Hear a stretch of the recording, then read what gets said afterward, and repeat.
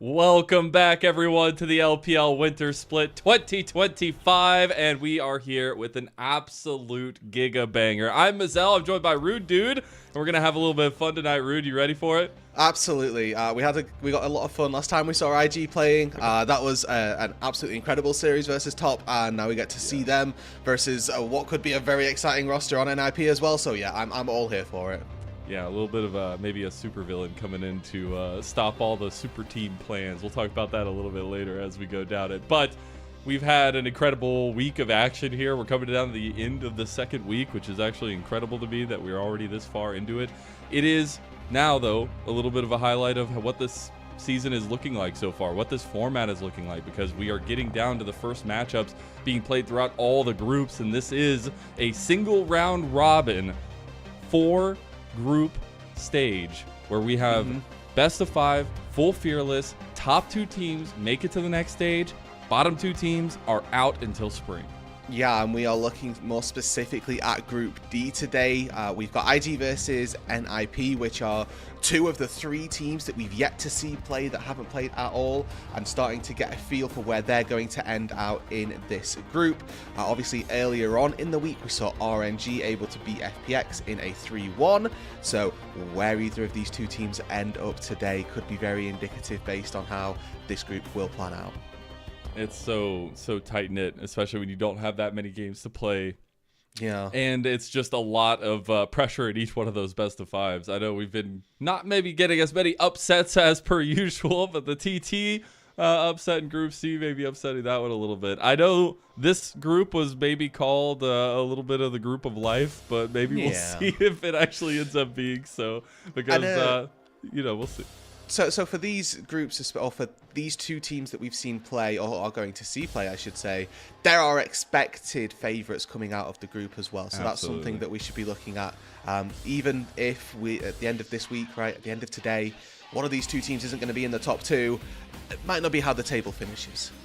Yeah, I think there could be some last-minute efforts going through. Now, I do want to highlight a little bit of these teams as we go into it as well, because we do have NIP, and there might have been a little bit of a change in mid lane. That's not NIP, I promise. That's not NIP. But it would be close, maybe, in a future alternate reality.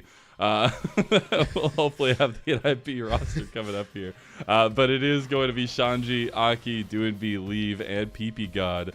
And the fact that we have Doinb coming in after years and years of taking a break, it's going to be a lot of fun to see what this guy brings to the table, but also a roster that's trying to build around Shanji and Aki as mainstays coming back here. Yeah, and I mean, for me especially, this return of Doinb, right, I'm familiar with a lot more of the Western League of Legends. This guy was absolutely tearing them apart when we'd go into international events, and it wasn't playing your standard control mages, right? It was Nautilus mid, and oh, hold on one second, that's not what I expect from a mid laner. But Doinb was the pioneer for some of those picks that ended up like warping one of our international events and the meta that we saw around the mid lane. So getting the opportunity now to see his return to the LPL, that's the exact type of thing I'm here for.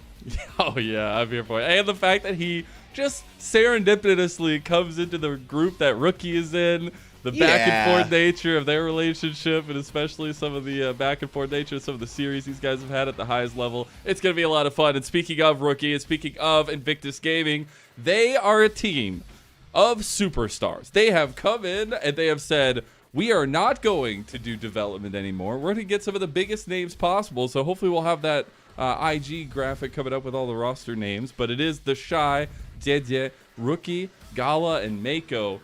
And that team, if you're at all a part of the LPL over the last like 6 years, I promise you're going to get a little giddy when you see this roster hit the stage. Even myself, Mazel, somebody who hadn't been a part of the LPL for 6 years, I get a little giddy watching this roster.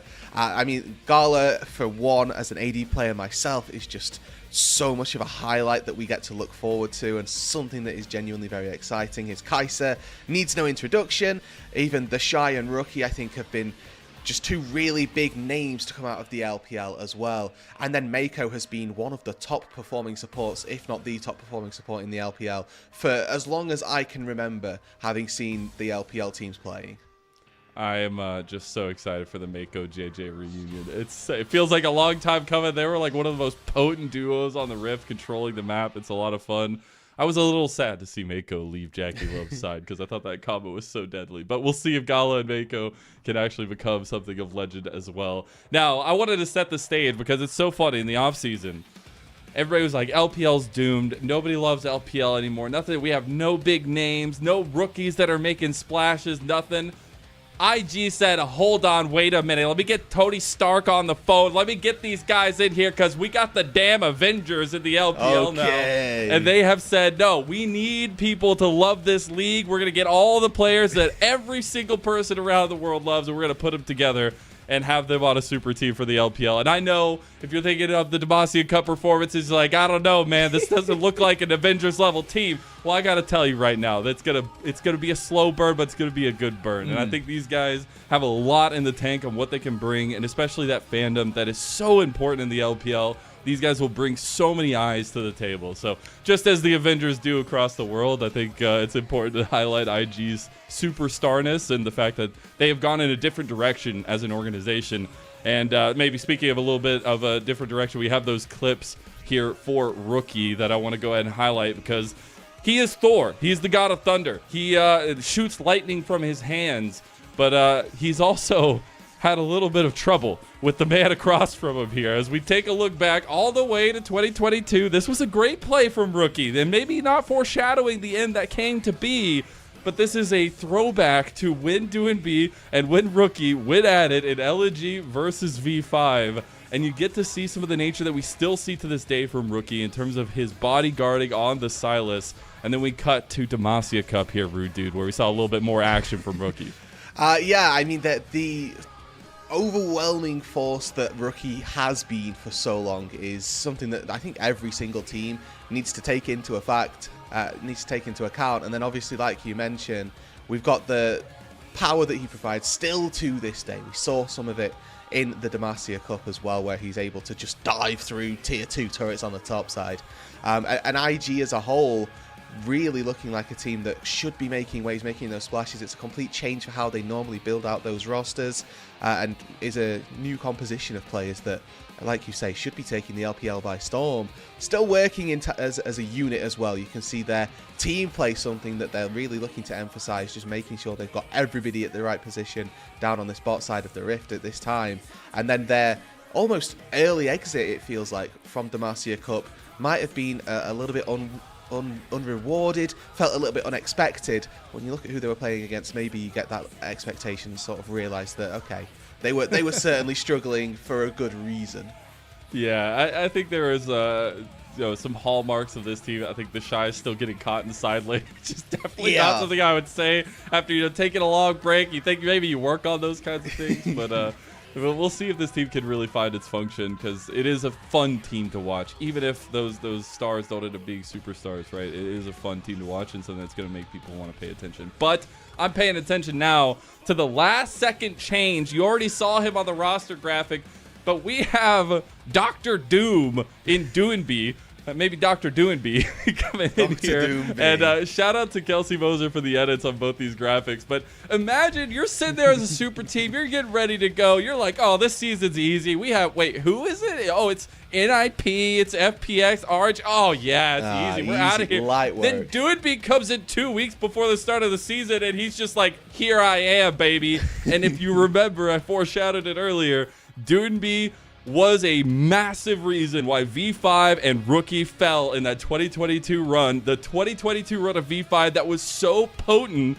And this man right here beat them twice in round 3 of the playoffs and in the regional qualifiers. And we're going to be taking a look at some clips from Doinb, a little bit of throwback to the last time we saw him play. And this went on my caster highlight reel because the man was full of energy. Look at him dance. Wow. That is the kind of fire this guy brings to a roster. Yeah, was out of his seat immediately. Shadow boxing with his monitor. It was absolutely wonderful. Was clearly just so hyped up. And, taking down Rookie as well. It's not the first time.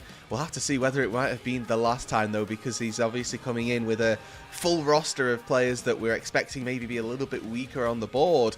But this sort of I'll say, mental edge that you have to imagine that Doinb has for being able to beat Rookie in 2 separate qualification stages has to have something going on, and I think that this is going to be a big proving ground for both of our mid laners. That story that's got its next chapter to be played today. I love it there because as well he was facing the Shy. It's crazy. The back and forth storylines that we have here is just so cool to me. But this was a special one. This was Doinb's Nocturne in mid lane, and this was an early skirmish that they had played towards. But these are the kinds of strategies that are enabled when you bring Doinb into a roster. And I'm really, really hoping with some of the flexibility we've been seeing from other players in the mid lane so far in the LPL 2025, maybe we get a little bit of spice coming out from Dr. Doinb. And it feels a bit, I'll say, how we've come to learn of Flandre in the top lane for AL, because there's just that little bit extra that you're getting in the drafts from specifically this one player, specifically from Doinb in this case, that is augmenting how people have to draft and changing how you have to think about the game as well. So the fact that he gets to return, the fact that we get to see a full 5-game series in regular season, I Mazel, know. It's a treat. It's truly a treat. And it's fearless, so he's got to bring out all the bells and whistles. He's here. forced to. He's forced to. Now let's talk a little bit about the track record here, because Doinb did not play in Demacia Cup. Now we did get to see IG in Demacia Cup, so we have a little bit of a track record for one side, maybe not as much for Doinb on the other side, and how he kind of changes the composition of the team. But that's where we can hone in a little bit more on what IG looked like, and maybe some of the things that didn't go so well here. Yeah, I think there's a little video that we have ready, prepared to sort of highlight some of the woes that IG struggled with. Hopefully that can get on. And this was a chaotic level 1 versus top, and I felt it was pertinent to show it to top to start out the day here, because it kind of shows the creative nature that Demacia Cup has, but equally shows some of the propensities that this team also may have going in. But overall, obviously, IG, they took the early exit from Demacia Cup in this best of 3 versus top esports, and this game number 1, as you are going to begin to see, just became a bit of a carnage fueled affair, unfortunately. And after this level 1 has fully sort of ensued, they never really stood a chance. So they really only got one good game versus top, and that game was honestly an absolute barn burner as well. Back and forth, Nexus defenses from Rookie. They've still got that element of clutch factor. You can just tell that this team is going to be a very exciting one to keep our eyes on. Yeah, I think you could see some of the high-level nature of what of how they're thinking, and also the low-level nature in some of these moments. But I think it's a team that, yes, in this kind of setup, in this kind of format, you need to hit the ground running. It's literally best of 5s until you're out, and I think they have a lot of pre-built synergy in some of the connections they've had previously. We obviously have the Shine Rookie, we have Mako and JJ, but it's about how that works on the Rift and how this kind of maybe split pushing style that the Shy typically brings does for this team. And especially with the state of the map and all these objectives, all the fighting timers that we have, I feel like that's where Rookie is most potent, because he's always very well known for his timers on being in the right place at the right time. Yeah, and he can certainly make moves into that side lane and help out the Shy if he's maybe one step too far forward, which we've come to expect. And over that break, we were hoping had been tightened up from just the Demacia Cup sample that we've got hasn't quite proven to be the case. But Rookie, I feel like, is such a good pairing with the Shy, because he's one of those players that will quite happily accept that he's going to have to bodyguard, going to have to move out into that side lane. Can also corral the rest of the team, say, okay, we're going down to the bot lane, we're helping out the Shy. Oh look, Atacon spawned there, beautiful, the Shy, get down there now, and we'll come back and we'll rally you in a little bit later on. I love it as well, because you talked about that kind of history a little bit earlier, but also just the level of legacy for a lot of these players, and the fact that IG have gotten just the entire trophy case back, I guess, with the addition of the Shine Rookie back from the World Championship roster. But then Jian and Mako are also world champions. You've got Gala, who unfortunately doesn't have that trophy just yet, but he's got MSIs and LPL trophies. So I just think that a lot of legacy is built on this roster, and I think there was a clear reason why they did so. And on the other side, maybe not as much of a trophy case for NIP, but a lot of up-and-coming names or names that have been around for a little while as well. When I was looking at this roster, I was certainly thinking a promise, and that's, I think, we hope to look towards. You are a robot, my friend. I got to hear a little bit of that, but I like your robotic tone. Yeah, I think the important thing is for me is just to a little bit of a level of consistency for Aki and Shanji. I think we'll talk a lot about mid lane tonight. That's gonna be one of the biggest, spotlights for everybody that's watching this series. Yeah. But I think Shanji not only has the possibility to do some really incredible things into the Shine top lane, but his combination with Aki and the history they have together has been powerful, but not necessarily rubbing off in the consistent way onto Aki, because I think he's one that I'm particularly looking at to need to stay above a level tonight to actually have some say in this one, because JJ is cutthroat when it comes to the jungle. Yeah, he's certainly somebody that will not take any prisoners.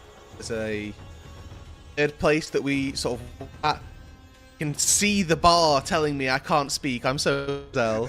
I've actually got most of that, so I got we're working through it. We're working through it. The internet gods will come back to you, I promise. One day, long from now, probably. But there is also maybe not as much of a known name. Maybe if you were following LDL, but Leave in the bot lane for me is such an interesting occasion for NIP.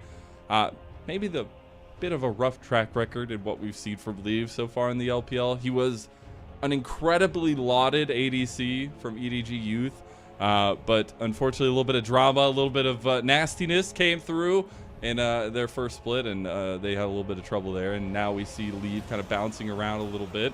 And here against JJ, who was on that EDG roster, Mako already obviously gone, but seeing now the maybe growth factor, if Leave has changed or Leave has become a more potent threat for NIP, and maybe get a little bit of revenge both ways.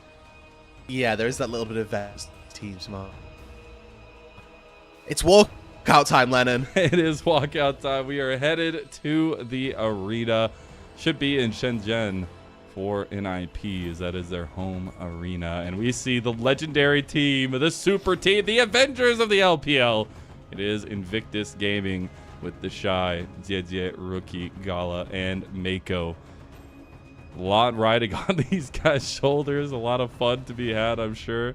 But maybe not a lot of fun if you look back at the history, especially for Rookie, a guy who has consistently been so close to the highest rungs of the ladder in the LPL, but hasn't necessarily found so much success since that World Championship with IG. And we'll get into that more so as we talk about Doinb as well. I have a little bit of an LPL question for you, specifically for these teams and for the home stadiums. Common, I'll say, football over in Europe. Really big for fandom. So will this stadium be a majority of NIP? You see, Rude, unfortunately for NIP, there is 5 names on the other side that may be bigger than like 90% of the teams in the LPL. So unfortunately, I do think there's a tons of NIP fans. I think the arena itself maybe not mattering as much. I think it's cool that they have home arenas, but no matter what home arena we're at, we always get cheers. And if there's a big team that's coming into town, those cheers are way bigger anyways. So we'll see if the NIP cheers can back it up. But man, if you just put the Shy and Rookie on a team, I think the arena's going to be full. I'll tell you that much. Yeah, there's going to be a certain amount of fandom already built into that stadium. I see. Okay, I needed to get the gauge for myself and see how it was figuring out. I didn't know if there was the home side advantage or whether it was the Rookie and the Shy advantage for getting the sixth men. Yeah, understandable. Fair play in all honesty. But for NIP as well, obviously in this home arena, we sort of talked about their, we'll say, roster coming through really consistent players, not quite upper echelon players just yet. This for them could be one of those series, and I think we were expecting this as well, Mazel, to be a series where we expect games to get taken off. This isn't going to be a 3-0, at least in my mind. I'm anticipating that this NIP roster can find a couple of wins, and if they take 3, hallelujah, right? That's the type of thing that we're here for. That's the type of expectation that I have on this NIP roster, is that it would be an upset for them to win this series, but it wouldn't be surprising. Yeah, I think there is going to be maybe a level of rust for Doinb to knock off, but you also have to remember this guy was just playing in the Legends Cup, and he was actually schmooving on some people, so we'll see exactly how it goes down.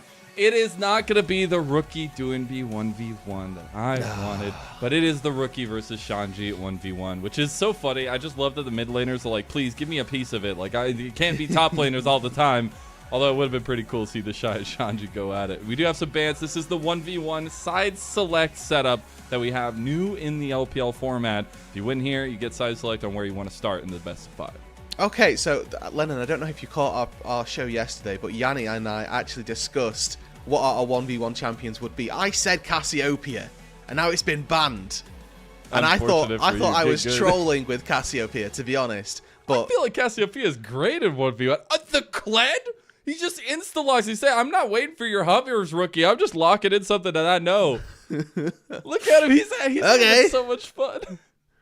And then Rookie answers with an equally very tame pick. If we say, you know, what this could be a very volatile one. Oh my god. I'm just like, every time I see Doinb's face, I get like a shot of nostalgia to the heart. It's just like, it's insane to see this man smiling on my screen. Yeah. In an LPL official jersey on an LPL stage. It's so cool, man. It's so cool. Anyways, does it take you back? We get rookie Orianna. Back to the heydays days of Doinb playing in the LPL. It literally brings me back to the first years of LPL. I mean, it's a long time from that moment, right? And an entire official broadcast down later. But the fact that we have those memories coming back, it was some good times. It was some good times.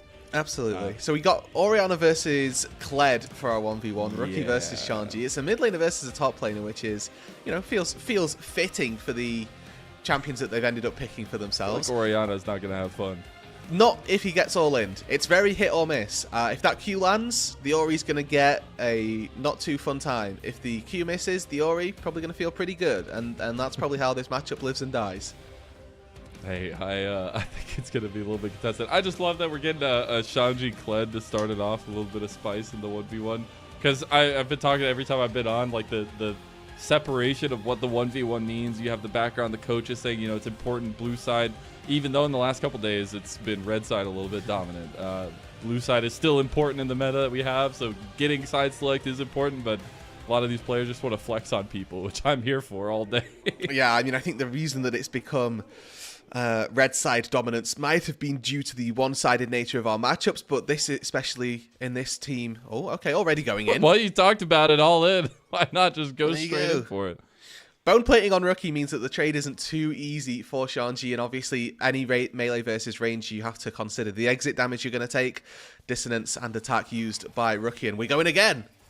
Okay, well, they're actually trading pretty heftily, and Shanji still has Scarl up, so Rookie going to try to get that one popped down. Actually doing a decent amount. Is this where you go like the early attack speed on the Orianna? You go the power of evil Orianna build? We might have to let Shanji get remounted before that. Well, it would have been Hail of Blades, wouldn't it, for yeah, it would have. true obnoxious Orianna play. But he's got the Comet looking for a bit more poke, I suppose. Already very volatile in this 1 versus 1, and Shanji, you can see just desperately trying to use the violent tendencies to remount, but well played by Rookie to keep that space. And Kled is one of the greatest champions ever created in League of Legends. I'll just say that outright. Not only for the skin game, but the fact that on his hits, he just runs at people with his weapon straight up in the air. It's great. I just think thematically he's so on brand for what I expect from Kled, right? It's you get movement speed running towards people. If you're running away, it's cowardly, so you lose movement speed. Like it just fits. Yeah, exactly. It's perfect. Well, right now he's about to get Scarl back up and try to at least. He needs to do a little bit more. Okay, he got that hit with the shotgun. Let's get a little bit of healing here. You can back in the 1v1. The rules are first turret, first 2 kills, unless it's the fiery red circle, then it's the first kill, or 100 minions. So you want to be a little safe. Oh my god, Shanji, you have to hit your abilities, my friend. Unfortunately, he does not hit any of them, and he goes down. He's giggling as he goes. Okay, so this gives Rookie the opportunity now to push in this wave, gets himself what back, could Rookie, be back. a free recall. If he steals away the health. Does he okay. Okay, he knows he can back, right? I hope he does. Well, we'd like to think so. We'd like to think that they read the rules of the 1 versus 1 prior to playing in it. There we go. Look at that. Wait, why did he held his hands on his head? I'm not certain, to be honest. But either way, I didn't see anything bad happen there. I don't know. Maybe he missed the cannon. Yeah, maybe he missed a creep. That seems like the only reason I would end up doing that. We didn't say -1, so he can't have missed the creep. You know, that's the ruling. True. He went back to base. We always got you. And then bought a bramble vest, and then immediately sold it. And I just thought, okay, I like that you thought about it. I'm equally way more happy that you have sold it. He went for the boots instead. Oh goodness, I feel like now that we've gotten away from the early game, I mean, you have the all-in from Shanji always with the ultimate, but Rookie, I think, has the better hand right now. He just needs that one more as well, one more kill. Yeah, I mean, especially with the wave coming into him with the CS lead as well, he doesn't have to step up for these minions. Giving that opening to Shanji is going to be very difficult. What we actually saw from one of our 1 versus 1s as well was that all it took was 1 kill and then the turret just fell. So the fact that it's 2 kills gives that little bit of breathing room. And if Shanji, you know, finds a good time to take Rookie out, maybe he can just force that whole turret on its own. He could. He has a lot of attack speed as well. Rookie just gonna play super safe now, though. Honestly, I don't blame him. He's in an advantage. Oh, he's about to get Scarl down too. Still going in for it. Just goes for the ignite. About to have his shockwave up, but it's not up just yet. Now he can just chase this one down. Shanji, he's looking a little bit worse for wear. Oh, he got Scarl back at the right time. He's going for the all-in now. He wants Rookie, but he's under turret. Shanji, he has to live. He has to live. He got Scarl popped there, but there's no minions, so he is stuck. Woo. He's going to try to back, and he does get it off. So it's a 1 for 1 now. Wow. One more turret shot, Shanji would have lost, side select would have gone to IG, but barely he's able to escape, evades himself by actually channeling that recall under the turret. All right, well, he went ahead and bought that serrated Dirk, so he's going to have a lot of damage now. He's a lot of weaponry, at least, as he goes, but Fiendish Codex is completed for Rookie as well. And back we go again. Just the a little bit of a slow nature of an Orianna-Kled 1v1. I'm not going to pretend to know about the freezing mechanics on a 1v1 on Howling Abyss, but if Rookie could freeze this wave here, it'd be beautiful. My sense is, though, that it's probably going to bounce back, and that gives Shanji another opportunity to go all in. So we need to, I think it's going to come down to another 1 versus 1. Shanji, at some stage, when he gets his ultimate back up, probably going to force another all in. Rookie? Okay. About to get hit by the trap. He does have Shockwave available. He's just going to pop it to get Scarl out again and stop some of the pressure Shanji was putting out. Oh, so you don't want to take the health pack here if you can avoid it, because you actually max HP on Kled. Okay, he gets hit. Oh no, and then he gets hit again. Simple. I will simply lose HP so that it's sufficient for me to take the health pack. Very clever, very clever. I like it. But now he misses a lot of this experience as well. He's already down a level. Certainly struggling on that experience department, struggling on the CS as well. So Rookie, game needs to be just avoid the fights if possible, and he can win through the boring means equally. If he fancies himself a chance at taking a fight, why not? Why not? He's right. Yeah. Man, I can't believe we're getting so far into the minion count here, though. I'm not gonna lie. Every time we get into these 1v1s, like, man, I can't believe this is lasting so ridiculously long. And hey, it'll be another one of those at least. We did just get the Archangels completed for Rookie, so have his first item. Yeah. I think Shanji's a little bit off of his. That's pretty rare as well, to get like a fully completed item, and you know, heaven forbid this game goes to the point where the Seraphs is fully stacked. Please, but no. if it does, Please, it gives Rookie that extra shield, right? It gives him a little bit of extra sustainability and that protection from the all-in. Hey, even if it's important, please just go in and fight each other, please. Yeah. We need blood. I think Shanji waits for level 11, and then he just all-ins, and that's probably his best window. True. I love it, though. You see some of the players behind, at least on NIP's side, but the interactions you can have in this 1v1 where your coach is telling you what to do, or your players are telling you what to do, it's actually so funny. You see so much personality from the teams come out. The who's who of what the 1v1 looks like, how do I end up winning this, and there's certain players on the team that are like, yeah, you know, if you do this versus Orianna, this thing happens, and the small nuance that comes out from these matchups is always something to keep our eyes on. They used to do, I think they still do it potentially, the King of the Mountain, which was like the 1v1 tournament and the All-Star setup in the off-season. It was always super fun. So players definitely like the 1v1s that they could get in. We got the Ring of Fire, baby! Yep, We've been going way too long. It's ridiculous. Time to get in there, buddy, I think.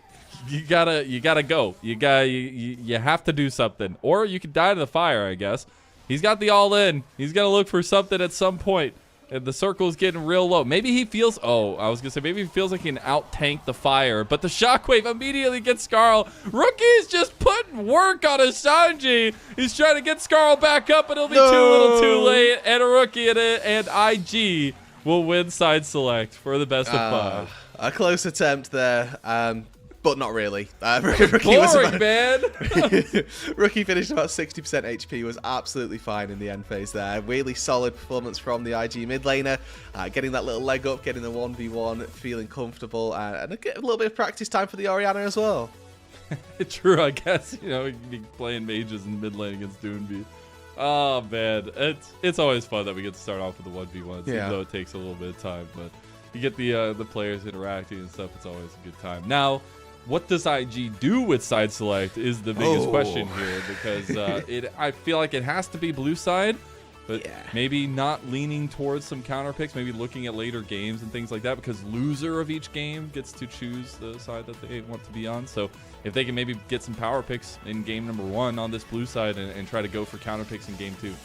I think especially in Fearless, blue side game 1 is so powerful because you get the best champion in the meta, right? If you really want it, you get obviously 6 bans, so you get the 7th best theoretical champion, which can still be really highly prized, and that's something that you probably going to look for. I think that as a red side team, you're looking to trade a 1-for-1, so you're looking to do like an Ashvara swap or something like that.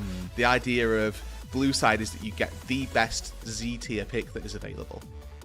Yeah, I always see the Ashe, especially because it kind of slinks through. I always want to see the Ashe in a lot of games, but the ADC pick pool has been really interesting, and how much focus we've had on ADC bans in a Fearless system where if you pick one of these, it's not available for the rest of best of 5. We haven't gotten to go all of those games yet, so maybe a little bit of the early focus in the best ofs on those ADCs to make those pools a little bit deeper. Yeah, and then when we get, I think, later into playoffs is when we're going to see the full effect of Fearless, right? When you've got teams that are relatively closely matched, that we're going to see Game 5 Fearless of whatever carnage that's going to end up looking like. Should be something that's 60 bans, by the way, because it's not like the full Fearless that in ACL and stuff we're doing last year. It's you still get bans all the way through Game 5, so that's a lot of that's how it should be, off the table. honestly. That's almost half of the. That's closer to half than not closer to half of the the amount of champions. We're closer to half than 0 bans, right? Like that's so many picks results that you based can't end analysis. up taking. And honestly, the results are based on it, so that's the important part. That's why I love this man. That's why I love this man. He's got my stupid stuff. He's got my back, and he's dying over That's there. rule, so number 1 is back up your co-caster, okay? They're on a ship, learn you one jump on thing with in broadcast. Yeah. Go down with the ship. Did you ever watch Titanic? Those guys? You know? You were holding me up. I'm Leo DiCaprio. Okay. I was going with the cello players, like the orchestra, but no, I'm down. I'll be your Kate Leonardo. Winslet? I don't know. Anyways, I've never watched the film. You've never watched Titanic? No, I just know the scene. Sorry, and I know like the iconic. Cam, cut the stream. What happened to sticking by your co-caster? What's No, this? You've never seen Titanic, man. There's no defending that. I don't know what to tell you. Anyways, let's get into the series itself. IG are going to be on the blue side. They have banned away the Nocturne throwback. I'm glad I went and found that clip. Nice. It's going to be towards Aki, though. Aki's a Nocturne. No. Marcel, that's a Doinb ban. Game 1, he's earning Nocturne mid-respect bans, okay? The Kalista, the Rumble, the Skarner are going to be bans on NIP side, on red side. Victor first pick. How powerful this champion has been in the recent meta can't be understated, at least. No, definitely not. And I think that coming into this now with Varus already picked up, something like a Wukong maybe for the jungle just to keep things nice and easy. Or you can match mid lane if Doinb's feeling particularly brazen, knows what he wants versus the Victor. Something along the lines of a Galio wouldn't go amiss, something that has been rising quite significantly playing versus those AP solo laners. But, yeah, there you go. Take the second best jungler on the patch. For me, that is just the case that Skarner's gone, and we've seen Vi and Nocturne taken away as well. But the Wukong's certainly that next S-tier pick in the jungle. And Aki is classically a pretty decent Wukong, so glad to see him get a little bit of fighting strength behind him, because we said it earlier, and we'll mention it multiple times. he's a bit of an undercurrent that needs to be strong here in this series because JJ will absolutely control and dominate the jungle if he's just let to. Speaking of, JJ will get the Xin Zhao, a very skirmish-heavy jungler, to kind of fight some of that fighting power that the Wukong is bringing to the table for NIP. And certainly one of the things that can punish a Varus as well, right? Your Wind Becomes Lightning matches the range of a Varus quite nicely, so if he stops to auto-attack, you've got time to line up your W in the early phases. That then leads you into being able to dash on him, get that knock-up, take down, leave in this instance. So should be a pick that is going to be very well regarded for IG. Specifically leave. Yeah, yes, exactly. Believe one and only. Just because jugglers focus AD carries, no other reason. Yeah, absolutely. And then the K'Sante gets locked in for the Shy to just be that blind pick into the top lane. So, into the second phase, we're going to see if maybe NIP want to focus his bot lane a little bit more towards Gala and Mako. If we maybe get some of the support pool banned away, because I think that could be super important when you're looking at Mako specifically. There's a couple big ADCs still on the table. I'm glad that they get the Ashe off of there because Gala is a sniper when it comes to the Enchanted Crystal Arrows. Yeah, he'll find you cross map, close range. Doesn't really matter where you're going. It's a Gala show if he gets the Ashe, and that's not something that NIP particularly need to deal with. I wouldn't expect any more AD carry bans. I think, like you quite rightly mentioned, that Mako should be looking to that support role. For IG, though, they're still looking at a top laner and a support, so they're probably going to take away supports if there's anything that they're particularly planning on. They've also got the option here of saying, wow, Gwen, let's say, really destroys K'Sante in a 1v1. I don't want to play that matchup. Let's ban that champion now. Would be nice, actually. I think Shanji's absolutely willing to take that matchup as well. The Poppy ban towards potential flexibility here. I like that as well. We'll see what the final ban is going to be by IG, but I actually would like a little bit of resource given to the Shy in terms of a ban towards his matchups, because I think Shanji could have a lot of fun there. We do still have some flexibility with the Akali if things come down to it now, but I really want to see how Doinb, and first of all, if it's not going to be the Akali mid against the Victor, is going to work with this Victor matchup for Rookie. Yeah, and like you say, right, it could still very easily be Akali in that top lane. It's not something we've seen for a while, but it's a flex that exists if you fancy it. We'll have to keep our eyes on that. And this Maokai doesn't tell us one way or the other. If it gets locked in, still something that can be flexed around the NIP side. And when you're talking about those bans sort of focusing out Shanji and what we would have liked to have seen from IG, it's really important because this NIP top laner is somebody who that laning phase had previously been a little bit of a struggle for, and versus the Shy, where he's typically very good in that laning phase, throwing some resources the way of the top lane could have been very beneficial for IG. Yeah, absolutely. It is going to be a classic support matchup, though. We get the misfortune for Gala, then logging into Leona for Mako, and then the Braum is there for PP God. So a lot of team fight potential on NIP's side, but as well as IG's. Yeah, I mean, IG have got lots of components for their early game, but then a nice round out to their late game as well. Xin Zhao, Misfortune, Leona, you're not fighting that 3v3 no matter what you try and draft. So IG early on, they've got tools to play around. But late game, I've got Rookie on Victor. I've got the Shy on K'Sante. Wow. This looks like a nicely well-rounded team composition that IG have drafted for themselves. They've got bridges to get them to the late game, and they've got some really solid pieces as they move into that late game as well. Equally, a lot of onus on PP God this game as that Braum to try, and emphasis on the word try, and keep his backline safe, because it's not going to be easy. First of all, he's got to use the shield to get rid of the Misfortune ulti. He's then got to walk around, try and tag all of the divers that are on the enemy team, and somehow be able to do that while K'Sante can be unstoppable twice, and the Xin Zhao can immune things that are outside of 500 units. I think it's going to be a tall task, but you know, PP God's gonna be stacked up against it. That 2v2 maybe taking a little bit of a back seat. I feel like if for some reason I'm getting a feeling, instincts of, you know, PP God and Mako definitely looking outside of the lane itself. But I really want to see IG play to their early game strengths in some regard and try to change the map setup a little bit. Now, another thing that we've been seeing a lot commonly is the lane swap setups here. So if both teams are going to be willing to go with something like that, could change things in that way. The LPL has fully resorted to Australia lanes. It's not They just really something. have. They really It's not something that is now just, oh, wow, what a surprise. We're seeing teams move one carry into the top side. It's just that bot lanes are laning top. And that's the way it is. Period. So we'll have to see whether or not IG and NIP are matching that energy for game number one. And we're getting into it now. You hear the gyos going live. As Rookie said, we're here to bring back glory to that star on our chest. IG's got their boys back home, and they're looking for a run in 2025. Those gyos so ridiculously loud for IG. And now we get into it, and we saw a little bit of scuffle early, but there wasn't much there. And we'll just get a nice little line of scrimmage. Gentlemanly grasp procs, I think, is what they'd call that. Let's just go and give each other a couple of extra little bits of HP, pad the stats maybe a little bit more. But for the time being, though, Mazel, I may have spoke too soon because bot laners are in the bot lane, and I'm now confused. It's different.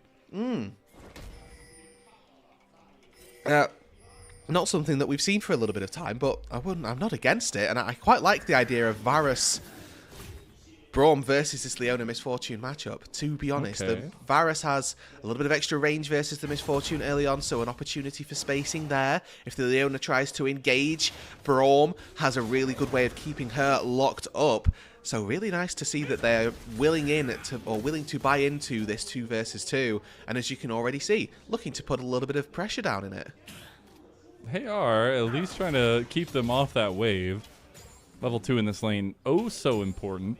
Also taking a look at the junglers, I talked about maybe not looking at bot lane here, but both junglers are going to be pathing down towards bot lane. So who do I know? What do I know? Yes, our eyes then want to be on JJ to see if he skips any camps and tries to cheat tempo to get down here a little bit sooner, because those wards haven't gone into the tri-brush just yet. There's not a pressure to do it so early, but there is a world where JJ can try and find 3 camps, walk straight down to that bot side, and I feel like we're going to start to see that respect from NIP relatively soon. Their wave's under the turret. Let's see if they can try and put a ward down and snuff out any of the Xin Zhao's plans early on.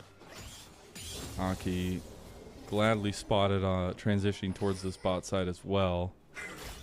No real finickiness in the lanes. I want to talk about this mid lane a little bit more, not only because it's Rookie versus Doinb, and that's going to be a major focus of the night here, but the Victor into the Akali. I mean, it's a Doinb classic for sure. What do you feel like about this matchup itself?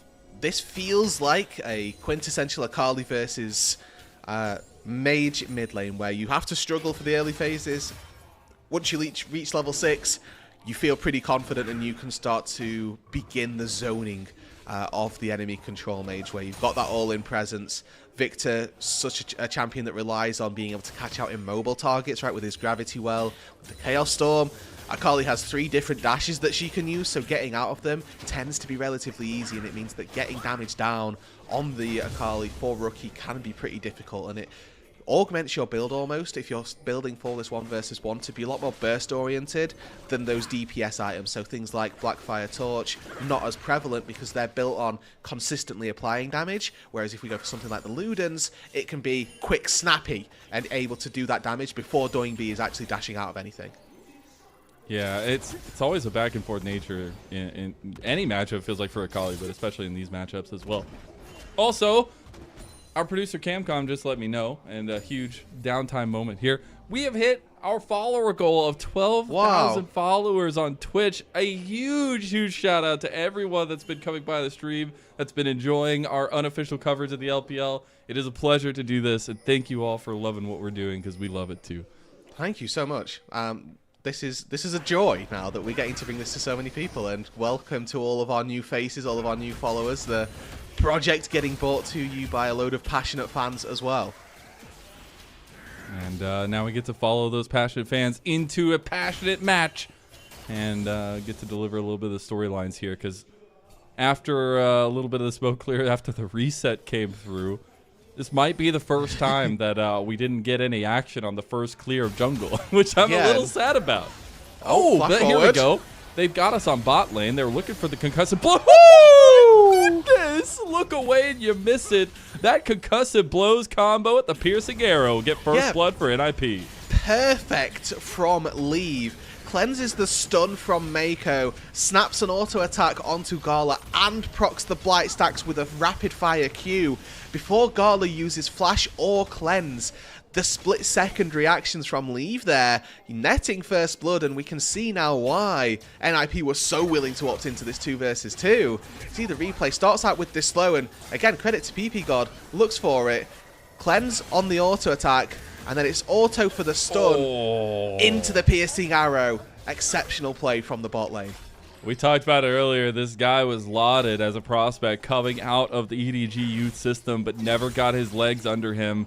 And now you see a little bit of that mechanical prowess coming through. Why they wanted to build this player up, as we were looking at a full-on gank mid lane, getting ready for the grub spawn here. They go ahead and bring Leave and PP God to the top side of the map. Now you'll expect to see the recall come through from Doinb. Somebody has to catch that bot wave with no TPs. Not quite certain who's going to go down there. They might just end up forfeiting it and looking to try and take a 5 versus 4 on this top side. Secure grubs for Drake, so this gives Gala a little bit of free time, but it's only going to neutralize the disadvantage he found himself in earlier on. Not much to say. Oh my goodness, they're just going to keep the pressure mid lane as well. Leave on this Varus, a very sought-after pick in the meta right now, providing so much pressure. And you can see the tier 2 boots as well. The early pickup for Leave suggests that you can move around the rift a lot more. So moving up to this top side to secure these grubs, taking this mid lane, it's going to be easy now to go back to base, finish that vamp set, to now walk back down to that bot side and have that mobility on Summoner's Rift quite easily. Ooh, they got a little plan cooking here. They are surrounded, but they don't know that, and neither does IG. Oh, Rookie. Oh, Rookie stepped past the ward. Now Leave and PP God stopped their back. They don't have Chains of Corruption. They don't have level 6, but they're going to get Rookie's flash. They still look for that piercing arrow combo. They've been lethal with that so far, and they'll stay present mid lane. So, only a flash burn from Rookie, which can be very big, especially in the 1 versus 1 versus an Akali. You can use that flash quite significantly, or quite well rather, to keep yourself alive. Without that tool, I would love to see that get punished. 5 years since we've gotten Maokai top lane. Chalitza was the last one in 2020. 1,600 days ago. That's crazy. Well, Shanji doing Lord's work, I guess. Bringing back all the old picks. Speaking of, though, I do actually think Maokai brings a lot to the table later on for this comp. I think in general the utility Maokai brings is why we've been seeing him so much in the meta. But if Shanji can survive and do okay, I think he might actually have a good angle later. I mean, tank items as well are just obnoxious. They are so strong that Maokai, constant healing with his passive as well. There's a very good reason that we're seeing, or should see Maokai, I should say, return to this top lane. I'm glad to see Shanji beginning it. Beginning of the beginning. Now they go back mid lane. They know Rookie doesn't have flash. He burns his Chaos Storm, but he goes down instantaneously, and that is the lethality of an Akali in mid lane. Now Mako gets concussive blowed, hit by the piercing arrow. Bullet time coming out. No more Unbreakable, and Leave just gets the kill. Flashes out. Concussive. Whoa! Oh my God! Leave is styling on them. 2 versus 2. That is the 3rd kill that this bot lane have got, and it's the 4th one they've set up for their team. Coming out on top, incredible performance by this duo. They were touted as going to be the weaker links in this bot side. Gala and Mako expected to come out on top. They picked this heavy early game bot lane composition, and it is not working out. That is insane. It's the micro movements that mean so much. I mean, this guy is so damn mechanically good, and he's showing it off in the 2v2 against some of the best in the league in its history. Now, we're looking at top lane. PP and Leave are just on a roll here. Looking over here onto the Shy. They get the slowdown from the Bramble Smash. Concussive blows. One more. There's Winter's Bite to lock him down, but Leave can't get in distance, but they still make their presence known topside. Okay, and all of a sudden, this bot lane duo for NIP making a statement in game number 1. Let's get a replay then how all this broke out. It's just an initial opening with a Winter's Bite, and when they're so far ahead, they have every right to try and punish this. I like the idea that as soon as the Unbreakable goes down, we'll go forward. Unfortunately, the flash in, straight into a Winter's Bite, and the CC from PP God knocks him up as well. The double up just not quite enough. Yeah. Unfortunate there, as just really, really nice plays combos by Leave and PP God. Giving some strength to this NIP roster. 4-0 in the lead right now for them. Now Mako's going for Leave. Lead side steps, gets hit by the Zenith Blade. Now the Shy's here, and unfortunately you're an ADC in a top laner's world. Now the Shy actually split focus, went on a PP God, so Jedzia finished off Leave, and that's a little bit of revenge served cold for you. Nice to see that IG are also capitalizing on these flashless targets. This time it's NIP who end up falling and leave that big shutdown, that bounty going the way of JJ. Certainly the type of area that you'd want it given the players around the map, right? You've got the Shy Mako and JJ all in that position. I'm giving my goal to the Zinzao every day of the week. Begin that snowball, because otherwise NIP would have been more than happy to start running away with this. The grubs have now spawned and NIP want them. JJ gonna take the first one. That's smite away. This does mean the last two are probably going to NIP unless they want to contest for this. They don't seemingly have the bodies in the area. The shot came down, but he needs to back away. TP came in from Doinb as well, so they just have bodies aplenty. All 5 from NIP here to secure 5 grubs for themselves. I guess the small thing that's good for IG there is that they deny that stack on the feet for objectives by taking away one of those grubs. It means that neither side is going to get a mark on their belt for that. But obviously, First Blood already went the way of NIP, so they can either take first turret or continue their objective control. Currently 1-to-1 on those with a Drake and a set of Void Grubs going to either side. Pretty nice in terms of the feats of strength so far. It looks like we might have it contested. Speaking of, we haven't gotten to talk too much about those rift changes. It is still in the kind of first week and a half, so we can talk about them as well. But the feats of strength important to fight for early. First blood, first turret, and first 3 epic monsters. Very, very crucial to kind of keep track of those things early on. Sorry, I have played all too much League of Legends the last week. So yeah, you have. You've been styling, man. Now look at you. No. We don't need to, when we're talking about the LPL Len, these guys are the real stars, okay? They're obviously a lot more familiar, but for all of our sort of, okay, I'm picking back into season 15 it is. It's good to break down what those feats of strength are and what the new additions are going to be. So, 20 minutes Baron spawns, right? So we can get more familiar at 20 minutes for the new people. True. No, Spoiler alert. Spoiler alert. Thing. No, we can't. Yeah, we can't do that. So Baron spawns at 25 minutes, which honestly is so wild to me in terms of what it does for the pacing of the LPL. But at a con will be extremely important to keep an eye on, as we'll be getting that in 14 minutes. Now, the fact of the matter is we got TPs coming out. There's a lot of presence on bot side right now, but there's an invade from Jie on top side with an entire side of camps to be done against Aki here. He's stealing the red. A little bit of macro movements from IG. Yeah, and just the small things that we see from IG that'll help them claw their way back into this game, because they are at a disadvantage. It comes from that bot lane, don't get me wrong. The rest of the map not feeling too hard done by, but they need to do something to be able to deal with this virus. The bot lane has fallen flat. The Misfortune Leona lane not quite had its desired effect, and that is going to make the mid and late game really tricky for Gala. Because when you fall behind on this Misfortune, your entire game plan just becomes try to ulti efficiently. And if that's not possible, you really, really struggle to find good DPS in these team fights. Yeah, you really can. I think playing with that range factor as well is going to be super, super crucial. We will have the Rift Herald coming up rather shortly here in about 2 minutes, so trying to figure out how they can get ready for that. But another big thing is we have first items that are already completed for majority members here. Was the Bloodthirster completed first for Gala, so a little bit of sustainability there. But the Blade of the Rune King, obviously that on-hit build we were seeing being built for Leave. Okay, and I love that moving into the late game, especially for Leave, especially versus a Cassante as well and a Leona. You do just need that consistent DPS to try and churn through and make sure that you're the one that can deal with the Shy, because we're looking at the rest of the tank shred capability on NIP. Akali's not a tank killer. Wukong, maybe a little bit with the crushing blows, but his focus is going to be Gala and Rookie in the late stages, so it's going to be on Leave to make sure that that Cassante isn't tearing up through them in the late game. And it's up to the Shy not to get caught in sideline. But that's a question for another time, for later down the road. And one of those concerns, I suppose, that we had coming into this series was whether Shanji would at least be able to hold his own in this laning phase up against the Shy. So far, been down 500 gold, but hasn't lost effect, or hasn't lost ungracefully, let's say. Has been losing quietly in that side lane and isn't creating a massive problem for his team to try and deal with. A 600 gold advantage on Cassante, something that's very manageable, and at least our checks for game number 1, Shanji passing them.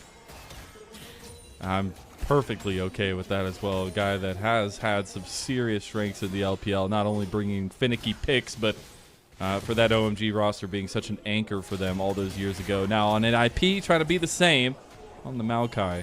They are looking all mid here as Gala and Leave will be in the vicinity. Leave still up a tremendous amount of gold over Gala. And there will be the setup around this mid lane to get ready potentially for the Rift Herald take. But Rookie's been just chilling in side lane, man. He's not bothered at all. No, and quietly just farming his way up through those evolutions. Probably sat on his second upgrade already at this point. Looking for 4 out of 4, obviously, before the glorious evolution comes through on the ultimate. And I think that you really start to feel good when you reach that 3rd evolution. Having a slow on all of your abilities, the way they reworked Victor was that they moved the slow from upgrading each individual spell to being able to upgrade the W. So that's something that you can really look towards as 3rd evolution. You get a very mini Rylai's effect, and you're able to start chasing people down, kiting them out a lot more efficiently. Man, I'm just looking around at the faces on the screen. How many timers do you think Doinb has typed into the chat so far? Well, at the minute, there's been no fighting for the last 5 minutes, so if he has any, he's trolling. But he does it all the time. He literally just does it all the time. I remember there was like that story where he got banned from solo queue because he got reported for spamming or something like that. The bot like caught him. It was absolutely hilarious. This guy, I was watching him in Legends Cup, and he is just so fluid with his. He's just completely always typing. He's pinging. He's very vocal with the team. I wonder if that's changed at all because he was obviously in like kind of a leading position in Legends Cup because he was the captain. But I hope that some of that kind of communication has stayed there for Doinb. Oh, he fancies a 1v1 though. Misses the shuriken. It's fine. He still goes for it. Okay, perfect execution out. Chaos Storm got used. Trade for ulti, but as soon as that E goes wide, Doinb knows, yep, I don't have lethal. Oh, Chains of Corruption went a little bit wide on the JJ. They did get the concussive blows started up there, but not going to follow through with it. Dragon is coming up, a turret taken by Rookie. So now we're getting a little bit spicy with the feats of strength here as we go forward. Okay, so IG also making their way up towards this Rift Herald. This will be their 2nd feat of strength if they're able to pick this up for the marker out of 3 neutral objectives. But TP's coming in. NIP, they fancy themselves something. I think they get the feats of strength because they have the 3 grubs, the 1 dragon. Now they're looking for the fight afterwards as well. There you go. Glacial Fisher out, and Shanji goes straight in. This Maokai is providing so much spacing against the teeth. The Shy is in the middle of it all. Bullet time going a little bit wide there, though. Leave gets Cassante straight in the middle of his team. What is the Shy? Welcome back, big bro, because he's stunting on him. He's still alive, and he's still kicking. Rookie has showed up, too, and it's the superstar team, but Doinb, Dr. Doinb, he's looking for it. He gets one, but gets taken down. Unfortunately, they just had too much money back in the Avengers here, and it's going to be an objective and a team fight win for IG.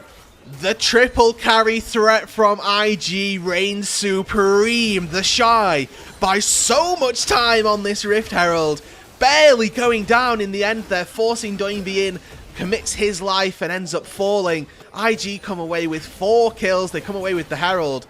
And in a fight that started looking like NIP should be feeling confident, Leave flashes away very early here from a Xin Zhao W that might have been able to be sort of tanked up. But the Shy, in the midst, he's tanking. Is this 4 people at the minute? Where he's just constantly kiting them out, staying alive, and applying threat as well. Double knockups coming through. The combo between JJ and the Shy, exceptionally played. And the Omnivamp, all too potent. And once that Varus goes down, the damage from NIP is just so situational, so dependent on Doinb, who's focusing the tank of all people. There's not enough left in the tank for them, and they cannot find the damage they need. Yeah, that perfect execution, a little bit unfortunate, but just really wanted to get the Shy, you know. Sometimes it's worth it, sometimes it's not. Now IG with a steady lead. Rookie is cooking it up on the Victor. We have another Dragon up on the table here as well. So we're now, first turret, we're 2 for 2 now on those feats of strength, so this Drake fight is going to be very important. Okay, Mako gets caught. They go for the Solar Flare right back to it. Bullet time coming out as the Unbreakable is still up. They get Leave anyway. Dude, JJ has a heat-seeking missile for Leave. In that team fight, he's the one that got the kill. In this fight, he's the one that takes him down. And just a small misexecution there from the NIP bot lane, something that we've not been expecting from them this game. But PP God stepping just a bit too far from leave as he tanks up all too much of that bullet storm. Oh, and then also JJ finishing off that kill. Now the first turret for IG falls in the mid lane. They move into the second turret as well for that tier 2. And slowly, Mazel, this game's starting to feel like it could be starting to slide away from NIP's grasp. And unfortunately, that's the quintessential experience with Leave, his laning phase. He's got all the mechanics out the wazoo. It's incredible to watch this guy cook in the lane.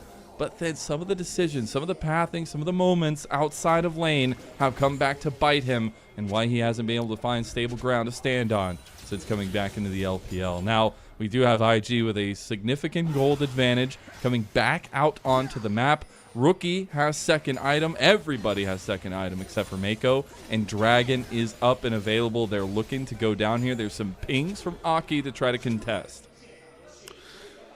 And I think that that's going to be very difficult, honestly, for NIP. Talk about those second items. They are sorely lacking on the NIP solo laner side. We've got, you know, a fully stacked tier for Shanji, great. But if NIP walk in, they're going to need to protect Leave at all costs. There goes the advance. There we go. So, try to get through a little bit more. There's about half health on the Dragon.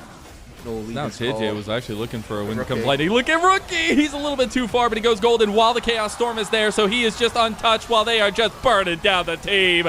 There's an all-out from the Shy, and he wants to end Doinb's life too. He's just going to start running at him, and that's a double kill for JJ. Rookie going down bot lane with the rest of his team to clean house on Aki, so there is no potential steal. They get the Dragon, they get the feats, they get the kills, and now they're up almost 6,000 gold.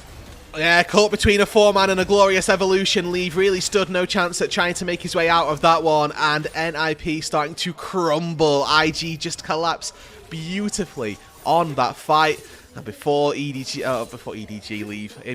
on NIP even felt like feeling he could do anything, it was all too late. The Drake secured, those feats of strength finally being claimed. 23 minutes in feels like maybe the latest that we've seen from any of them for a while, but regardless, IG firmly in control now of game 1. It is truly incredible to see some of the breakdowns coming through from IG in terms of where they decide to go all in, where they have their kind of playmaking potential. And even if we talk about Rookie, we talk about the Shy so much in this series, JJ deserves such a heavy praise as we take a look back at this replay. Rookie's flank. Oh, yeah, he's just come from a perfect angle and drops the ulti, drops the stasis, so there is just nothing to be done. And that entire collapse, sometimes you'll think, okay, we can fall on the weak side of their pincer. Unfortunately, Rookie was all too strong, and there was no way they were going to cut through that. He didn't even have the upgraded ulti, so it didn't even get bigger. He was just going at it. I'm sure he'll be close to it now. Yeah. So he's next time he's got no stacks over his little over the tooltip, so he's fully stocked up and ready. And yes, we are going to see one mighty big ultimate, I'm sensing, at some stage this game. So Ben talked about it from their series the other day, but Atacon just feels like it fits to a T the LPL's playstyle. Here comes the Nature's Grasp. Coming across onto Mako, hits onto multiple targets. Now the shot has found another flank. Instantly, NIP are terrified. They are in the middle of the Gravity Well as well as the Chaos Storm, and now they just take the engage instead. Doinb finds the big pick there onto Gala. JJ still finding him out. JJ 7-0, looking for more, and Mako still alive. Finally gets taken down by Aki. Rookie still cooking him here with the Shy, and welcome back, your World Championship bros. It feels real good to be back together and back home with IG. Doinb, Dr. Doom. I don't think he can do anything. He's got the shuriken flip, and he goes golden just in time. Not like in 2022. Not like those devastating moments that Doinb had presented to Rookie. He's still alive. He's still kicking, and the Avengers are alive and well. Say what you will about this team, but Rookie in particular, glorious team fights throughout this entire game, and that Zhonya's Hourglass has had so much value, keeping himself alive time after time, used to perfection. That was as good a fight as NIP were going to get. They burned Gala's flash, they stopped his ulti near instantly. Arky and Doinb played perfectly to take down Gala. Look at how well this Misfortune is zoned out and isolated. Arky in particular has a stunning team fight here. Knocked up instantly off of the bullet time. Gala flashes away, can't do anything. The sync up between the mid jungle looks beautiful. The Chaos Storm wears out without even finding a reset. But Rookie is left untouched. Leave is absolutely brutalized between JJ and the Shy, perfectly toggling their health bars to know who needs to tank and who can't. And then all of a sudden, it just goes from bad to worse. Rookie constantly alive, constantly kicking, and the stasis once again baiting in Doinb.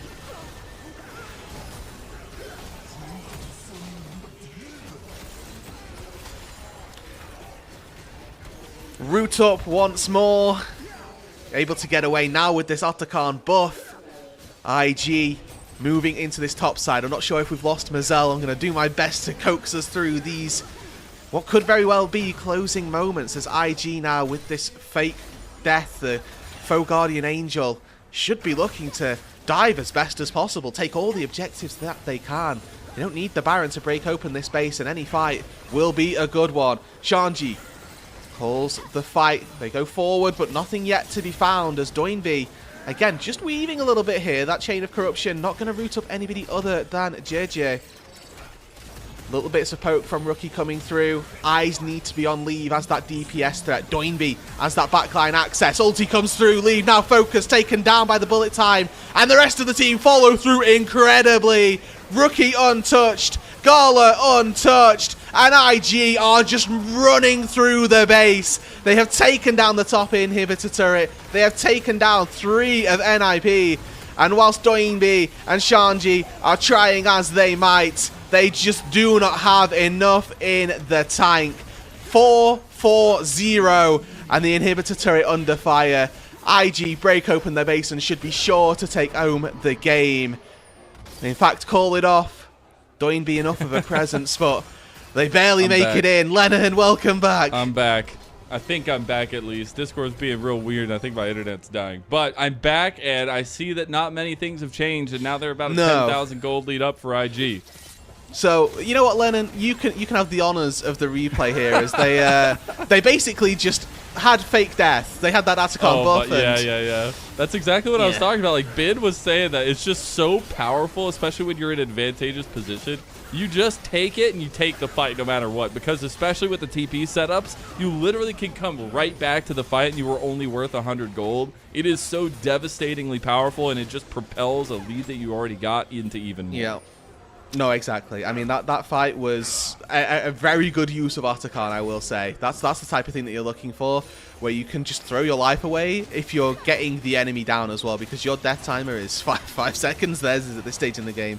You know, you're knocking 30 plus. It's such a tempo swing in your favor if you can make the most of it.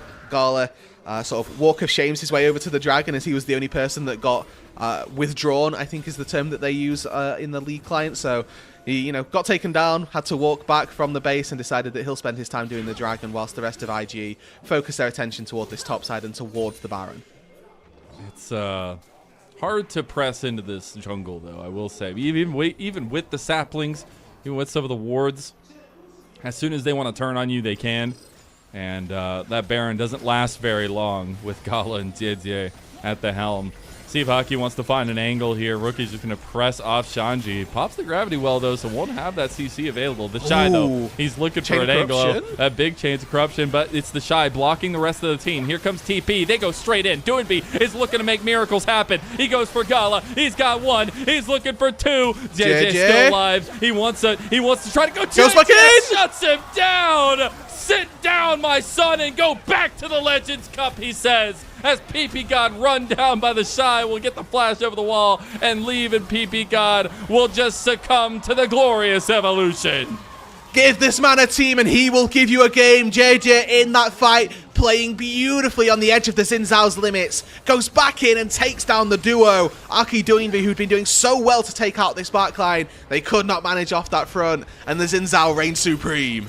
15-0. The chains of EDG shall not hold you back any longer, Didier. It is a glorious moment, and it is a step in the right direction for IG, who start off this best of 5 with a 1-0 victory. And it wasn't without its troubles, not without some small issues that IG can look to fix going into game number 2. But what they had was an exceptionally playing mid-jungle duo. Rookie throughout that was constantly a presence in the backline that was always almost dancing, it felt like, on NIP, just constantly making a mockery of their dives. And then JJ, like you'd mentioned, like we've highlighted so much through that game, it felt like just constantly being a threat, taking out backline and then taking out frontline as well. There was no foe too great for him. It was so wild how many skirmishes he was just willing to take that worked out for him. And honestly, it was his damage on a lot of the neutral objectives that was making them burn down so fast. Those Sundered Sky first item procs are kind of wild for some of the junglers here now in the meta, but glad to see JJ have a strong part to this, at least. And that was also what we talked about going into it, is Aki needs to kind of keep his head above water because JJ will just run the map. And that didn't feel like Aki wasn't doing his job, I will say, because there were numerous times he's on the Wukong, he takes down Misfortune. Really, that's a good outing, but when you compare it to what JJ was doing, he's just taking down not only Leave, but then coming back to take out Aki and able to really put pressure on Doinb as well. There was so much more being given by our IG jungler that it just toppled over in the end.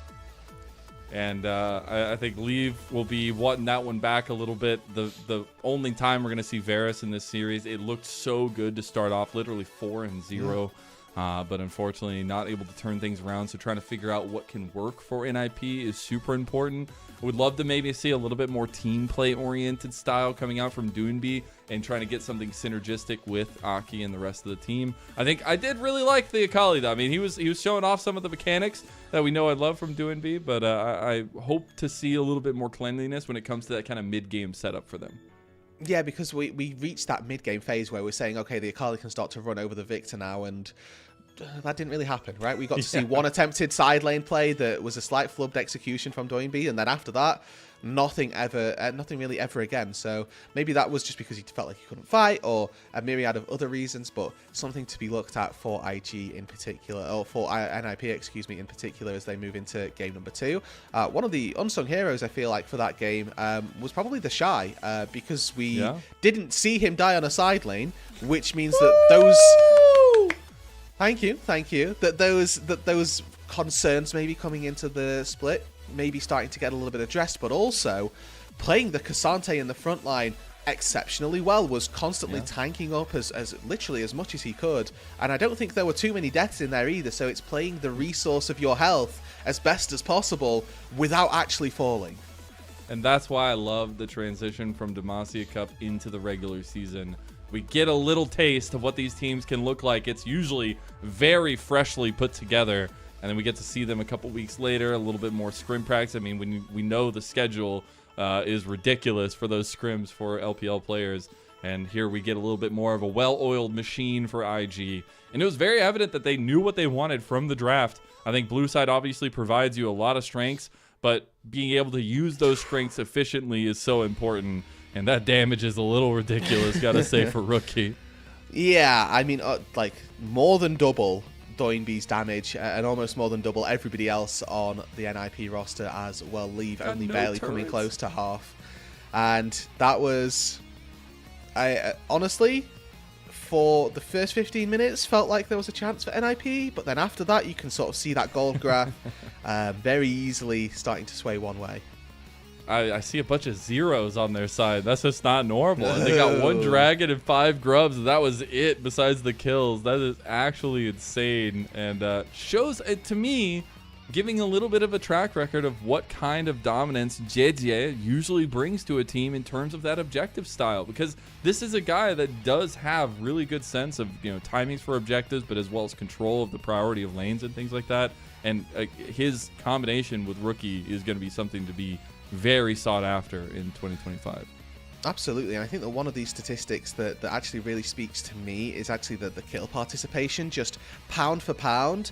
Apart from bot lane specifically, IG had more kill participation on all of their rosters or for them, that bot lane. That overall, they're just playing more together, I think, was the important part. And the fact that they grouped up and were able to take as many of the fights as possible. And maybe that comes from the fact that, when Gala and Mako weren't a part of it, they were getting 2v2 killed and not really in a good position. But outside of that, a lot of good things for IG, and you can really see that they are starting to piece together those troubles that they may have had from Demacia Cup. Yeah, they truly are. It's something to kind of keep an eye on, because this roster is looking to be some of the best in the league. And instantly going from a roster that was purely development, that was looking at players that have been in the IG system, to just wiping the slate clean and going for a super team, you've got to have high expectations for them. And I know the players do as well. Now we get to talk about who we think is going to be that MVP. And if Jie doesn't get it, he's robbed. So he literally got robbed blind. I agree. But I've been thwarted by the LPL's deciding time and time again. Rookie is a shoe-in for this one. Oh, no. He picked just Victor. For the... Arcane is there. His name is Rookie. It's hard to go against it. I don't know. There are a couple of contributing factors that could lead to Rookie getting this. I'm with you that I do think that JJ deserves this MVP. With 15-0. The numbers go burr, dude. maybe the numbers will go burr. We'll have to see. I can well believe that they could give it to Rookie, but I would love to see it go to DJ. I could absolutely believe it would go to Rookie. I feel like sometimes the bias of player popularity comes into play there. Like when Flandre got the MVP on that tank chase. That was incredible. I remember Alex seething when he saw that come up, just absolutely fuming. He was so salty. But hopefully we'll be getting the MVP votes here pretty soon. I think a lot of conversation will be stemming around Rookie's Victor. He was very quiet for that early part of the game, but racking up the assists. You don't need kills when you're just playing the long game, I guess. No, exactly. When he had one early death because they forced the flash for also the bot lane of NIP forced his flash, and then a really good return, it must be said, from Doinb from Aki to find the kill on the flashless Victor. But then after that, he built Zhonya's second, and there was a stasis around Dragon. There's 2 stasises topside where he's just doing everything that was needed. I think that his mechanics throughout the game were spot on and knowing exactly what he needed, which might tip the scales, but obviously, you've got JJ who was not just mechanically sound, but macro-wise, incredibly sound as well. Didn't really put a foot wrong. True. And just a little want for next game. I don't want to see Shanji on Maokai. I'm not gonna lie. I want to see him on stuff that can fight. I want to see stuff that's proactive, because I think that's gonna be super important. Well, the good news is, Mazel, he can't play Maokai. He's banned. It's the beautiful, beautiful part of the fearless system that we have here in the LPL. That doesn't mean that he can't play a tank. Yay, my king! There we go. Okay, he was not robbed. He is living dandy. He is perfectly fine. And a 15-0 performance from Jie on the Xin to claim MVP of Game 1. Really solid. I mean, we've already highlighted exactly why he should have got this, so I'm very happy that the LPL team also agree. Was exactly the right place, the right time, constantly finding exactly the right targets as well. And, overall, a very, very solid performance. 15-0-4. Didn't really put a foot wrong. Did not. I really want to see what they go for from here. If they play into the confidence or if he goes back to play a little bit more team-focused. Maybe he gets his Poppy. I'm always a big fan of JJ's Poppy, but it's an incredible start to the performance for IG. But this is only one game in a best of 5, in a very important best of 5 for Group D. We'll see if NIP can bounce back as well from that one. See if Doinb gets more of the pick of the variety for him in that mid lane as well. But before we go to break, before we get sent off to that game number 2, please remember and be aware of the fact that we're an entirely fan-run broadcast. This is all volunteer. We're produced by passionate individuals who love the LPL just as much as you do. And as such, we have started a Ko-Fi account where you can access and donate to us, where we can pay our production staff, we can get new bells and whistles for the stream, and also pay our broadcast staff. Any donations will go directly to Broadcast Update, and upgrades. And by becoming Ko-Fi members, you actually get exclusive access to member-only servers, as well as unique content. And even when we have interviews coming up with players, you can have questions suggested to collaborate with us. So please join today. The links will be in the chat. You can go donate to our Ko-Fi, and we'll see you for game number 2 of IG versus NIP.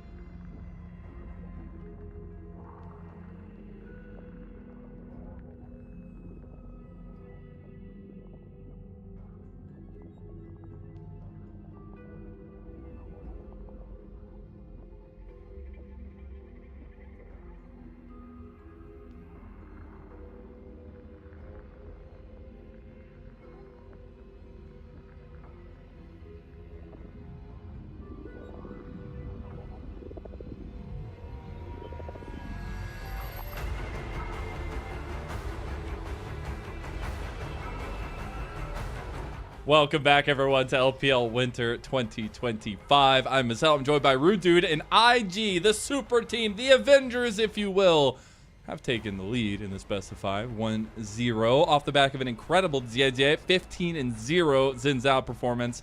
I said it in the cast, but I think he was heat-seeking missiles on to leave that entire game, but it was honestly the entire team he was gunning down for NIP. Now NIP need to find a way back here, Rude Dude.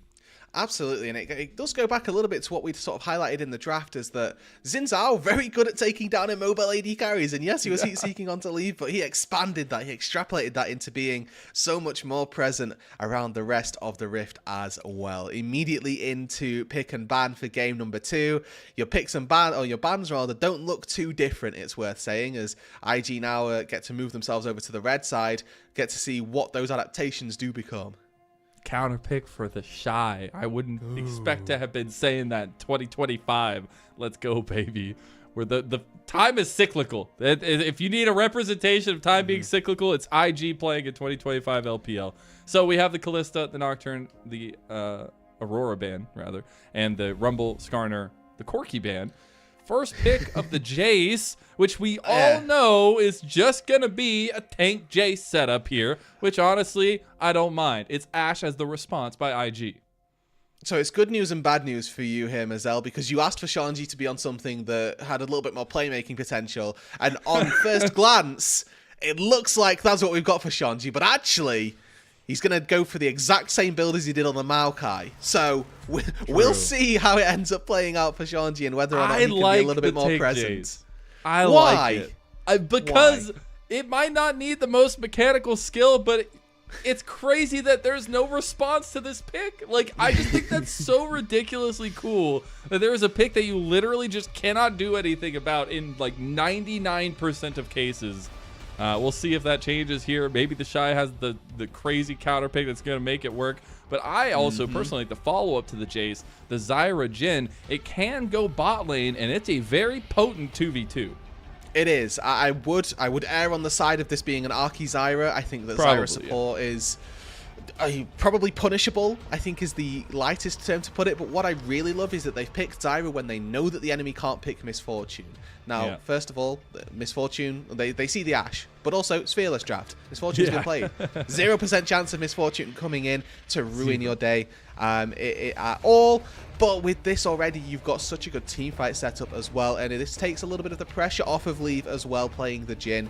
You're able to sit back a little bit. You've got 2 utility AD carries, and what this means is that we're going to get a carry in the mid lane for Doinb, and this is probably going to be one of those AD carries as well. Maybe not Tristana, but like a carry that builds physical damage, because you really love to see solo AP junglers. So I think IG might have a thought, either maybe banning Doinb. He's Renekton in mid if he wants to go Renekton, but maybe thinking that the Jace is still potentially going mid lane and changing that one up a little bit. I do really appreciate the flexibility we've seen in the drafts of the LPL over these last couple days, and saving a lot of the set structure of a team until like literally the last couple picks. It's the Orianna ban from NIP, so they don't want to give that one over to Rookie. We'll see what we get from IG's second phase. Already lost one game to it. Maybe it was the 1 versus 1, but they're not letting Rookie take Orianna this time round. Blind pick, quote quote, for IG into the mid lane. Interesting, since they definitely see, or they should theoretically be seeing some part of the NIP solo lanes. This is that nod, as you mentioned, Mazel, to this being a flexible Jace pick, could still go into the mid lane. And it's the Taliyah taken. I like this as an answer to the Jace. I also like this as a potential take blind into the mid lane. And I'm not sure what NIP are doing right now. They've seen a champion that sort of destroys champs with mobility, and they've just picked Lux and Hover, 2 that have a lot of it.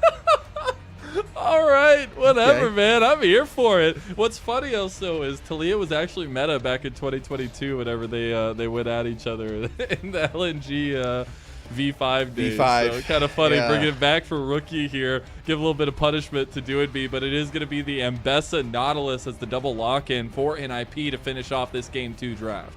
So all of a sudden, you know, maybe going into the second round of picks, Gala was sat there thinking, I'm going to have quite a nice time this game. I'm going to have to dodge some skill shots maybe, but that's about it. All of a sudden, I'm best at Nautilus. Okay, well, now my life just became a lot more difficult. So we'll see how that ends up playing out as we get Karma top lane. Let's go! Hey, we were hoping counterpick was going to mean something. Maybe this is the answer that they needed to have the damage profile here with the AP burst coming through for IG. But it is going to be into an Mbessa. Maybe a little bit difficult, but we'll see how that matchup ends up being. He obviously was thinking this could be the case.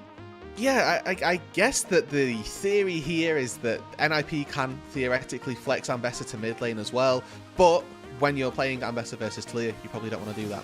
Karma should be able to run about as fast as the Ambessa tries to dash up.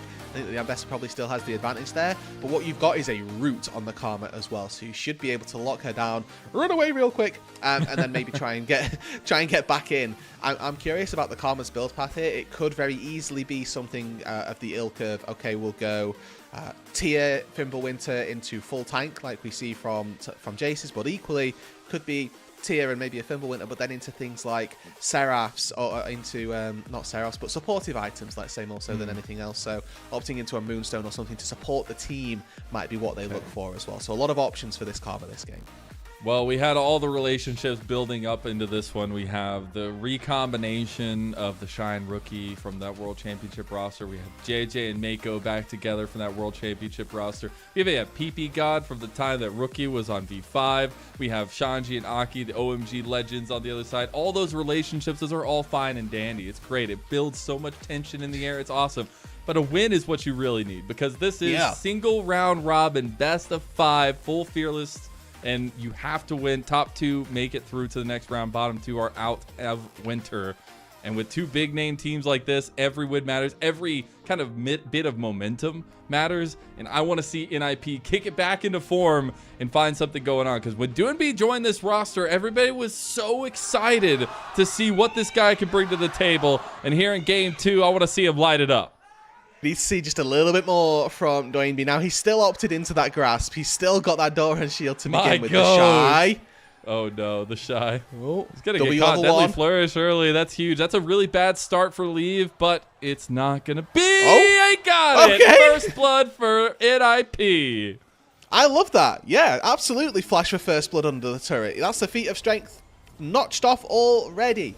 Great start for NIP, and again, just adapting to what they're expecting to happen in the level 1. They move their way up to the top side. The Shy gets caught out. A little bit of missed execution between who's going to layer their CC, but overall, all that means is that they have to burn a flash on Leaf. They don't lose out on the kill, but Boots now able to be picked up for the Jhin. That means that he's going to be able to kite out even more, and they've actually read this swap once again. It looks like they're trying to match down on this bot side and keep this Karma down. That actually is super important, although not having the flash early can mean that punishment comes a little bit quicker. You also got the boot start for Leave that actually enables Jhin so well. And I really love the early adaptations, the early resources we've been seeing from Leave and PP God. It's been a sight to behold. Something that NIP, maybe I wasn't expecting for this team coming into this build. I'm like, oh, it's all about Doinb, Aki, and Shanji. But Leave and PP God showing that they have a right to be here as well. I mean, they found first blood in the first 2 games now, so that's certainly something that we need to keep our eyes on as a potential condition that NIP can be working with. You can already see the tentative nature that the Shy has to play with down on this bot side as he's... When was the last time it was played? Yeah, it was. Yep, we've gotten 2 in a row now. 2021, LNG versus Suiting. Makuya played it. It'll be the last time we got to see the top Karma. Okay, and well, a little bit of a return, and I guess Shanji, the Shy, had a little bit of a competition coming into this. Who can pick the oldest champion? I think so far Shanji wins, wasn't it 2020 for the Maokai top last time? So the Shy's going to have to pull something out in game 3 that's taking the archives way further back. Bring on the Quinn, please. Oh, no. So a big problem with this lane setup especially is the lane that has the Jhin and the Nautilus is just so oppressive. Obviously, laning phase for Jhin Nautilus is just so ridiculously good, and I want to see NIP play around that. Aki was hovering around bot side, so that's a start to that progress. But maybe looking at mid lane now, Rookie doesn't have much mana. Doinb going in for an early trade. Aki not able to get there soon enough. Yeah, I think that ganking mid lane just in general, since, I mean, this was the Season 14 changes, did become significantly more difficult if you're going through those river angles. But Arky, he had a bit of free time on the map. The power of the Zyra is that you clear just so much faster than necessary. So he just showed his face mid lane. So if there was anything there, well, there wasn't. Goes back to clearing his crab. 3v2 now mid lane. Okay, well, they actually get the flash out there, so that will absolutely be returned to. And PP God getting on a roam is good stuff early for NIP. They do still see Rookie running away. They did not see that JJ was still in the river there. Did get that scuttle crab. Nothing else going to come of it. Rookie going to get a back off, or maybe even... Yeah, okay. He's just going to go for it. Rookie went to Narnia for this recall. He thought he was getting chased to the end of the earth for that one, but... he's going to have that teleport back into the mid lane. We'll probably lose a couple of creeps under the turret anyway, but should be able to get back and receive the majority of that experience. Good to see, though, that Doinb putting a little bit of pressure down onto Rookie this time. Yes, there's been a hover or two from his support and his jungler, but by and large, those trades are going the Jace's way without any interaction. And that's really nice. Ooh. Going to get a nice little trade on Shanji. Unfortunately, he's just an ADC, and that is Ambessa the Iron Wolf. Yeah, so and when those cooldowns come back up, you'd be going all in. Okay, Deadly Flourish combo there. You get the crash down, though, onto Leave. Actually, the Shy doing a ton of damage. Gets the cleanse out of Leave there. Who would have thought Karma Rel combo is actually going to be a good answer?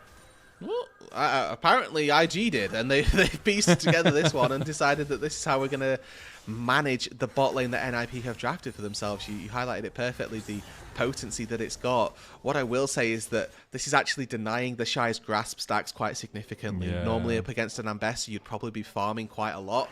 This case, however, that's not going to happen because he's struggling to proc them. The Nautilus, maybe you can get a couple, but you're not going to get too many versus Leave at all. Kanaki just doing the camp over the wall. No big deal. Simple as that. I love the mechanics. And the other thing, yeah, go ahead. That's not, no, I was just, that's not in any way obnoxious, is it, to try and look at? So we're going to look at a mid lane set up by NIP. I think, obviously, with grubs on the table, but Dragon already being spawned, there's a lot of objective contesting that can happen. NIP want to try to get to this top side to get these grubs going early. They were very dominant, at least last time around, getting those grubs, so they'll stick to that plan.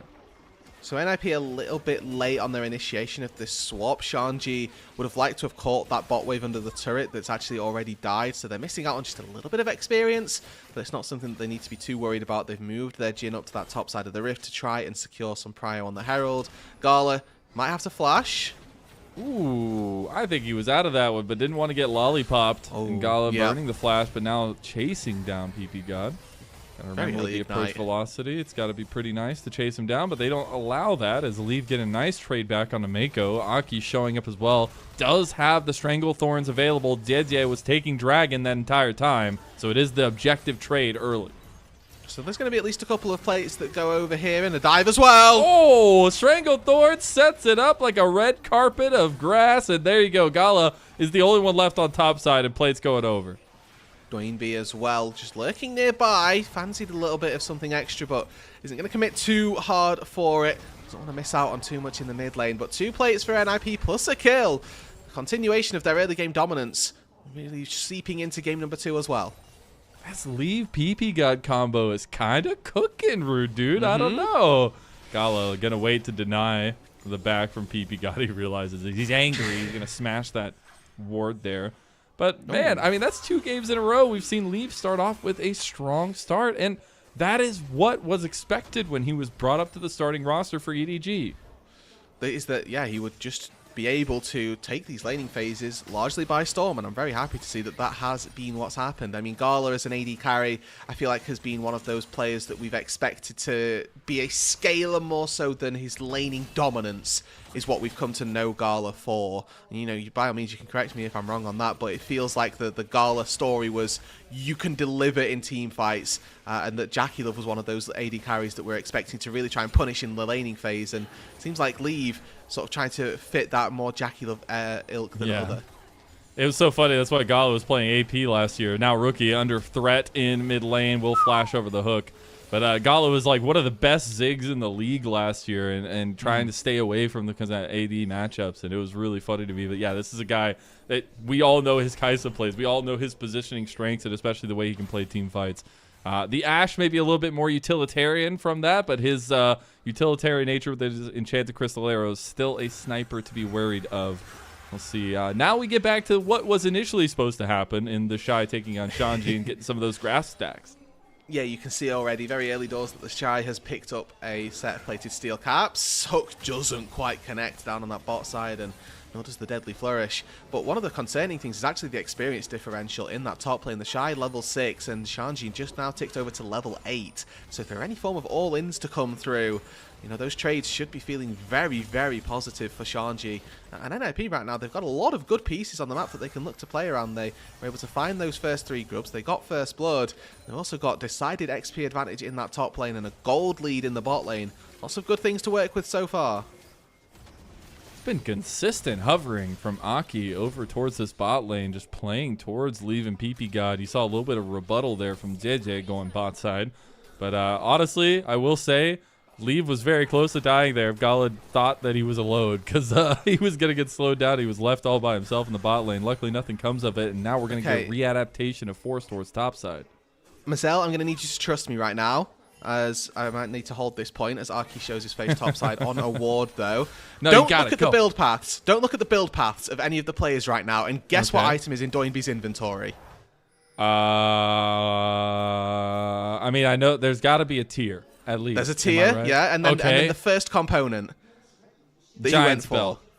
Giant spell. You know what? He just got that. He just picked that up. I'll allow it. Oh, dang it. Oh, so I wasn't right. What's the other tank? I'm trying to think. I'm not looking. No, I'm not looking. What's the other piece of the tank thing? The shield. What's it called? What's it called? Dang, I was right. I just looked down. I was right. They're fighting, though. Okay. Oh, no.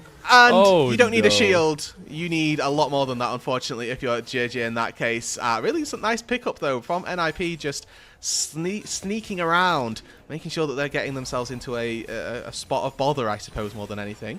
I'm actually just surprised that he died that fast. That's actually insanity. Because now we're going to get the engage. I mean, this collector start is a lot of early damage for the Jhin. Need going with that one as grubs go down to Anki. This will be another game of dominance, but this time I think we got to get ready for Grubageddon because they got all 6. Oh, good. So that's 2 pickups of the feats of strength marker towards the objective one, let's say. And then, you know, this is already going to be an early game lead picked up by NIP, but now Mako wants to get some more. Just kill the tank Jace before he gets to be a tank. That's what the strategy is, and it works. Perfect. Mako is the one that claims the kill.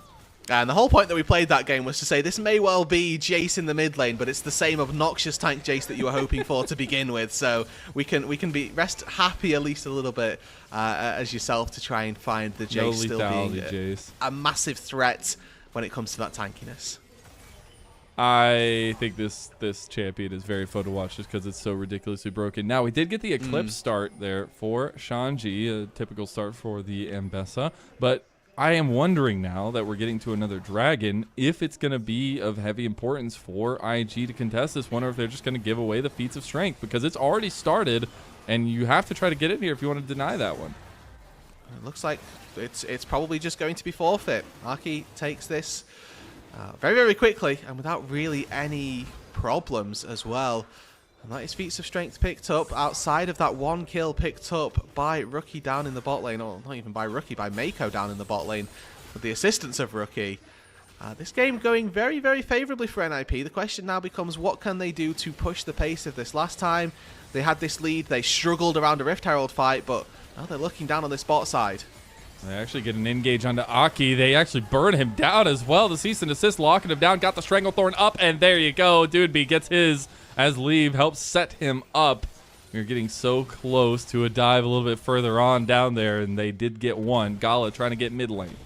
I think as JJ, you'll be more than happy with that pickup to try and protect your mid laner as well, but Leave charging for Gala. Oh, the predicted the Deadly Flourish, but gets the flash out of Gala there. Will not be followed up on. And now that they've gotten the feats of strength, by the way, Jhin is so happy. Those upgraded boots for Jhin are ridiculously good. Yes, we love Swifties, we love movement speed, and it is just the skill check stat, I think, more than anything else. You can dodge out on Karma Qs, Ash Volleys, even if you're, up close and personal, Talia Q in particular, and then everything that Rel has to offer. Movement speed is just such a valuable statistic, especially for a Jhin who gets it innately from when he crits. Now I get to see a replay of what happened down on this bot side, and it's just a good engage by Mako. Aki steps a little too close to the Rel there. Doesn't quite land the CC onto Rookie either. Means that there's not a lot of follow-up possible. Fortunately, NIP had the numbers advantage, and they were able to pick one off in response. And the JJ Deathless game number 1 has been already made up for by NIP by picking off twice early on in this one. He's just sitting there typing to the refs like, that's not playable, no. He literally I'm didn't getting get bullied. He didn't even get to press any buttons. He was just CC'd the entire time. As it does look like Atakan will be in top side of the rift. And we'll see if that actually changes the attention of NIP. The Shy, nice little sidestep there. Okay, old man got hands. Let's go. That hits me every time. What happened? No more lollipop. No. Shanji in trouble. He's going to go for the public execution, goes for the flash as well after he doesn't hit it. Now he's just trying to get over to Rookie. My goodness, Mako takes the damage. Shanji! He gets one, he gets out, and that's the Iron Wolf. And he fakes out Mako there. The public execution goes wide, and Mako sends himself to the cleaners. He has no idea where the Ambassador's going to end up and misses on everything. Ends up being a 2v1 dive where the Rel's tanking and gets taken down. Absolute insanity. That's the kind of stuff I love to see Shanji pull it off, and I'm glad they gave him a little bit more resources instead of being on that lame Maokai last game. We did see the tier 2 tower taken in bot side, responded to by that top side by IG. Leave gets connected on by the cease and assist, and Jinja is right back to his old ways, and revenge is served. Stringathorn right back. Aki gets the double knock up, and Shanji's back to bring nightmares yet again. That's a couple quick kills right back to NIP. NIP will sacrifice their AD carry but pick up 2 kills of their own. What can they do with this time? They've already taken a tier 2 turret down on the bot side, but no turrets taken elsewhere on the map. NIP feeling a little bit sort of choked out as where they can and can't play because they've accelerated the pace very quickly down on that bot side. But tier 1 still up in top lane, still up in the mid lane. Breaking this mid lane tier 1 is going to do wonders for them when trying to break their way into this mid game. My goodness, this is a highlight reel, and Mako just bites the bullet. Oh, man. Okay, so he actually forced the flash, but even still, Shanji able to dance around, dashes the shattering strike as well. And Rookie also, forced to flash away there. If he takes one more turret shot, he does fall. Okay. Oh, Gala is just going to hunt down Leave there. Leave no longer existent, and unfortunately we're getting yet another rendition of what we saw last game. Laning phase, all fine and dandy, and get all these leads. Once you get out of there, it gets a little bit more dicey. The Shy, speaking of dicey, is going to lock down Shanji. Okay, looks like Shanji had used that ulti a little bit earlier on and wasn't able to find the connection on it, but even still, getting a lot of damage down onto the Shy, who's opting into... Honestly, I'm not even going to try and predict the build path. Probably a Seraph's at some point with the Lost Chapter, but we have got a Giant Spell as well. Now another fight around the river. Going to get the second Shattering Strike there as PP God just getting locked out from hell. He's just going down too. Rookie from the side is just throwing rocks. Aki gets the nice knock up in a Gala, and here comes Doinb doing damage as a tank because that's what matters, and they go straight to the Rift Herald. And then 4 versus 3, the IG don't win. They had the numbers advantage. They weren't able to come out on top. They get forced away. Maybe there's a little bit from the fact that the Shy wasn't there and that Shanji was moving over, but even still, NIP, they are much better pressed in this game. Even though the gold lead is only 2,000, they feel so far ahead. They really do. It's a lot to do with the compositional style, right? They have a lot of range. They have a lot of setup once the team fight kicks off as well. I think that's going to need to be played towards as well. And Shanji's going to have a big ticket item in a lot of these fights to find that back line and be disruptive. Now, Dragon is started up. This would be second Dragon of the game for NIP, and one more towards that Infernal Soul for them. And I think we're setting up here, Mazel, for what could very easily be a bit of a Shanji show. We've already got picked up a couple of kills for the Ambessa in the top side. Now looking at seeing if he can transition this early game advantage he's picked up into a full carry in those team fights. Arrow starts us off with, lands on PP God, and the dodge from Gala looks good to begin with. Unfortunately, you stand on top of somebody with a depth charge going through, you're going to get hit by some CC, and it's very well played by Arky to layer that CC, waits for his spells until the Ashe is already knocked up, and able to take them down, and Gala pays the price. I would say a bang play, and unfortunately they just got knocked up aplenty there. Turret in mid lane is barely gonna hang on. Had a little bit of a fight in topside in the 1v1. Shanji versus Rookie in this matchup. Again, kind of like you were saying before, if it was gonna be the laning phase, not necessarily a matchup that Mbessa is gonna be happy about. We do have JT and Mako here. The back started too late. No.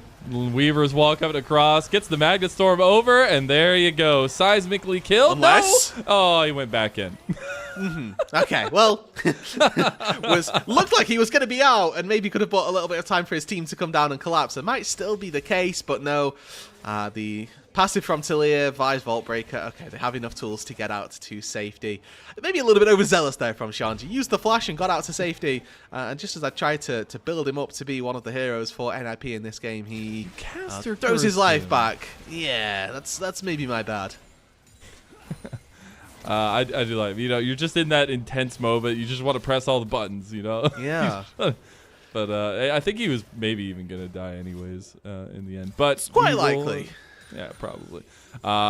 Okay, well, I guess we'll find out because we're going to get a slow-mo replay, I'm sure. So he's already 60% sort of at the start of this fight. And again, Mbessa, once the first stun's been down... he was actually just so low HP. Yeah. I thought he'd gone in on like 20%, 30%, which might have been playable. No, he was just like 100 HP. So yeah. I mean, fair play. He's probably gonna die there anyway. Now we are looking at item completions. We're on second item for a majority of members in the game. Atacon has been looming large here in the top side of the map. Very important to use the momentum that brings to really crush the souls of the enemy, and NIP. I'll look to put a little bit of presence up here. Doinb on 2 items is massive on this tank Jace as well. I mean, that Spectre's Cowl is doing good work as well. 2.5 really finished for the Jace. Is not really under threat from, I think, anyone. He's going to get comboed here, but again, he's a tank, he only loses about half his health. And then you get rebuttaled, and it's insta-death for Gala. My God, his health bar just disappeared. That was through barrier as well, by the way, and he was killed in the space of the Zyra route. In the time that it took for that route to go down, he was 100 to 0'd leave with a lovely little deadly flourish there. Picks off Gala, and this should mean that Atacon now picked up without really any consequence. Doinb gonna go play bodyguard here as Aki is actually the focus. Aki left out a little bit, but Shanji goes for the public execution, and they're trying to lock him down. Mako has come back. Shanji gonna forfeit his life. Look at the Shy. He's just in the middle of the fight there. Gets flashed on by Lee with that 4th shot, baby, and that'll be going towards that achievement as Jeje being chased down by Lee. Now maybe a little bit of revenge right back to him, but Doinb's the one that gets the kill, and this is just run down central for NIP. They're just chasing IG into the hills. Atacon at their backs. They can do no wrong at this point. Worst case is they give over 100 gold and get withdrawn back to the fountain. But tier 2 turret top playing the next part of their siege. How much are they going to look to take with this buff? A reset to begin with, because they just got a lot of gold. You have to imagine that there are going to be some item completions finished off the next time they hit that base. Doinb, again, so tanky, you just can't take him down. And then Aki from Fog of War lands the root. Rookie, who's just backstepping enough, doesn't quite get caught out by it, but that could have been an entirely different fight if he was as well. And we get to see the speed up. It felt a little bit disjointed, really, from NIP, right? Aki left in the lurch a little bit by having the Shy and Mako trying to cordon him off.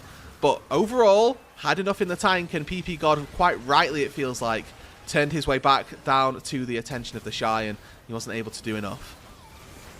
Yeah, that decision-making, not the cleanest in terms of what they were focusing on in the moment, but really good capitalization by NIP. They will still also have the Atacon GAs up so they can continuously press if they want to. We're getting now 3rd item there for Doinb, and this is the kind of stuff that I love to see Doinb cooking. It's not the Akali mid, it's cooking on the tank Jace. It's finding ways to beat the legendary Rookie in this mid lane 1v1. Yeah, and I mean, this is, for me at the very least, giving shades of what is going to be a very, very tight series. Both of these two teams have shown great strengths. I think if NIP are able to put this game to rest, then we're more than happy. Well, picture in picture there, we saw Gala's flash forced from just a poke from the JCQ Shock Blast, and then the follow-up from Leave's Deadly Flourish was going to connect. The amount of times we've seen Gala flash a Deadly Flourish this game, honestly, off the charts. Janto Casolero onto Aki. Still has the GA available, though. So even if they get him here, he'll just get the reset. They do get him, as well as the Stranglethorn out from him. Chains are connecting. Look at JJ. He's been buying time over here as Leave only hits one shot, but actually chunks Gala pretty heftily. JJ might have an angle. Rookie was potentially looking for something as well. They did end up seeing JJ over there, I do believe, but Doinb getting locked down a little bit by the chains. Another Shock Blast goes through, and that's just tank Jace for you. Yeah, and I mean, fortunately enough for IG, I think that's a job well done. The fact that they're able to pick up Arky as a player who doesn't have teleport, so taking him down and sending him back to the fountain stops their assault on NIP's side. Means that there's nothing really more for them to get with that Artican. Probably going to have to reset and start turning their attention towards Barons, Dragons, and the like. Remember, they're on Soul Point already. With this, Infernal Soul in their back pocket, they're going to do a lot of work that they aren't already doing. And I think that in particular, Infernal Soul Jhin might be just my most favored champion to pick it up. Oh, absolutely. It feels so good. Deadly Flourish connects from distance there as Aki's trying to chase down Mako. Run, Mako, run! He doesn't get him. He gets in the out. end. They are going to try to put a little bit more pressure in this top side. There is a Baron coming up in about 5 seconds, since Baron spawns at 25 minutes now. And this just sets up a beautiful potential for NIP to get a game-winning push unless they want to buy time for that dragon. Yeah, I think that the Baron obviously helps them break open the base, and then the Infernal Soul will help them out with any of the fights that they look to take during that process. So we'll wait and see sort of how well that ends up playing out for them. Waiting till 25 minutes, it feels more appropriate. You've got a lot more tools at your disposal. You've got those couple of extra items that you just typically need to take it on spawn. The issue that they've got is that their DPS threats for the Baron come honestly exclusively from Arky. He's the big DPS threat on these neutral objectives, who is currently, worth mentioning, 2 levels up over JJ. So overall, a very good bounce back from the entirety of NIP, but specifically Arky, who had not a rough game number 1, but definitely got outshone, and in this game is doing the exact opposite.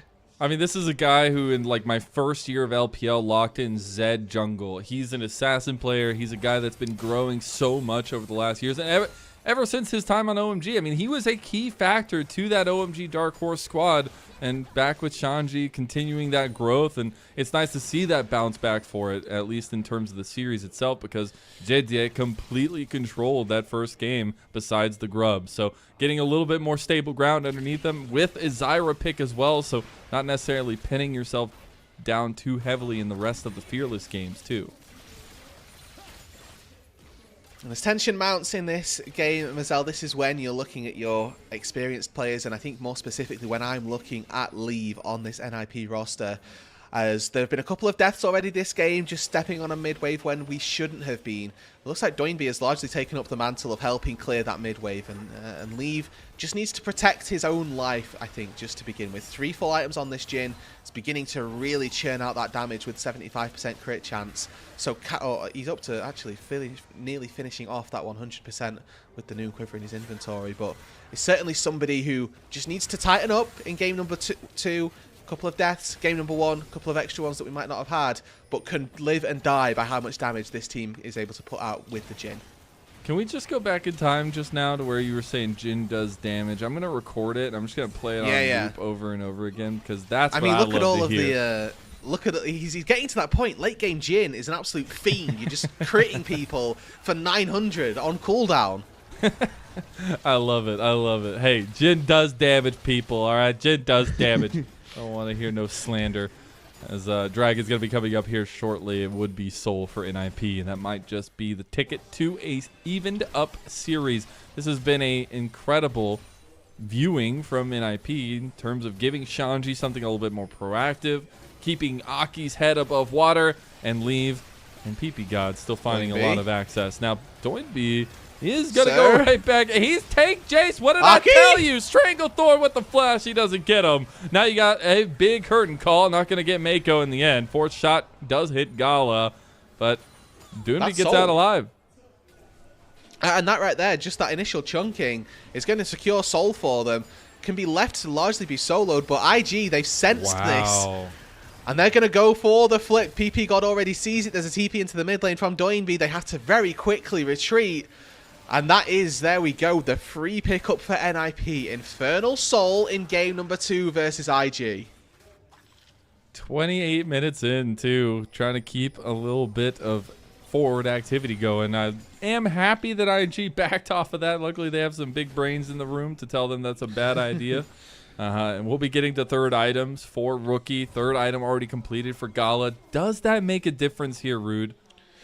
I mean, technically yes, but in the way of the scheme of things for the game, I feel like no. I mean, Gala, these items are really geared towards single target DPSing down champions who have built up that armor. It's a kill Doinb build, if possible.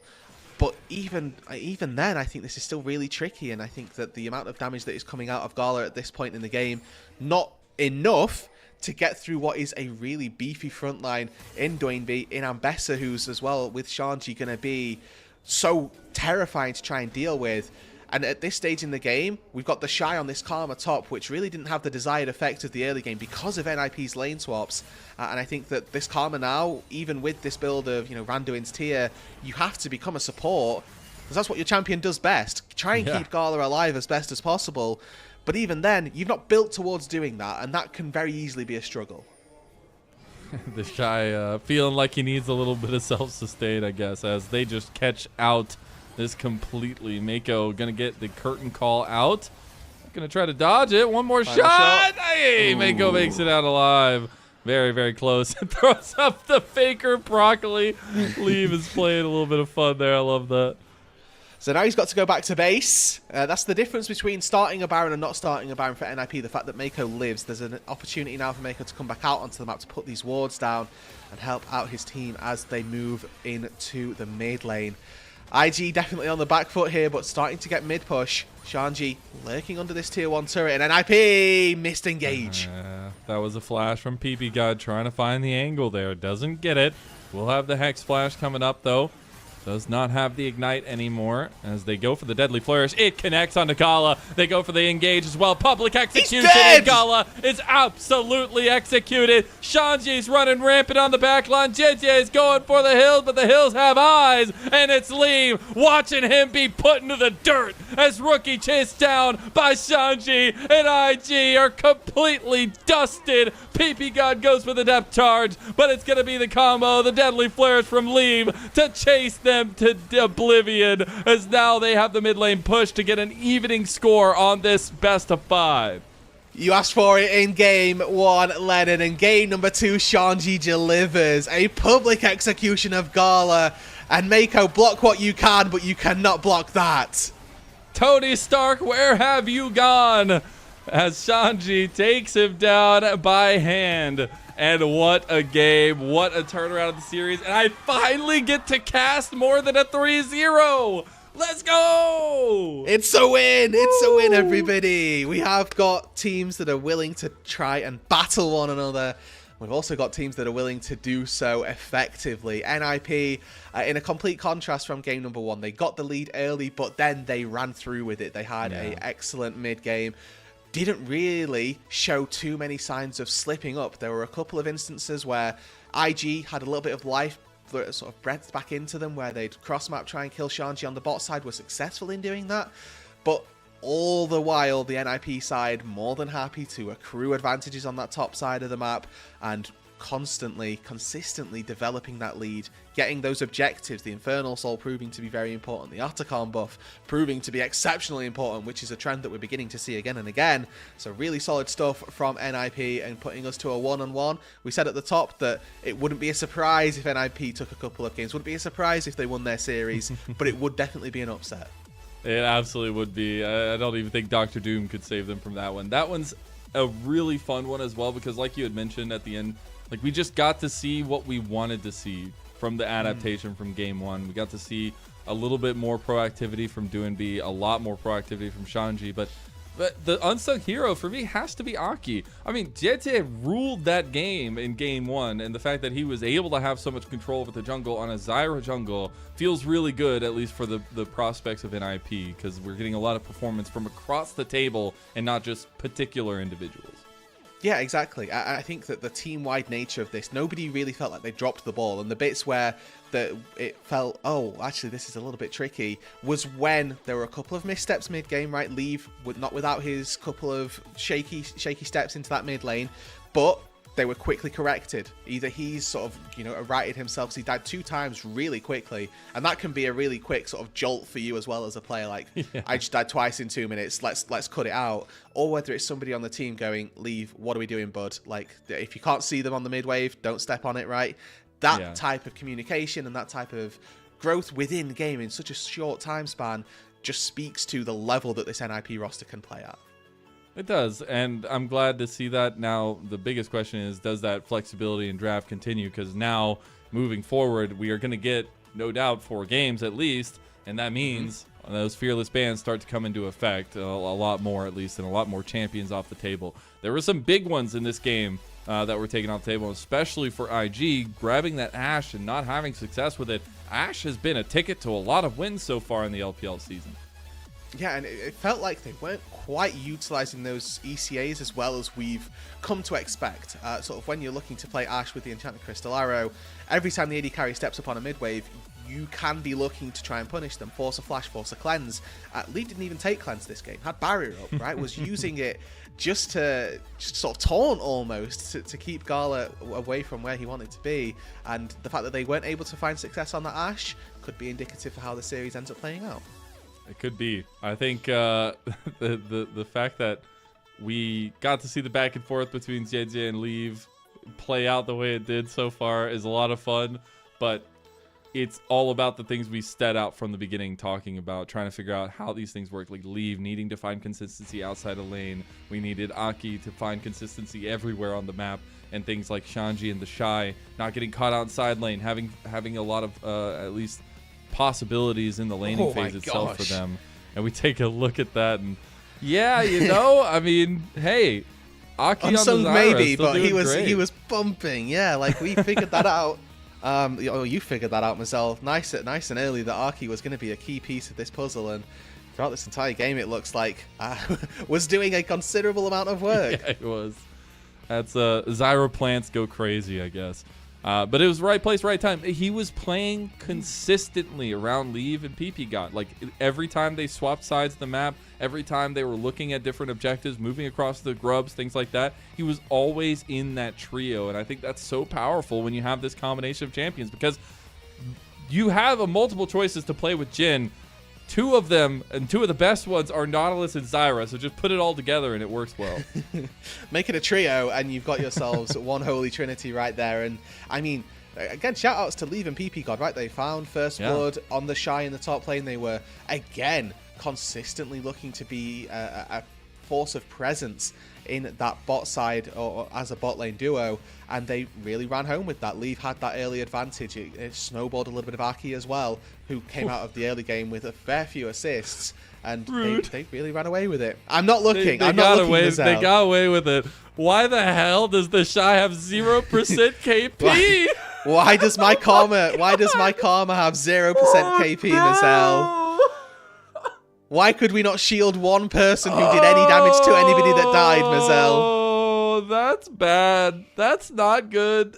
That's just not good. That is oof. Let's just go to a different oof, ouch, owie. Yeah.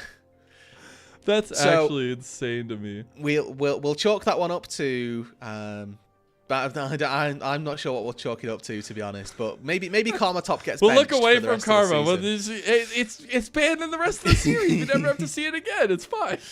Yeah, maybe they'll workshop that one a little more in some scrims, and then we'll get to see it against somebody else. By the way.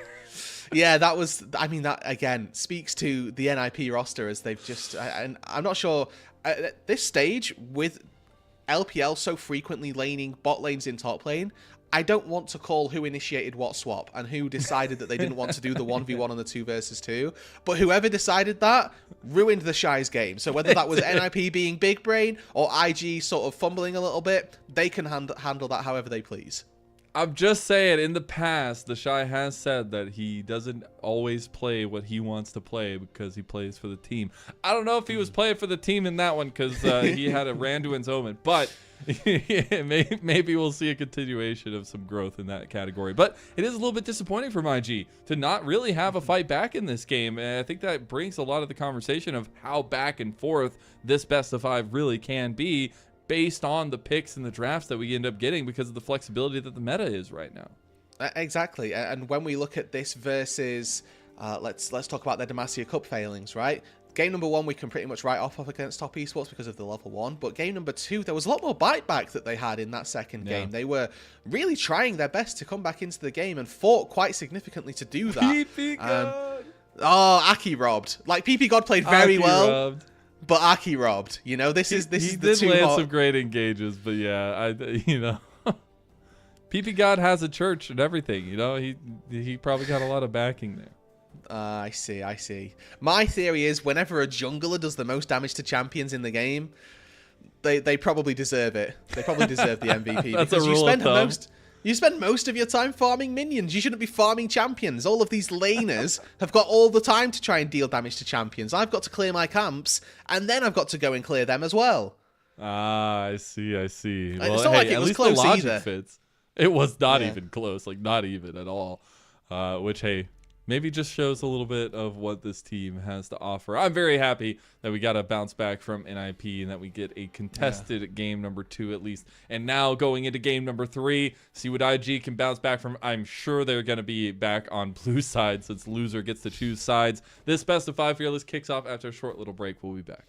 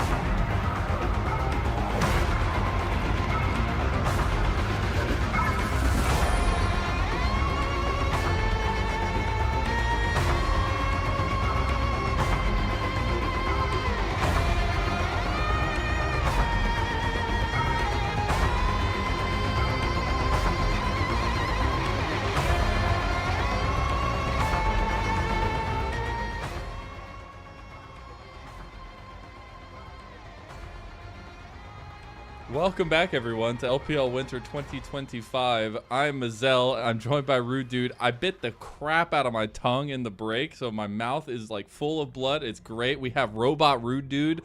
We're having a great time. It's going to be incredible. We're getting into Game 3 of NIP versus IG. NIP finally bounced back and showed us a little bit of gumption in that game number 2. I certainly hope so, and I hope that I'm as clear as possible. Can Game 3 being as good as the others? Hopefully. I really, really hope so, because honestly, I would like a little bit more back and forth nature, but the fact that we've decided that we're actually going to give power picks to people and to actually have a little bit of momentum in terms of like the drafts and things that we're going to be getting into Fearless game number 3. Maybe we'll get some more flexes, but I expect a lot more fun. Yeah, Fearless in game really going to hit home. Siege have to. Moving into, you know, or should where the stuff hits, game 3 we can expect still more standard. I think we lost Rude, unfortunately. I think, unfortunately, Robot Rude Dude has taken over. But he'll be back as soon as possible. I see him moving now as well. But hopefully we'll be getting him back and getting into this game at number 3. We got the Shanji and Bessa last game. We got the MVP from PP God, even though we maybe feel like Aki deserved it for NIP. I want to see a vintage Doinb MVP game. That's what I want to see, Rude. I want to see, I don't know, Nocturne mid. I don't know what we're going to get. We'll hopefully get a little bit of something. Nocturne mid. Do the bands stay the same? I think this is depression internet, so that's my only issue at the minute. But bands probably. I mean, oh, we've got Galio ban, Rumble B1, ban the Rumble. This is your pick. This is the hint from IG here. Well, maybe that's the case. Maybe it's just trying to find out what combos they want to try to go with now that we have 10 bans already in the game on either side, so 20 total. And now we have the Corky ban. So maybe things opening up just a tiny bit. Okay, so Rumble ban comes through. Nocturne's open. Is the lot for these two teams. I see myself not having a good time as well. There you go. You're going to make it one day. Slowly but surely. It's going to happen. Well, there's Nocturne. It was unbanned and it was B1. But I think it's going to be JJ's, unfortunately. I've seen the rookie play this. Maybe the Shy would play this. The Shy would take this top lane. True, honestly. The Renekton, though, locked in for NIP here. So maybe giving Shanji even more of those resources. But honestly, the fact that they took R1 Renekton, kind of mind-boggling, but Chad as hell. Okay. Renekton, Viego, good combinations. Renekton, Viego. So this is Brawl, and Brawl early stocks on AD carries like Jinx, mid laners like Ahri just increased. If we get a reset, we can start to go very fast and we can start to win team fights quite significantly. So we should be looking at how well we can deny those picks as IG to begin with. Maybe they take the Jinx, maybe they decide let's pick something that we know is going to do really well versus the Jinx. So they've got a couple of options there. The Aurora, the Nocturne, already two really good picks for trying to take down immobile AD carries anyway. Yeah, that's very true. I really like the spacing it can provide. It's not that Orianna, but it's something. Also, Rookie's Aurora is actually just disgustingly dirty. He just finds really good angles. It's not the same anymore where it actually blocks them in like it was the last few times we really see him pop off on it. But we'll see if it works this time. The Gala Jinx comes through, as well as the Doinb Rise. It's a classic pick from Doinb. We're throwing it back a little bit. This is quite nice to get to see some of these homages to you know, sort of legacy picks for these players. Doinb has had an Akali game that was a little bit shaky. We had a absolute pop-off tank Jace game, and now we get to see the Rise taken into, we're presuming, the Aurora as a good answer to that. A champion in the mid lane for Rookie that is exceptionally squishy, but equally very, very mobile. Has stealth, has a dash, can hop over one side of her ulti to the other, so definitely a lot of escape tools. But Rise, presses E, presses W, you get rooted for a couple seconds. At least you get the lockdown there. But you also get some of the cool plays that you can do with the Realm Warp. I think there's a lot of possibilities, and you'll be playing mostly around Aki because the reset combination has to be there if the NIP want to have success in any of these team fights. We're getting in the second phase, though. We get the Thresh ban by NIP. We get the Neela ban there by IG, so focusing that bot lane a little bit more. And with those bot lane focuses, you're expecting IG to sort of pinch out that support pool, I would think, as well, once these AD carries have been... I'm very confused by the Nyla ban, but they know something that I don't, and that's absolutely fine. I would expect that to be the case. But here, we see NIP have got first pick of supports, so if there's anything that they really want to take off the board, this is their time to do it. Yeah.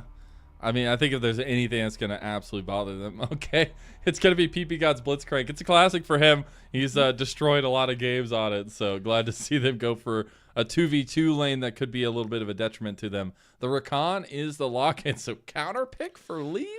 This suggests, I mean, this suggests a little bit that they're going for an enchanter with the Blitzcrank ban. That they, you know, if they want to make sure that Gala is truly the hyper carry, you can give that Lulu, yep, gets locked in. Blitzcrank, typically the counter to these Lulu-style champions, the enchanters, and now you really need some engage in that top lane. The Shire's got to go for something that's going to go forward. Wouldn't even mind something like a Scion to just like be a front line in that in that threat, but something that needs to go diving with JJ as well, right? We've got this Nocturne who currently is going solo into the backline. There needs to be somebody there. I guess you can have the Aurora, like, kind of goes backwards, but it's a lot harder to get that set up in that case. It's just going to be the Shy Jax locked in. That's awesome to see. A little bit of split pushing pressure there, but more so just giving him the stick, literally, to play the game. It is the Kai'Sa locked in, though, for Leaf. Okay, so again, sort of a denial pick for some point later on in the series as we get to see the Kai'Sa taken away from Gala, but with this all-in capability down on the bot side, Rakan and the Kai'Sa a lethal enough 2 versus 2. And if you get a little bit of a reset as well for Arky, then that looks pretty good as well.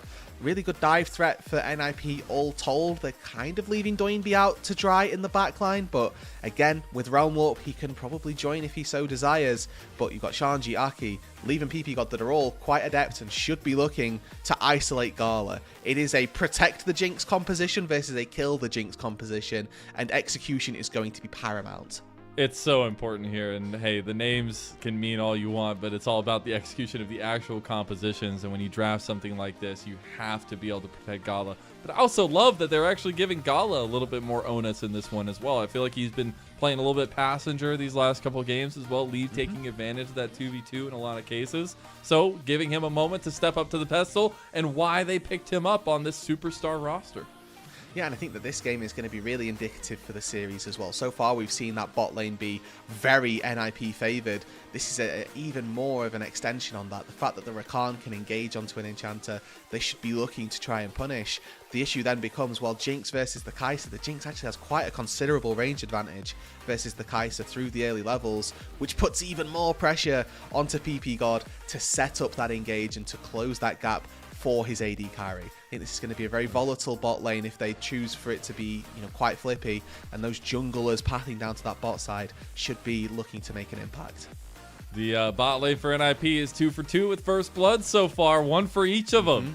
See if they continue that streak going at all. But you hear the Gyos, it means we're on to the rift here for game number 3 between IG and NIP. You hear those IG? I mean, the NIP ones gave them a run for their money, but IG, they just got something special.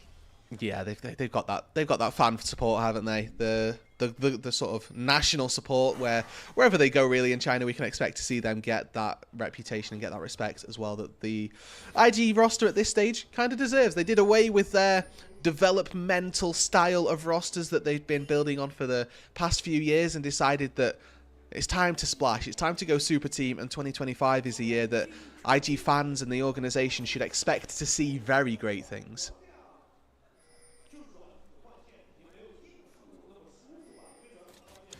Uncertain of the quite why we've got this on the top side for IG. It's a bit of a 4-man stack. Moves up into this top lane. Now this is completely spotted. An early ward put down has seen all of this, and it gives Aki that time to move into the bot side, collect his own camps, and Gala and Mako got to face check this bush. They don't know who's going to be in there, what's lurking around which corner, and it's Shanji that's just waiting as the Shy now forced away from PP God. And love this little adaptation as well from Leave as he starts W level 1, knowing that he's actually not going to get in range to be able to do anything. Shanji takes Slice, takes Dice, hoping to have been able to sponge the experience on the way through the wave. Wasn't quite able to do so. Loses out on one melee creep, but should be able to pick up those other two as they come. And I think that with the same thing happening down on the spot side as well, the Shy dodging out on that Void Seeker going to be very important.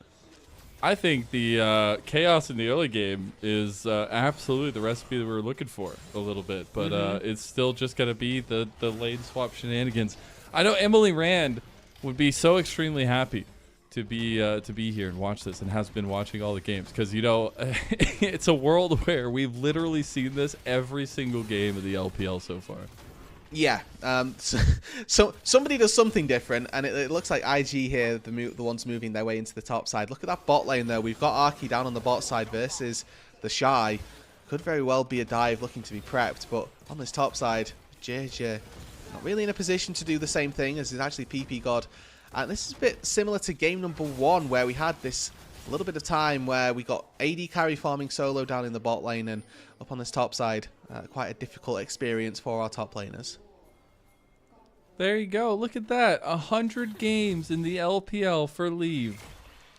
I'd say, nice. You know, well, it's crazy that he's on 100 games already when you think about his kind of rough track record in terms of like games played, being subbed out on EDG, being subbed back in, all the drama and stuff around him, now bumping to different teams.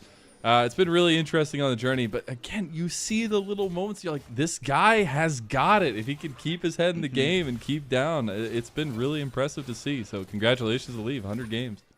Yeah, it's a big milestone for any player, really. So good to see that he's now, broached that, and let's hope to see some success with this NIP roster. Already had 1 game's worth of success, but need to see that little bit more. I think that taking the scalp of IG early on would certainly do a good work for the NIP roster as a whole.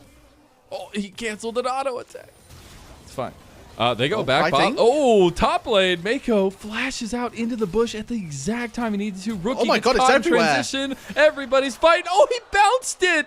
Oh my goodness. And there you go. He got the damage down, and JJ now under threat from Aki, and you have a flash immediately from JJ. He's going to get sped up by the Scuttle Crab there, but PP God has the ankle. He's not going to go for it. Yeah, just not quite enough movement speed there, and didn't have the flash to close that gap, but really everywhere on the map, just suddenly rather, turning in favor of NIP. That top lane, flash burned by Mako. Bot lane, we're seeing the Shy get forced out. It has to take an early-ish recall as Leave is forcing him out of that laning phase. So despite the fact that the gold lead may not be particularly abundant, only 500 at this stage, really all of the momentum, it feels like, in favor of NIP. All right, we got to see how this kicked off, though. Rookie goes a little bit aggressive on his path back to the lane, but just not expecting that Aki was there. Flash route comes in, flash to connect on the stun as well. And this is Dark from Rookie, or from Doinb actually. Throws the Q, and it's a good dodge from Rookie. But unfortunately, the Flux bounced onto JJ. And then that, in turn, when the overload came through, bounced right back onto Rookie. A little bit unfortunate, but I think ultimately Rookie's going to die there anyway. It might just take them a little bit longer. So the outcome is the same. Doinb's like, who needs a 2024 champion? I can bring back the old school, the old style, when I used to play. He remembers it when he was playing last time around in 2022. Fun to see Rookie and him go back at it again. You have to remember the last time Doinb was in the league was that LNG Miracle run in 2021, 2022, and where they beat Rookie 2 times in a row in the playoffs to deny them Worlds. Now JJ was looking topside. Rookie going to be aggressed again by Aki. Not going to have level 6 yet. Rookie does make it out alive there. Topside is getting a little spicy, but grubs are on the table now.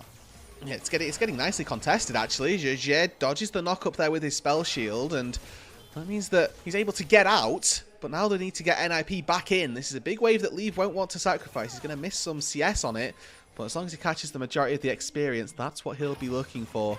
Level 6 in for Doinb and for Rookie, so those mid lane ultis could be very impactful. Level 6 is across the board elsewhere, not really being hit. Is NIP going to contest this one? This might be the most grubs that IG get in an entire series, or at least so far in the series, as it has been NIP dominated. You do have Leave coming down, though. They're going to take the engage, though. No level 6s except for these mid laners. There is the in-between worlds, but Aki is already down before he even gets the damage on because Mako claims the kill. Mako also claims a grub, and Mako's looking for an MVP this game, apparently. He's the jungler. He's the AD carry. He's doing it all for his team right now. But Leave... Go AD right now. Relatively disrespectful here. Oh no, Leave gonna use the killer instinct to get away, but does he actually survive this one? Yes, he does. So he makes it out alive, didn't have to burn too much, but did have to burn that killer instinct.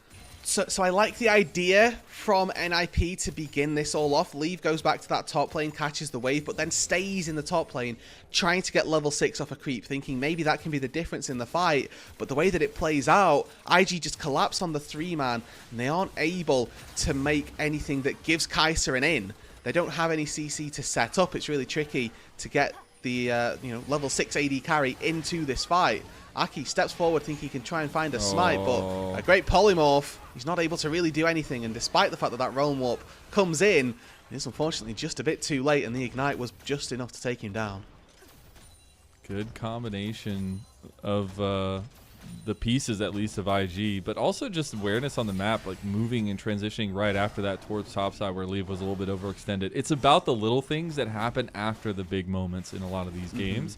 We do have Dragon coming up, at least potentially on the board for contesting, because it has been up for a little while, but both teams are now moving towards the spot side and would be a step in the right direction towards those feats of strength.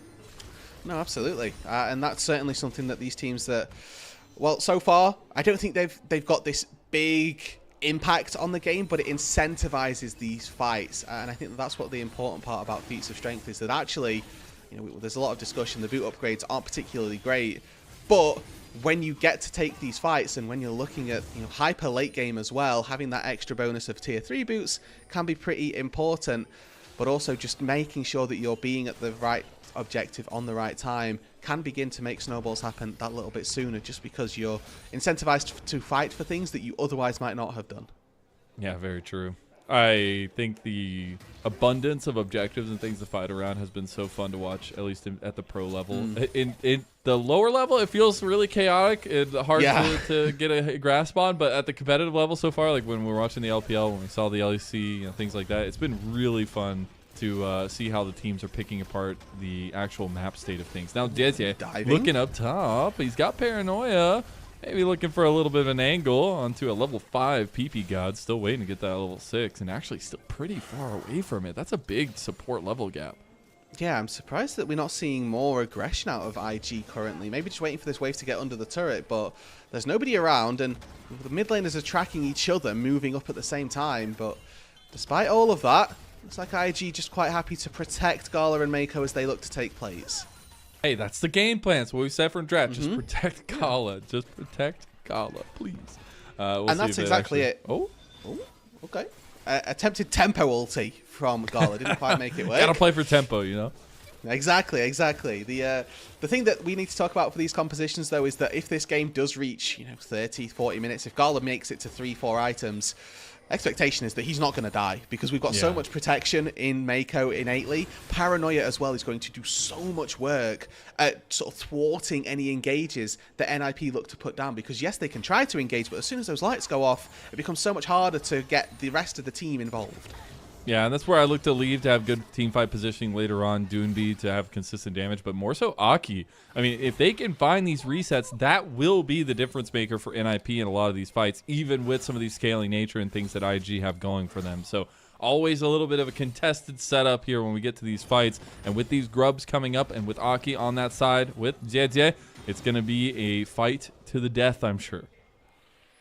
Shy attempting to sort of hold this wave outside the turret, not quite successful in doing so, as it just barely crashes in. But second set of grubs rather has spawned in. This time it's NIP who are first to the punch, as we can see Mako and Gala walking back out from base. And well, there we go. A little cheeky snipe there from JJ. That's 4 grubs, and they just back away. It's 5 and 6 as well, baby. Smite. Oh my god. I actually cannot believe they just gave up those groups completely. Now maybe looking at Rookie though, mid lane. Could it be? Oh, he has a ward though. And so now they actually try to transition back, but it's too little too late. All the grubs are gone. Grub again has struck the rift again. Okay, so for IG, this game going very well to begin with, and another small, realm warp. There you go, bringing back the classic strats, but it wasn't enough because that is a wild growth, but it maybe was enough on the follow-up, and there you go. We get the reset already for Aki. Jeje and Gala trying to get away from the team fight, but there's 4 members of NIP on top side, and they strike well. Yes, look what's happening in the mid lane then. Obviously, Rookie didn't make his way up to this top side. He pushes in the wave, is going to be able to secure a couple of plates in response for a kill onto Mako. Not the worst thing in the world for IG, getting a little bit of gold onto their mid laner, and if that plate does go into Rookie's back pocket, as it does, and that's actually going to be very beneficial for the IG mid laner. About a net neutral trade, it feels like, for our mids overall, and Rookie, as you can see, just a little bit up in gold over that rise. Aurora will have, I feel like, a little bit more teamfight impact than the Rise does, even with kind of the AoE nature of Rise. Aurora is ridiculous if you get in the right position, and I expect Rookie to do so. Jeje will catch Shanji, or at least be caught by Shanji in the jungle. Does get feared away. That's a 2-level difference between the solo laner and the jungle. Gala trying to get more plates on top side. They have about a minute to go for the rest of those plates, maybe getting a little bit more gold for Gala as we hit first items for a couple members. Yeah, so experimental hex plate. I'm not quite sure how many H's or E's it begins with, but it's a really good Nocturne item. It's Nocturne and Olaf coded, so that when you press your ult, you get that attack speed built in. You press your ulti pretty much immediately. You're incentivized to go straight in on the darkness so that you can get that injection of attack speed and almost become an assassin with this item. I do want to quickly touch on the fact that we've got this little bit of a downtime right now, Mazel, where we're probably going to see Gala move into this mid lane to keep him nice and safe and protected, keep that farm coming in as a steady stream, as this best of 5 is the expectation coming into today and coming into Group D is that these are our top 2 teams from the group. So far, they've shown that they can go blow for blow with each other, but being able to come out of your group as the top seed makes a statement to the rest of playoffs. No, it absolutely does. And the fact that only the top 2 get out, as you talked about it, they already are losing this fight here. Jeje cannot go over the wall there, and or at least decides not to. They lose 2 members quickly to NIP's strike, and they lose the dragon as well. No, and that means that that's 2 feats of strength for 2 overall. So we're waiting for, or rather, objectives. I have to find a better way of differentiating feats of strength and the objective bit for feats of strength. But they get 2 objectives working their way towards the overall marker. So they're 2 for 2 currently. That first turret could end up being broken open in the top side by IG. Feels like that's what they were working towards with Gala and Mako for the most part, but they've sort of swapped away from that. You do get to see the power that this Viego Rakan will have in team fights. Mako charmed, knocked up, and taken out in the same amount of time it takes for him to come out of CC. And then Jeje caught by the stolen polymorph. Means that he can't flash over that wall. And now the Shy in trouble down in the bot lane. This was R1 Renekton, by the way. Just throwing the gauntlet on the table and making it sing. As he does put pressure on the Shy. The Shy does not have TP. He has to stay down here. And Viego on his way. Aki looking to punish, but maybe just going for a back. Rookie. Yeah, so there's a little bit of shadowing coming through as well. Rookie making his way down to this bot side just in case there was any dive. But what this has done is obviously bled into how the entirety of the rest of the map is going to have to play out. Now, Rookie, he's either going to get to TP up to the top side, or they're going to have to transition all of their pieces up 1 rung. So Gala Mako go into the top lane, allow Rookie to farm a wave in the mid lane.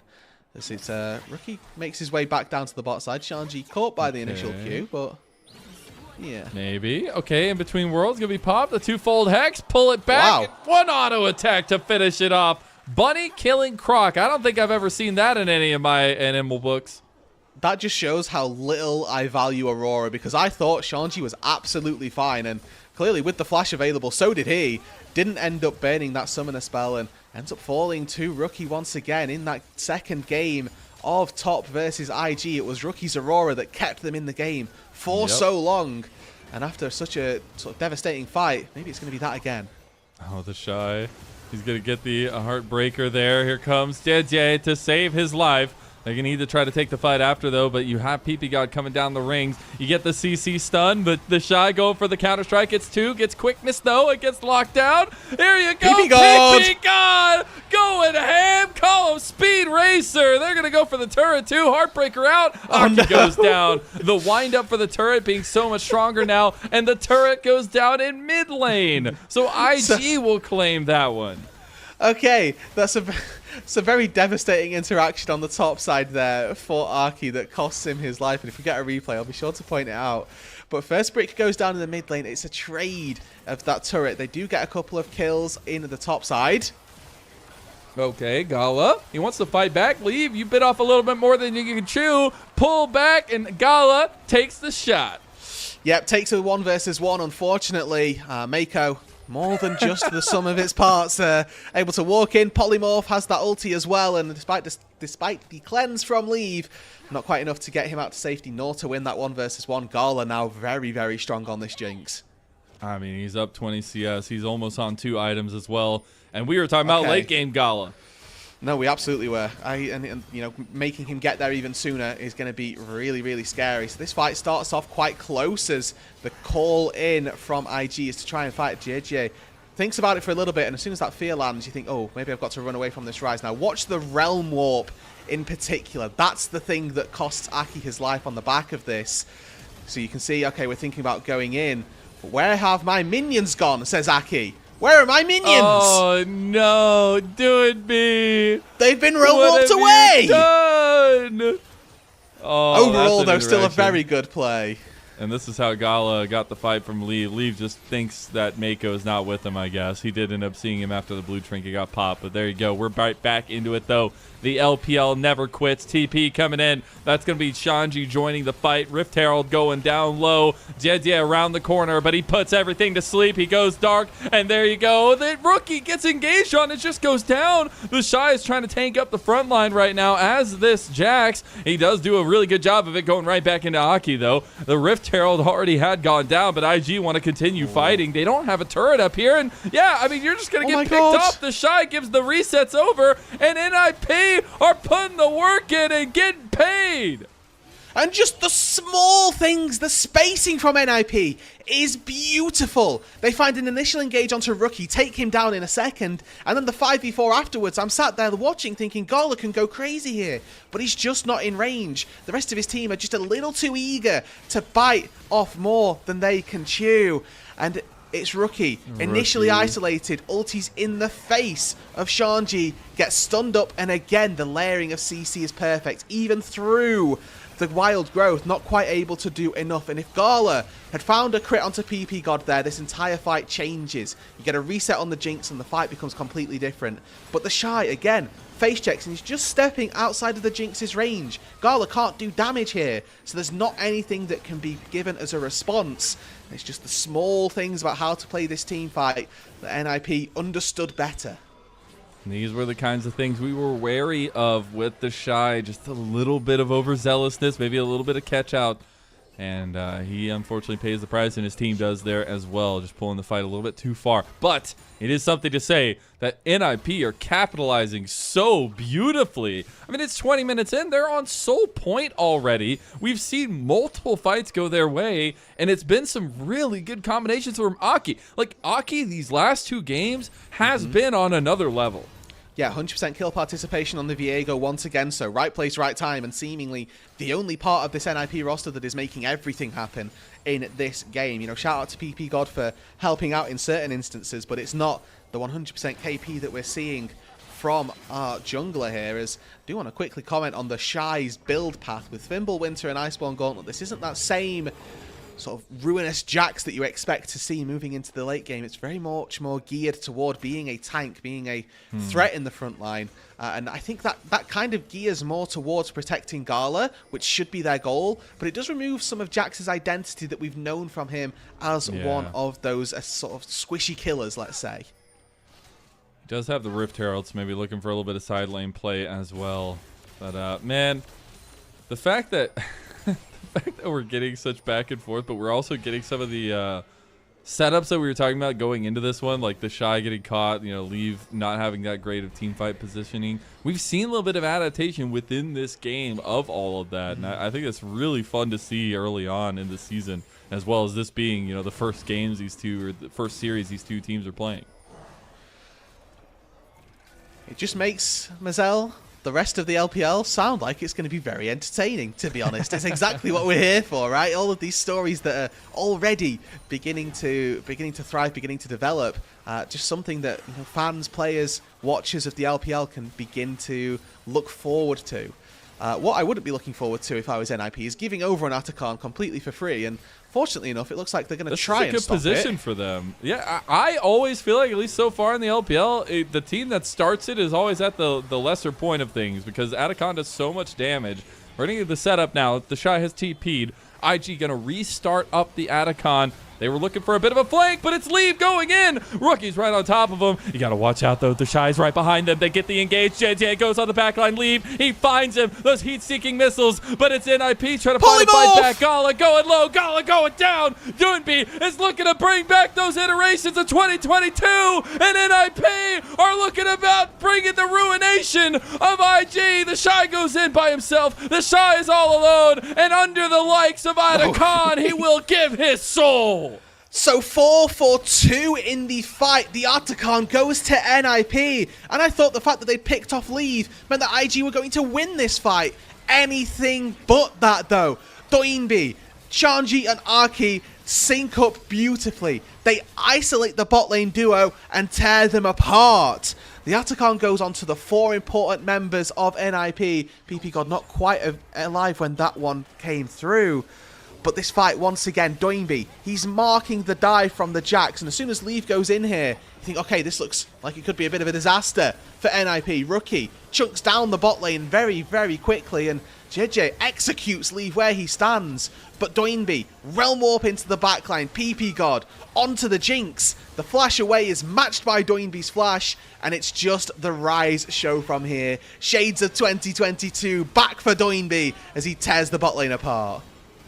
I think the Avengers just forgot who their enemy was. They forgot about Dr. Doinb as he just comes through so clutch there. Look at the hype. You'll love to see it. There you go. I mean, this was going to be a completely different roster in terms of the mid lane, in terms of the show power that this team was going to have. And as soon as Doinb was announced, as soon as those leaks started coming through, people started getting hype about this team. And I think NIP, now showing us a serious contention over IG, has a lot of backing to make damage done in the LPL this year.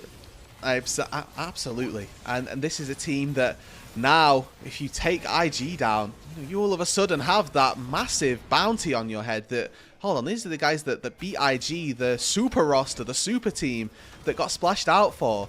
Meanwhile, in the game, IG did a very good little bit of map movement here. They've avoided the Atacon, and they've taken 2 tier 2 turrets. So even though NIP had that big buff, they found themselves losing out on the turret game. Importantly, that Drake is about to respawn, and it's soul for NIP. They get to fight for the soul with the Atacon buff, and IG are going to have to play this exquisitely if they want any chance at stopping it. Oh, Aki, he's going for the play. They still have that reset, like you were saying. Dragon up. Ocean Soul would be so massive for NIP. JJ may be going for a steal here, but looking to contest as much as possible.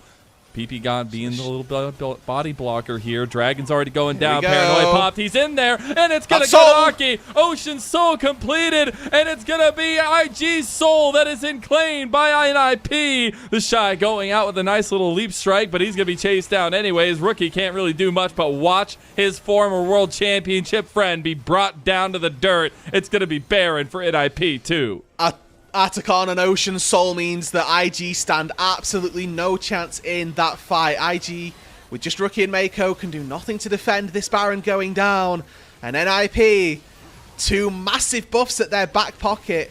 And now, a lot of gold on the map still to be claimed. Mid, not even knocked down that tier 1. The tier 2 in the top lane, ready to be taken out as well. A replay for you of how all of this breaks down. And once again, the 50-50 comes through. It's one out on by Arki, but Realm Warp into the back for PP God, straight on top of Gala. He's taken down, and the fight is over. Dude, Doinb is masterfully piloting this rise right now. Feels like we're back to the glory days of this man. It's been a while since we've seen him on the Rift, years in fact, but it is a pleasure to see him do his thing. I remember watching Legends Cup, and it was so fun to watch him still working it, still playing Zeds and things like that, and still trying to go mechanically sound. And it's nice to see him competing and bringing this team up with him.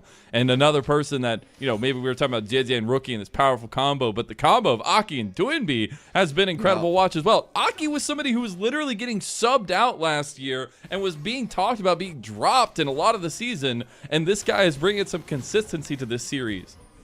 And I mean, exactly at the right time as well, after game number 1 was such a wash. Although another fight may be breaking out here. The Shy looking to protect some vision, but yeah, remember, JJ absolutely ran game number 1. 15-0-4 on the Xin Zhao, was a monster, but has not looked anywhere near the same since, and it has been the Aki show since then. It has been, and now we're going to look at the NIP show on bot side as they take the turret. They're looking at the inhib now as well. They still have the Baron buff up for a little while. They're getting pushed in mid lane from Shanji. Going for the engage goes PP God. They got a lot of health taken off the Shy, but it's not going to be just enough. He is that tank build like you were talking about. They do get that tier 2 in mid lane, though. JJ is the one that's over here. He does have Paranoia. If IG want to pull the trigger, he's in range. It looks like NIP realized that, will back away, try to use some of this siege potential for themselves. They still have the Baron going. And there's still so much of a window for NIP to be looking for these fights. And even in a 5 versus 5 where you'd expect Jinx to be reigning supreme, Gala just too far behind the curve. We're so far away from finishing Infinity Edge. We've not even started it yet. And at this point in the game, it's just not enough. You need the anti-heal to be able to get away from some of that Ocean Soul healing. You need the other 2 first items that he's picked up for himself just to be able to do any form of attacking at all.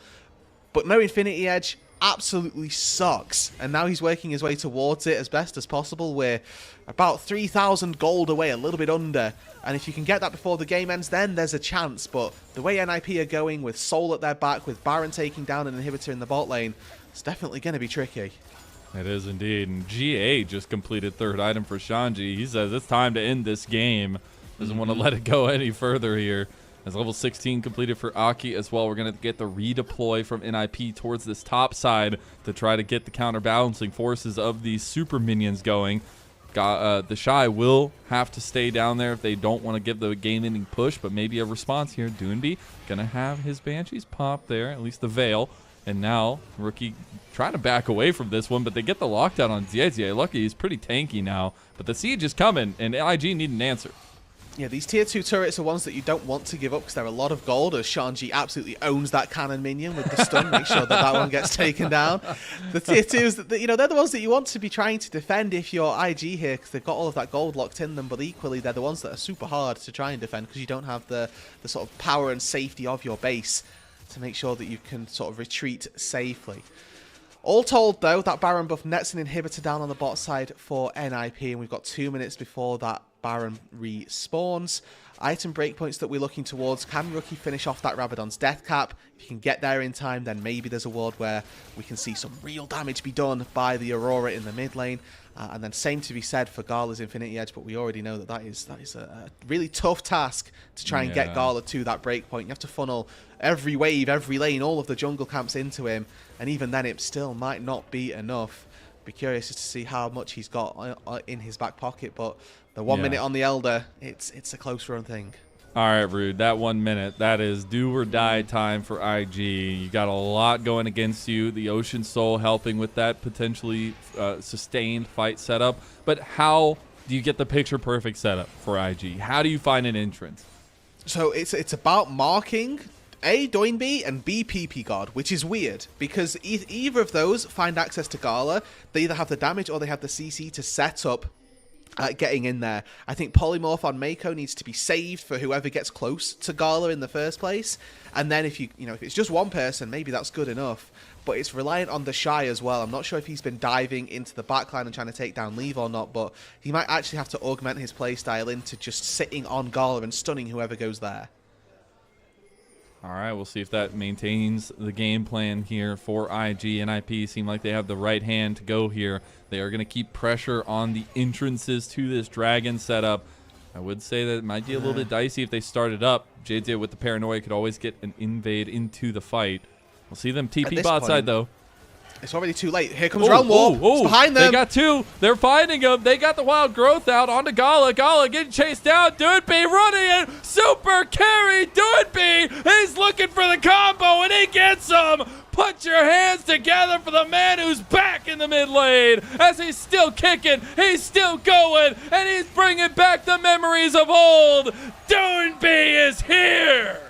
And he's here to party, Mazel. 2-1 for NIP. Doinb putting the team on his back with a 6-0-10 performance. Realm Warps in the backline, takes down Gala and takes game 3.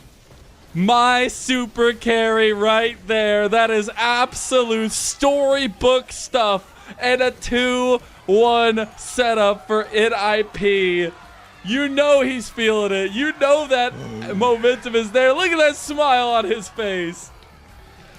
Ah, my word. We are one game away from the rookie kryptonite continuing. What year are we in, man? What year are we in? NIP taking this scalp would be massive. IG had a early exit from Demacia Cup. If they come out of this group second, then it's even more devastating for them, and you really start to have to start asking those questions about, was it worth all of this investment? IG, a team that had so frequently been a team to promote from within and build up these players within a franchise, they scrapped it this year. They scrapped it for 2025 and decided that going big was the way that they should go, when ultimately what we've seen so far is they may end up going home.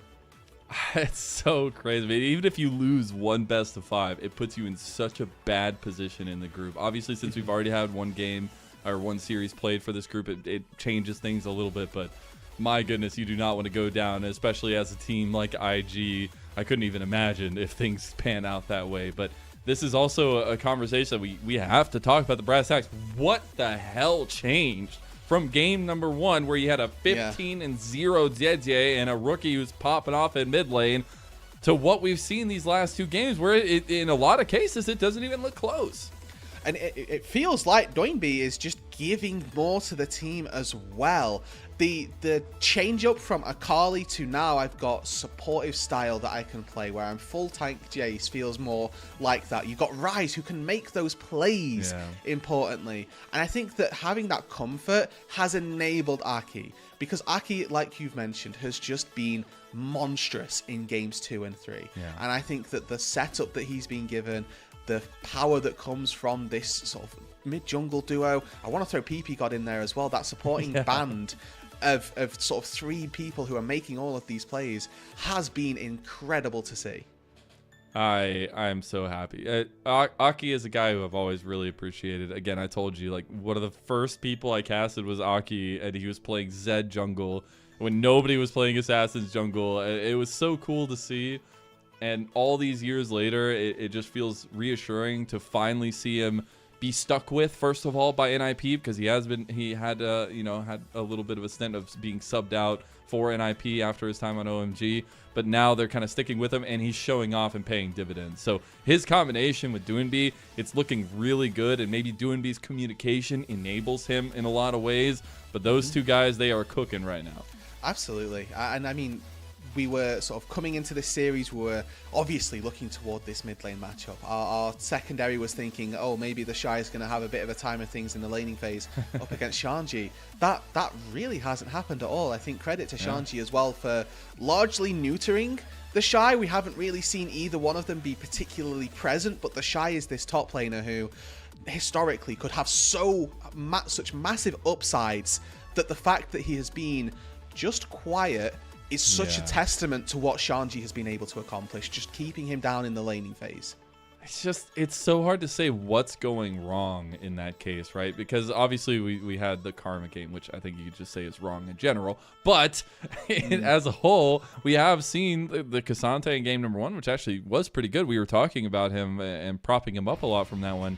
But this is a Jax that wasn't necessarily the normal Jax. It was more that tank Jax because of the setup they had with the composition. So the Shy is obviously giving up some of his stake to help the team. And to be honest, it's not working in all that case. So I would like for them to take a little bit of a page out of NIP's book and show us a little bit of comfort and go for things that are going to be more played towards the center of these stars that are on this team. Yeah, we're getting into murky waters here, Lennon, because we're getting very close to saying, yeah, let's put Shy on a split pusher. Let's send him to the side lane and see how he gets on.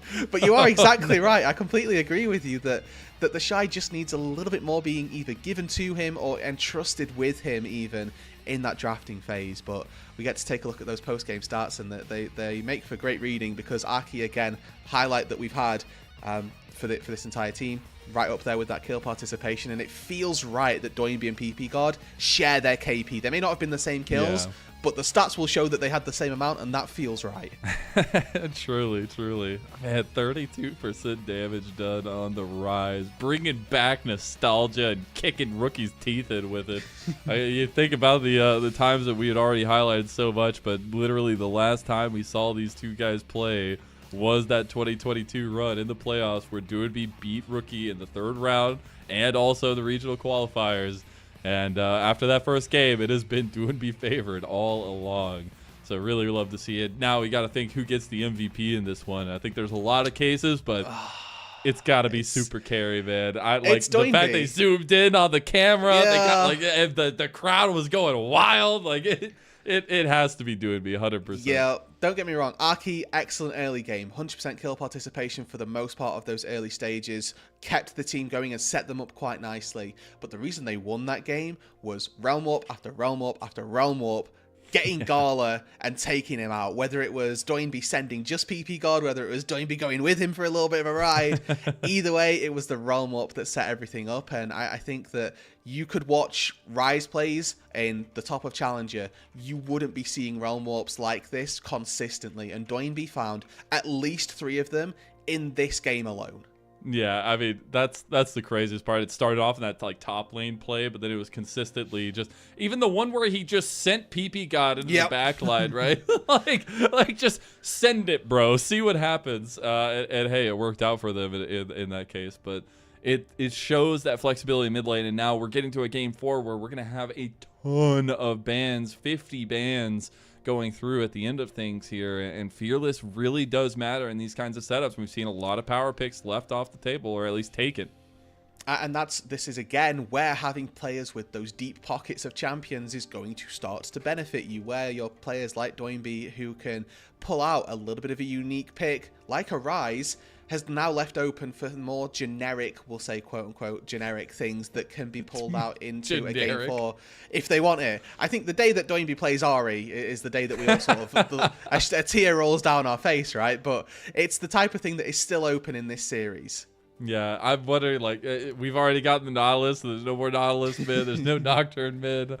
We'll see what we get. It is Doinb with his fingers crossed. And absolutely working on IG. 6-0-10 for the NIP superstar mid laner. Yeah, 32% damage share. You highlighted it in the stats, but it is worth saying again just how incredibly much that is, right? There are 5 people on your team. If everybody's doing the same amount of damage, you get 20%. He's doing like that and half of that again. So just an incredible amount of work being done by Doinb in damage as well as in setup, because he was the reason that they were setting up kills onto Gala as well. Yeah, he absolutely was. I mean, the little lockdown, like that last play where he's just super, like, I'm just imagining Rise with like the fast fingers, like just running at him. He's just running away.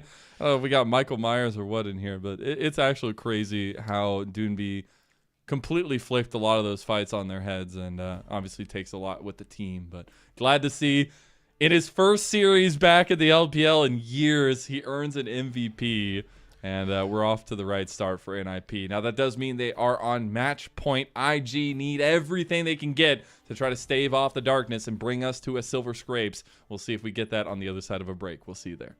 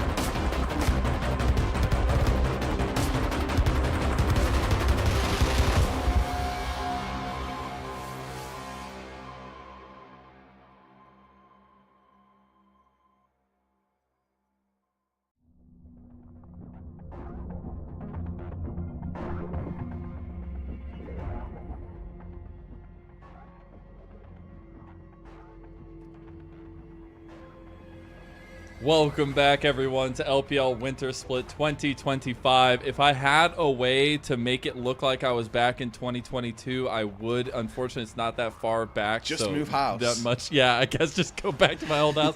I'm Mazel, joined by Root Dude, and we are on the verge of an NIP win over IG. 1 game away now on a 2-1 best of 5. On the verge of an NIP upset, Mazel. An NIP upset. Beating As soon IG. as Doinb joined the team, I counted this team a little bit higher, I guess. I don't know if Then it's a fair full-on enough. upset, but Doinb does crazy things, man. And in game number 3, he absolutely did. He was just a monster. We got to see Doinb rise, right back out, large and in charge, raid bossing down into the bot side and destroying Gala and the hopes of IG taking game number 3. I mean, it was a joy. It felt almost, I was sort of taken aback, like an out-of-body experience. I see Rise get locked in, it's by Doinb, and I'm like, wow, okay, there we go. That's what I've been waiting for my entire life, and I get to be a part of it as well. That last fight needs to go in the package from this week or something, because like just the fact that he's running through 4 members, just ooh, he just kills, literally full on Gala. sprinting. Like absolutely insanity. Now we are getting into game number 4. All the bans at the bottom of your screen, which will be filtered through, will be the bans that, because of what we've seen so far in the series. In Fearless, you can no longer play those things. So that means at the end of this one, we will have 50 bans, which is actually insane. We already see the Karthus, the Galio banned by IG, who are on the blue side yet again after losing. And then we have the Callista ban already there, with the Skarner joining the table for NIP. Rumble will join NIP on that blue side ban. As for what IG decide to get rid of, I'm honestly not entirely sure what their blue side ban is going to be. What are they particularly scared of that's still left up on the table? Obviously, as you've mentioned, we are now...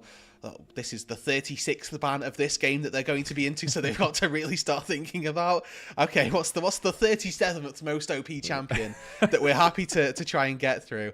That type of thing is certainly up for The contention. Silas, that's a good one. That's a good I love ban. that. I love Both that. these versus guys love Doinb that as pick. well. So that's a very good ban to take off the board, and B1ing it is definitely not on the cards.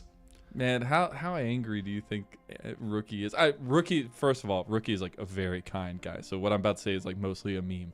But he just imagine he's sitting there getting ready to go. He's like, why Doinb gotta come in here and walk me like this, man? Like he just comes out of nowhere, comes out of the Legends Cup, and is just here dominating.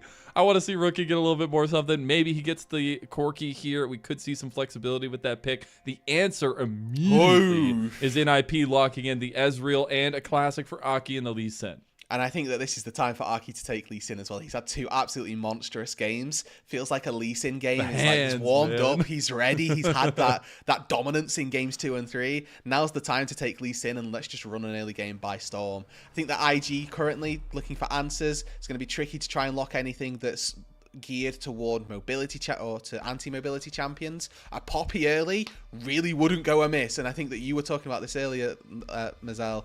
GJ Poppy, something to keep our eyes on. It absolutely is. It has been banned away from him, but we get the Pantheon locked in. It could go top, could go jungle, could even go support if we need to. But man, I've been loving that Pantheon is joining the ranks of some premier picks in the LPL. We'll see if they want to go for the double combo. It is going to be the Azir locked in for rookies. That means the Corki going to be going bot lane. Okay, and this is now, if they put the Pantheon into the support role, a very heavy kill lane for IG. Pantheon Corki do not play in their team fights and in their little skirmishes down on that bot side, so I really would like to see it go down into that bot side role and make a 2 versus 2 out of that. The UD are locked in, presumably for Shanji up in that top lane, to be that, I guess, neutralizing factor once again versus the Shy. I guess so, or something. We're getting to the second phase of bans. Already the Gnar is banned away, trying to take away anything that's going to upset this matchup for Shanji. Shanji has been an interesting one on his Udyr picks. I remember whenever he was first getting up to speed, he was very dominant, but then I feel like has had some lackluster performances on it. So we'll see if he can get the ground running on this one, but will be a powerful force in this setup for the matchup. The Lilia ban right now towards this side of NIP. So maybe we're thinking there's some spice coming through here, but I don't know. IG thinking.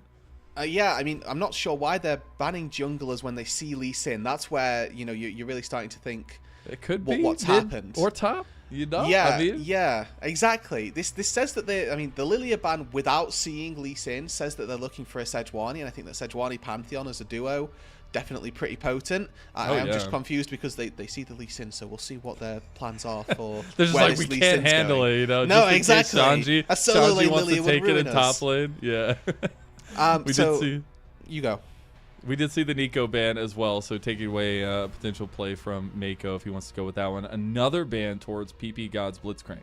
Interesting. Okay, and I mean that's fine for Nazir, but it's definitely not as geared toward the lane, unless they are going to opt into an enchanter, take that Pantheon up to the top side. Perfectly within their rights to do so. True. I do like this Alistair as a combo, A with the Ezreal and B as an answer preliminarily to the Pantheon. So they don't know that it's going down there, but if it is, it's a very good pick anyway. Ezreal Alistair synergizes really well because they don't do anything.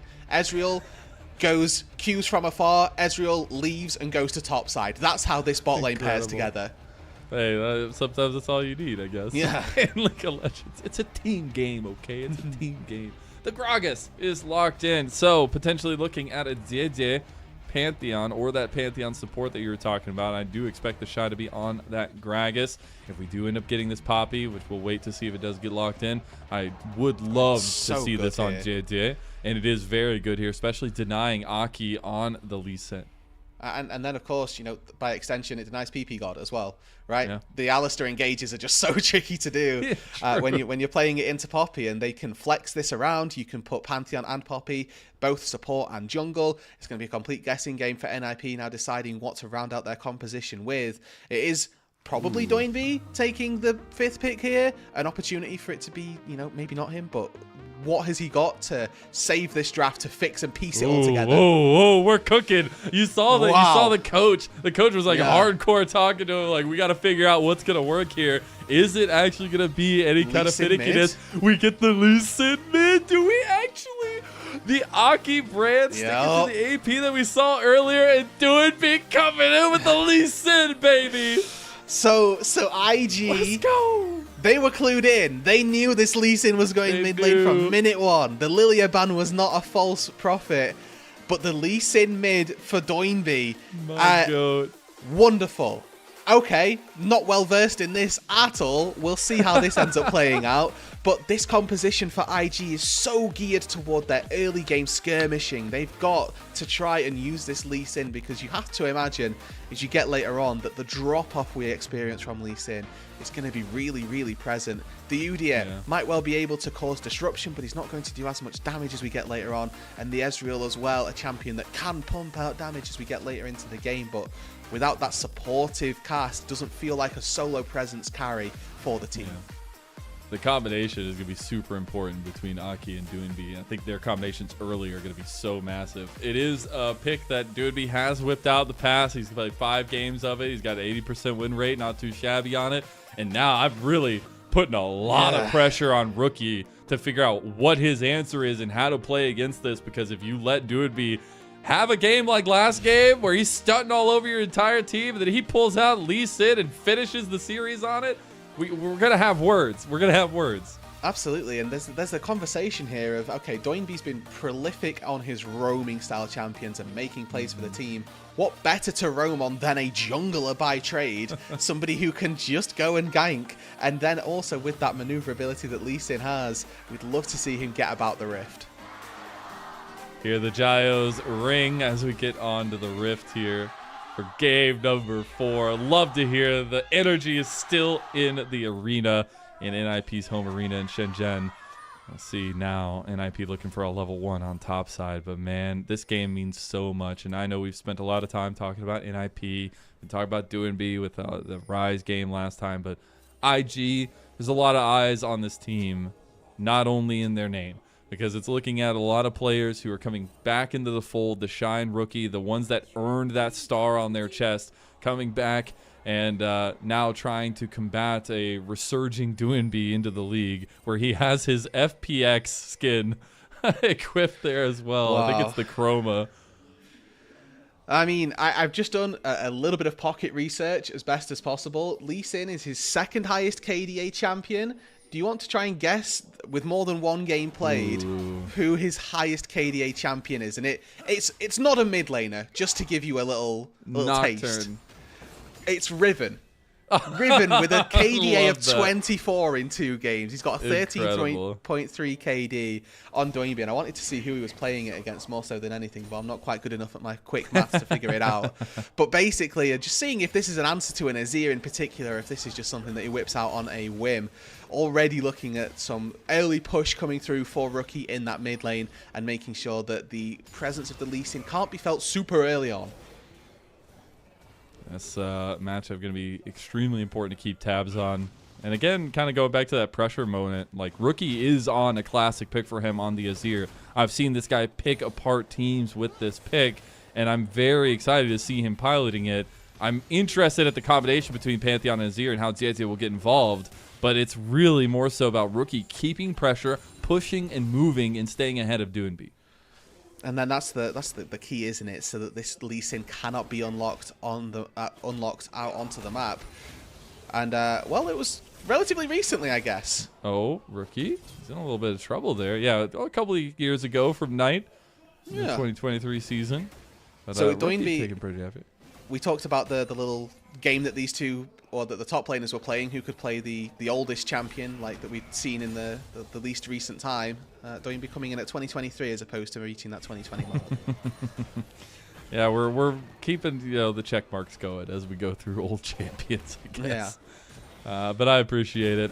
It's still so crazy though, as we're like talking a lot about the history of these guys. I mean, the history of Rookie, a post from him, and a guy who I love talking about, but a guy who hasn't necessarily found that lasting success. He's been so damn close. I mean, you look at his time on V5, you look at his time on Top Esports, you look at his time on NIP.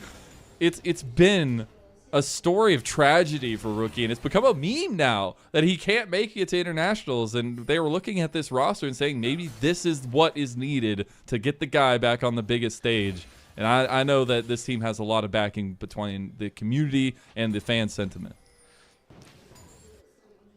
It's going to need to pick up some of those pieces and really rally the troops for this 4th game, because they need a 5th as well if they're going to try and take this series. And I think that taking this series is really the first step. The expectations for the organization as a whole for this year are to make it back to those international events, and losing in a best of 5 versus NIP to begin with doesn't instill that confidence that they would like to see. But for NIP, obviously the complete opposite. If they're able to take a win in a best of 5 up against this IG roster, then what is the limit for NIP? How far could they go? What are their expectations, and how do they change with Doinb not only joining the roster but them as a whole in the LPL? And you might be saying, why are you putting so much pressure? It's the first game, first series of these teams. Why are you talking about so heftily? Why is there so much weight behind it? It's because this is single round robin. Bottom 2 teams of each group are knocked out of the split. Only 1 of 16 teams is going to be able to represent the LPL on the international stage in the first stand tournament. So it is a big deal to try to get these wins. And it would be a massive deal for NIP to take a win over IG. And not to put any disrespect on FPX and RNG, the other 2 teams in this group, but this is probably going to be the closest, most competitive series that we see before playoffs for both of these 2 teams. So it's going to be the best form of competitive practice that they get until you make it to that playoff bracket, where obviously every best of 5 is incredibly important. So this type of gameplay and how they're performing here will be indicative for how they play in the playoffs. It's important, and it's important to start off strong. Speaking of, Shanji starting off a little stronger than the Shy, getting a nice little trade as well as a level advantage there. We do have objectives coming up on the Rift. We've seen massive movements around the map every time these grubs spawn. Dragon has not been the big focus early on from either of these teams, and we see that's going to stay the same. Already got some movements up from those bot lanes, and now we get to see Leave as well, making his way up through the river. Wait, he might be in trouble. Yeah, JJ. Okay, he's gonna get that little phase shift over the sniff. side, and yeah, you get the trade. And this has been the case, at least willingness for both these junglers to kind of trade this one, but you know how strong Brand can be around the grubs. There was a reason why Brand was like a main jungler in the last year. Yeah, I mean, he just takes them far too easily, really, more so than anything else. Fated Ash Crazy is what already picked AoE up. does. Mental, especially when you give him percentage damage versus jungle creeps as well. We've incentivized it almost. They knew what they were doing, did our friends at Riot. But Arky able to find the grubs, JJ able to find the Drake, a nice even 1-for-1. So the benchmark working towards the 3 required objectives for the feat of strength. Both evenly distributed currently. And for the first time, it feels like, in this entire series, no early first blood for NIP, as they've been kind of checkmarking that feat very early on, almost individually. True. I think that's actually hilarious. It's maybe a little bit of copy. Oh, Doinb. I thought maybe Mako was going to look for the angle, as he does have a bit of an advantage here with that level 6 mark. Could use the Dragon Rage kick in combination of PP God. This has also been a trend throughout the series, is not sending laners to fight laners, and we actually have Leave going mid lane. Yeah, I mean, Leave has experienced all parts of Summoner's Rift in the laning really phases has. in this best of 5. He did have a stint down in the bot lane, but that was a Varus game that they ended up losing. So since then, they've kind of banished him from the bot lane for laning phases, and he's now mid lane for this one. That's our headcanon. Yeah. Banished. Sorry, if we put you in a 2 versus 2, yes, you win the 2v2, but somehow we lose the game, so that's not allowed. No more early kills for you. Stay away from first blood. These are all things to focus on. Oh, the Shy. Not able to get much of a combo there. Shanji's going to work him down. Health bar down to about half now as well. I will say Didier does have the Grand Starfall. If that Pantheon music starts playing, we'll know what's coming, but he can look for those big, deep ganks and the aggressive nature that Pantheon brings. And where would you look to do that? Because at this stage as well, it's really only going to be flashes that you can force as the Pantheon. We're making it to this point now where, in the top lane at least, Shanji is feeling confident to walk in the face of the Shy and start taking plates. So you don't really feel like they're going to be able to kill Shanji. In the mid lane, Doinb has got kick, he's got flash, he's got theoretically a ward hop as well with that control ward tat in his inventory. And then down on the bot side, Ezreal, Alistair. Really difficult lanes to gank for JJ is the real point here. And when you're looking at this for Arky as well, who's already got that slight CS advantage, is moderately outpacing the Pantheon. Just being here to shadow down on this bot side. If he finishes this recall, cancels it, he might end up finding a fight. Oh, they actually see both of them. Now Mako stepping up to see if he's there. They get him. Now Mako is Lovely. just dying. He paid the ultimate price, and first blood goes to Leave in NIP. Yeah, and it feels so rough there. JJ just pathed towards that tri-brush. The sweeper would have seen the brand in the bush, and they could have been a little bit more cautious, planned a way about how to go about it. But it was Mako that face-checked, Mako that got stunned, and ultimately Mako that ends up falling. I love as well the heads-up play from PP God as he actually Q flashes instead of looking for the WQ in the steadfast presence. It's a small thing, but it's definitely something worth mentioning because he's able to find first blood and continue to layer that CC.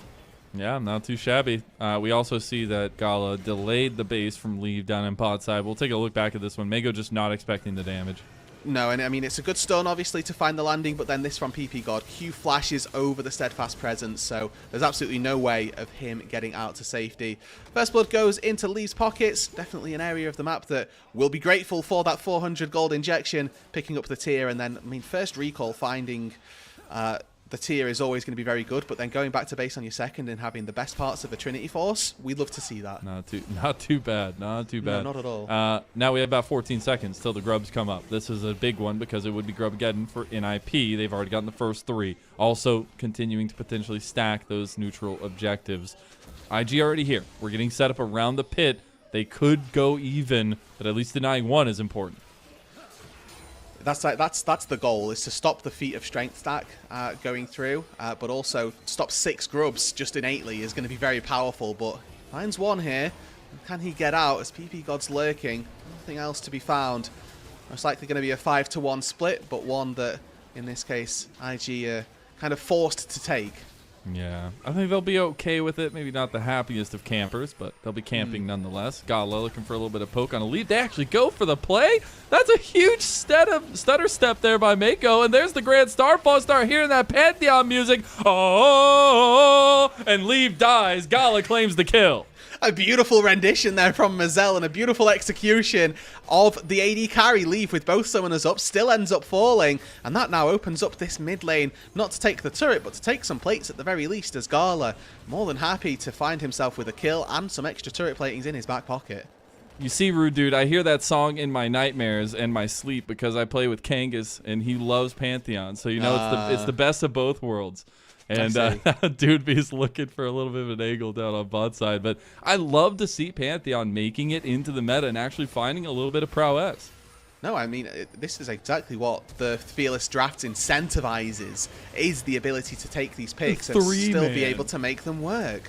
Complete domination, really, from the Poppy. And this is, you know, we were talking about JJ's Poppy being the thing that we were looking to see. Mako has really taken some tips. Yeah, Mako's having a great time on that Poppy. Rookie also having a great time working into Shanji there. Doinb's going to be on the opposite side of the map. But we do have first items up for everybody, pretty much, for IG.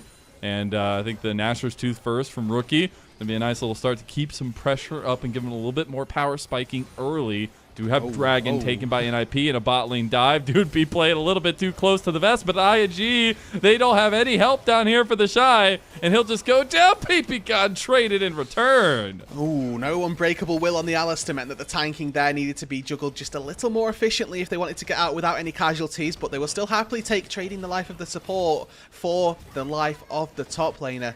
Just putting the Shy a little bit further down. And, you know, as far as the side lane deaths with the Shy go, we're not too worried about that one. But first turret, the fight is on.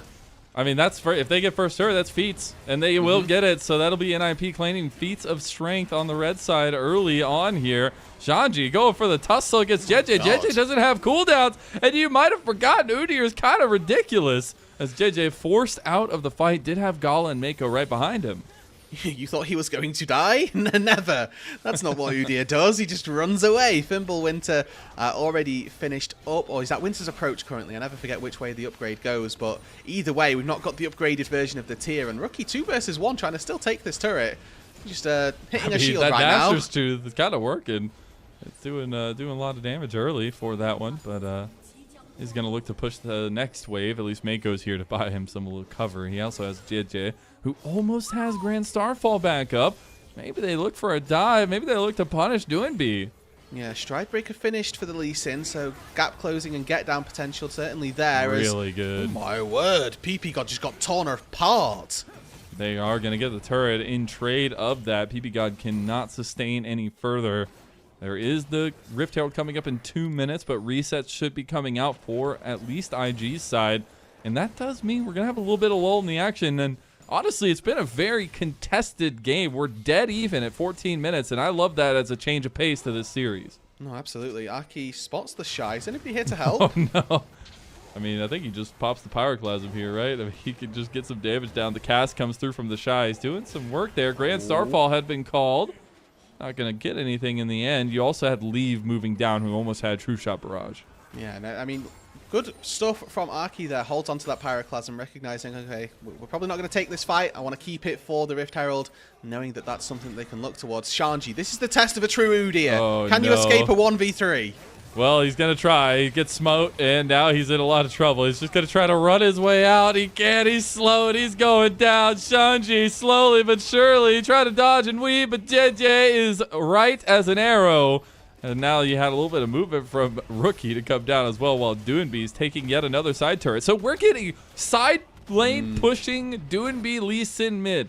Yeah, the 400 CS Lee Sin hack is what we call this one, where we just stay in the side lane and we take those turrets. I mean, credit to Rookie as well. He's keeping very good pace in that farm department and is equally matching out on those turrets. He was a contributing factor to that top tier 1 going down, has obviously built into this Nashor's Tooth, which is helping him take down this tier 1 turret down in the bot side as well. A fight around our mid lane has not yet happened, but it feels like the way this game is going, we're building towards those mids becoming incredibly important. And just conceptually, how I look at these team compositions, I definitely much rather IGs as we move later into the game. The ability for an Azir and a Corki to try and play out these team fights definitely looks a lot easier. Oh, yeah, for sure. And you're already seeing little inklings of it there. Leave forced out of lane. Honestly, I think Rookie has just said, maybe if I don't see Doinb for the first 20 minutes of the game, I will have a better game. So he just plays completely away from him. They've literally been opposite sides of the map. Now they're going to go join up in bot side. But there's Rift Herald on the table. And IG have started it front and center, but NIP have a nice response up here if they want it. Both these mid laners have got teleport if they choose to take a fight here. I think that the denial from IG is much more important. When you've got those Void Grubs, the charge into the turret actually becomes really, really impactful because you spawn a load more Grubs as well with the Rift Herald. So if IG can deny it, it's going to be really big. But obviously if NIP take it for themselves, they've got some serious turret taking potential if they can pick it up. Both teams a little hesitant to move over. We'll be looking for the Atacon spawning here soon as well, so pressure is important. JJ goes in. Aki, oh, he gets pushed back onto the team. Leave has to get out of there with the arcane shift. Aki is in a little bit of trouble. Rookie, I've seen this play before. Rookie finds the flangle, and now he's on to Leave by himself. He does have the Nashor's Tooth. Shanji coming over, and unfortunately, IG are losing bodies left and right, and Rookie's flank did nothing to help them. The tankiness was too strong, and Leave, the sniper, pick him up, baby! A double kill for Leave. The Drake will go in their favor. They've said nanas to the Rift Herald, and they're going to move their way towards another neutral objective that can start their ball rolling even further down that hill. With the jungler dead, though, Aki definitely not up for this fight. Had to sort of call off that approach, and now Gala, who wasn't a part of that fight at all, under fire from Shanji, should be able to make his way out. And all told, Mazel, a couple of waves get pushed, but that was just a fight for fighting's sake. Neither of the objectives have been picked up, and we can go right back to square one. That's the fighting I know in the LPL. We got the TP Absolutely. in the back. This is what initiated IG's plan. And, you know, I'm looking at this, I thought the same thing, like, oh, wow, why have we pushed the Pantheon into the team? Turned out to be absolutely fine because his E was down, didn't have that defensive capability. And as soon as the kick comes through, it's timed perfectly with Rookie and his Emperor's Divide. Yes, it sets up the Shy to take down Aki, but there's nothing left because Rookie's too busy trying to dodge away from Leave. Trying to be a threat is not his possibility. And yeah, Gali, you can see. I mean, the Z-axis is doing some great work there. It felt very close, but got him anyway. Particles are a hell of a thing, I guess.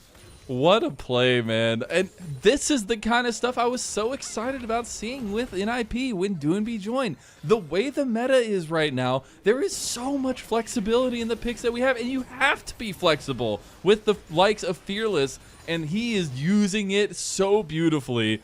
And it's just a sight to behold. Not only this, a lot of other teams, but man, Doinb's back, baby. Rookie set himself up a home down on this bot side. Unfortunately, it's a million miles away from any of his family. And he may end up getting punished for it. Aki's here, so's Shanji, and these turrets aren't particularly tanky. They are not, and it will be falling here sooner rather than later. Oh, no. Oh.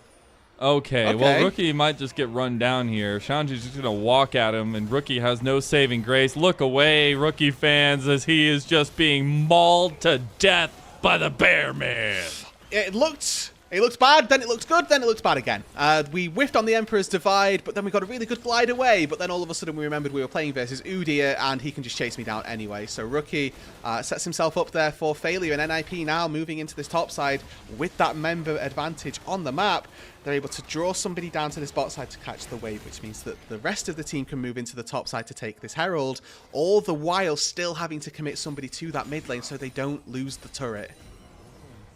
Rude, what is happening, man? It's NIP's day, man. It really is. We thought it was going to be IG. But it's Rookie getting caught in the side lane here. Maybe a little a la the Shy with his teammate. That divide is so close to coming through, but it's just not quite there.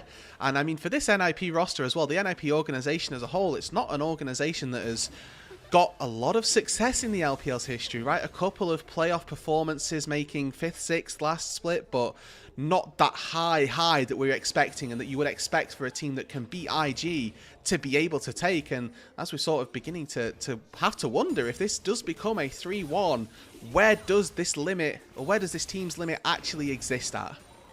It's just wild. And I think that has a lot to do with Leave's consistency at this point. I know that there's been some issues in the latter half of games, but the fact that you don't have to worry about a lot of things early in that bottom lane lets you play towards other things or even play towards them.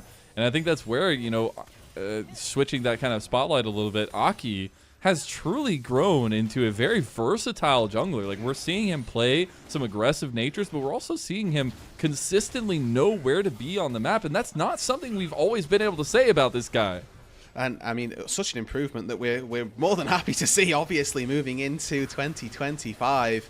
And just thinking about this, obviously, from the mid lane perspective, right? Doinb coming in and Rookie leaving NIP last year to try, really, and make something happen on this new IG Super roster. If he ends up being on having left this roster to join a team that it can't even beat, the sort of mental damage and the feeling that you would have is really devastating. Okay, well... that win. That's a win. That's the ultimate caster curse.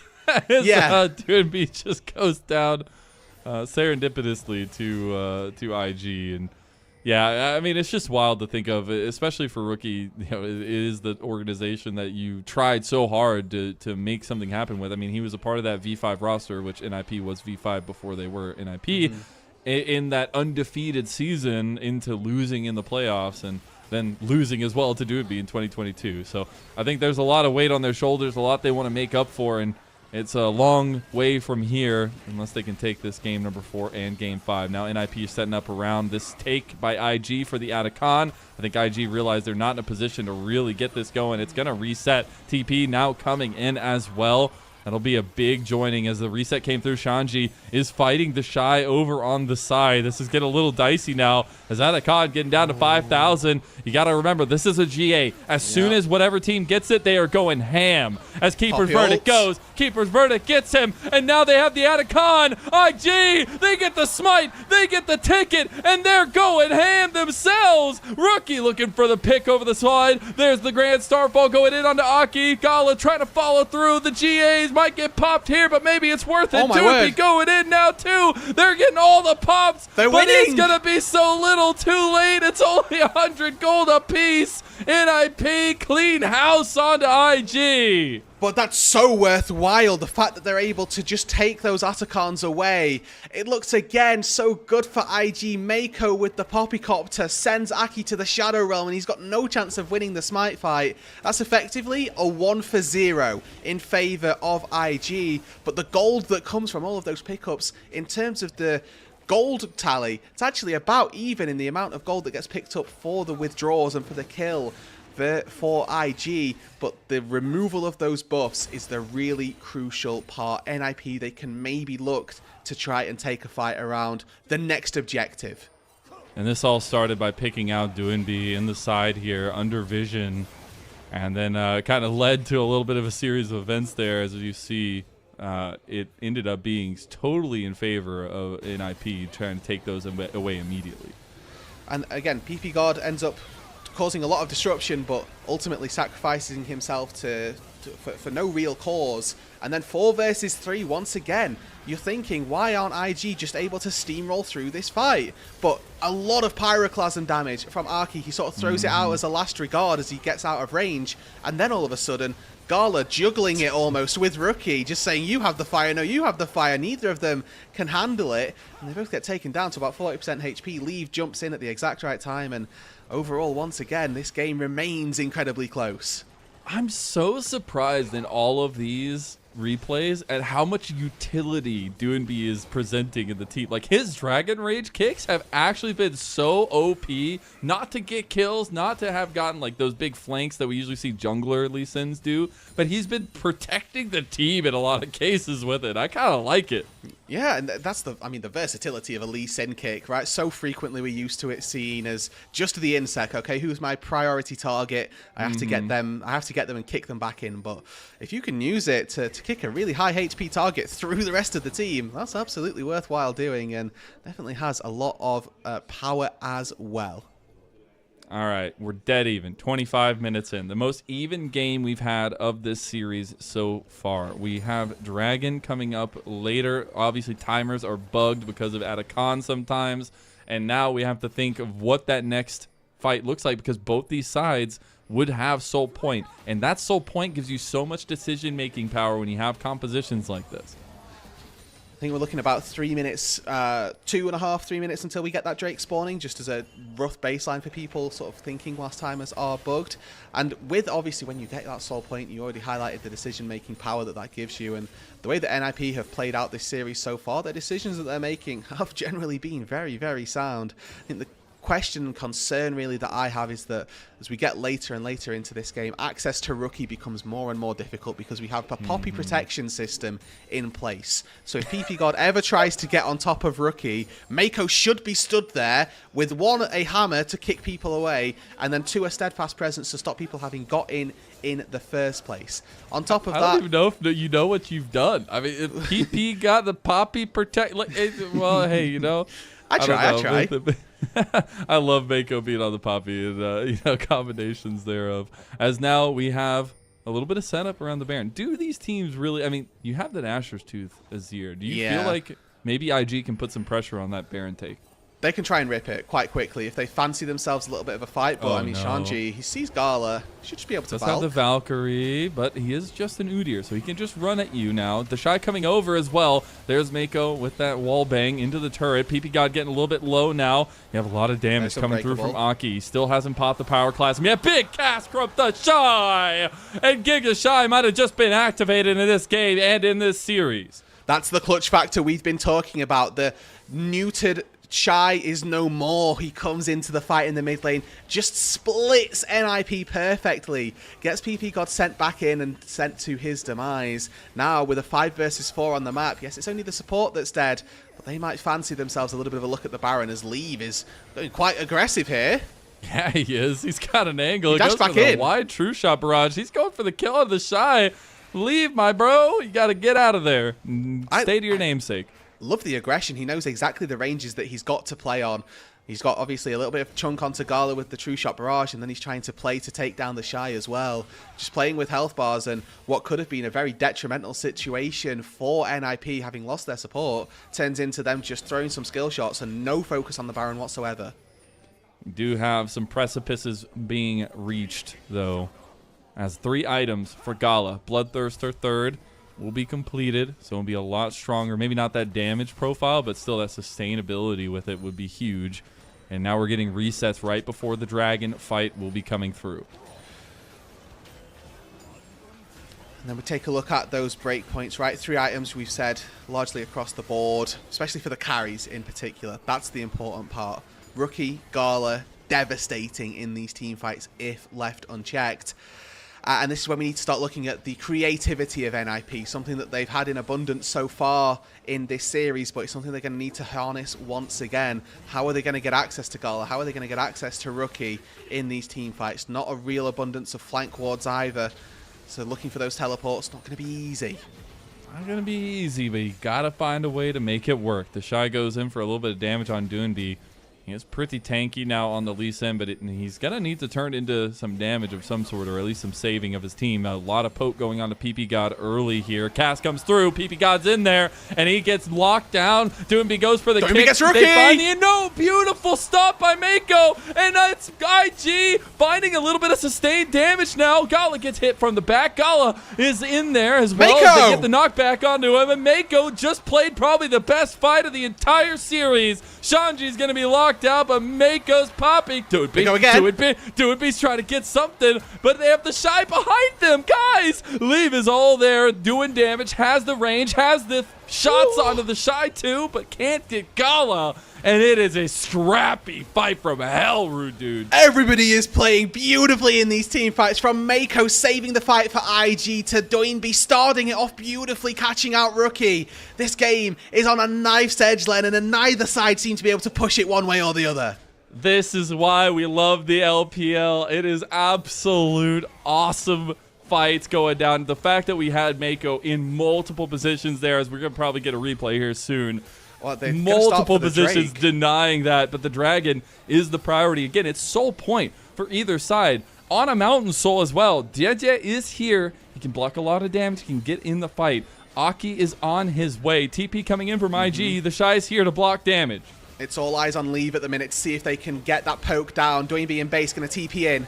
Oh, they actually got a lot of damage on the Shy. The Shy's caught out. He's by himself here. He's getting worked on by Aki. He's going to go golden. Doinb is here, looking for an angle on the Rookie. The Shy goes down. Man down for IG. Man down. Doinb Red alert. In. We might have Doinb going for a backline. Mako, he's gone. The saving grace, but Rookie misses the Emperor's Divide. And while JJ is getting taken down, Shanji is just running rampant. NIP, they're no longer from the shadows. They're straight in your face. And the ninjas are taking down IG. 4-0, and Baron's on the table. Drake will be left to stand for now. But NIP, once again, another beautiful fight to take all 4 of the important targets just to the cleaners. Gala barely able to walk out, and he can't do any of the damage necessary. He sat there with just 1 hit point, it felt like, at the end of that fight. Leave and Gala had their own little brawl to try and decide who would come out on top. But the Baron goes their way. This is a replay of, I believe, the initial fight that led us here. The Doinb catch on PP God. So Doinb on a ward, catches Rookie here with the kick through Mako as well, who gets the steadfast presence up just in time. And just when the divide comes through, it's not quite enough. There's so much about this skirmish as Gala burns his barrier there and Mako sends 2 people away. It opens up Aki, and IG should be looking to win from here. They've got that 4 versus 3, and they just couldn't manage it. And then again, second return fight. The Shy, who's just a little too far forward, and Aki, perfect positioning, completely safe over the wall, just chunks out of the Shy. It's the heaven and hell plays. It's literally some of the best gameplay we've seen from IG, followed by absolute collapse. As you said, 4 for 0, and they barely made it out with that last one. Really unfortunate timing for some of the members of IG, but really good capitalization from NIP. And you mentioned it earlier, but Leave is just on a dime right now. I mean, the guy is absolutely working it, and he actually found so many angles on this Ezreal. He's 5-1-5, and he's one of the biggest factors of NIP's damage. It's so dangerous leaving this Ezreal unchecked, and you know the Ezreal champion, I've always said, will always say, scales with how easy he is to lock down. And if he's not easy to lock down, he's an absolute monster. Leave so far has proven to be exactly that. We've not got access to the Ezreal from IG just yet, and they are on the brink of taking this series in a 3-1 fashion. Baron at their backs, the siege on the bot lane has begun, whilst in the mid lane we're seeing pushes come through from Shanji as well. Leave at almost 40% of his damage done for his team. We have a little bit of a lead for NIP that might grow here as they take... Wait, Rookie? Rookie's down! Okay. He has just died. That might end the game. No way. Bringing back the nightmares of Doinb against Rookie. We have to see what just happened. Oh. I cannot tell you I know. Right. Well, that might be the thing that loses them this series, Lennon. They're looking for the Nexus turrets. It's going down. IG, they have buckled under the pressure. A big keeper's verdict, but I don't think it matters. The turret is already down. NIP are circling them like wolves.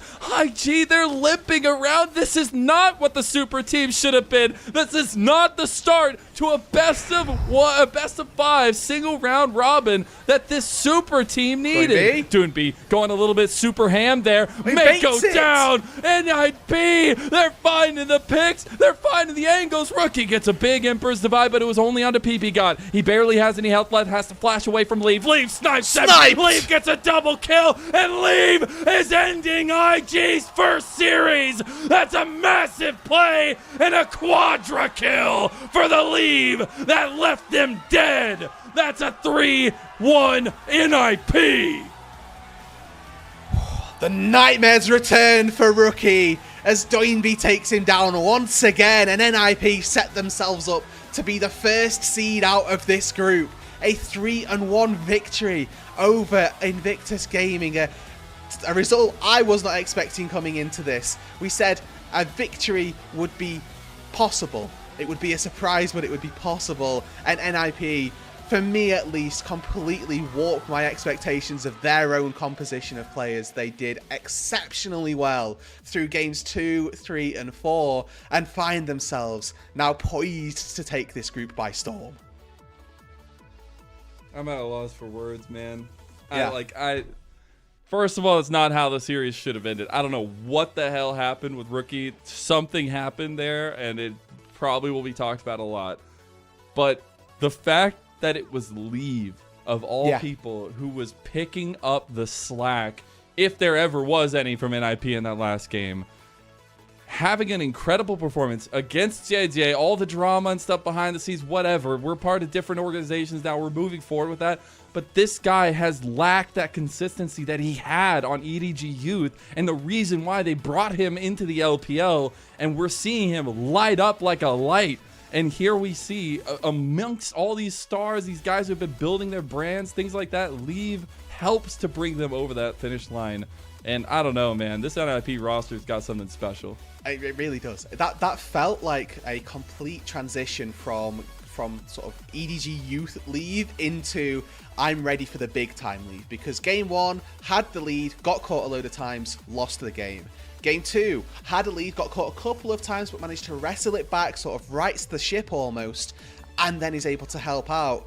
Game 3, not necessarily under the radar, but wasn't the carry as Super Doinb is just dominating on Rise. And then Game 4, we have final stage, the expected Leave that you have from this glorious sort of evolution from his youth days into now Game 4, super carrying his team.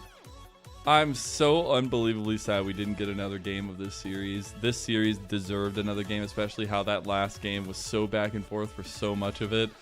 But the first series of both these two teams, it was Rookie versus Doinb. It's the super team versus a team that's been in development, that's been trying to work through things. And the fact that in a single round robin series setup for these groups, we now in Group D have RNG and NIP at the top of the list with only 2 games left to play for each one of the teams.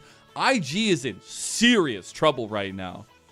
They've got to sort it out, because a 3-1 exit here is not what they would have expected. They lost out in quarterfinals in Demacia Cup. These results that they've had in 2025 so far are not good enough. Now, they've got 2 series to play left. They've got to play RNG, they've got to play FPX, and those have to be wins. Have to be, Lennon, because otherwise this team finishes 2025 Split 1 with potentially 1 win on their docket and not even making playoffs.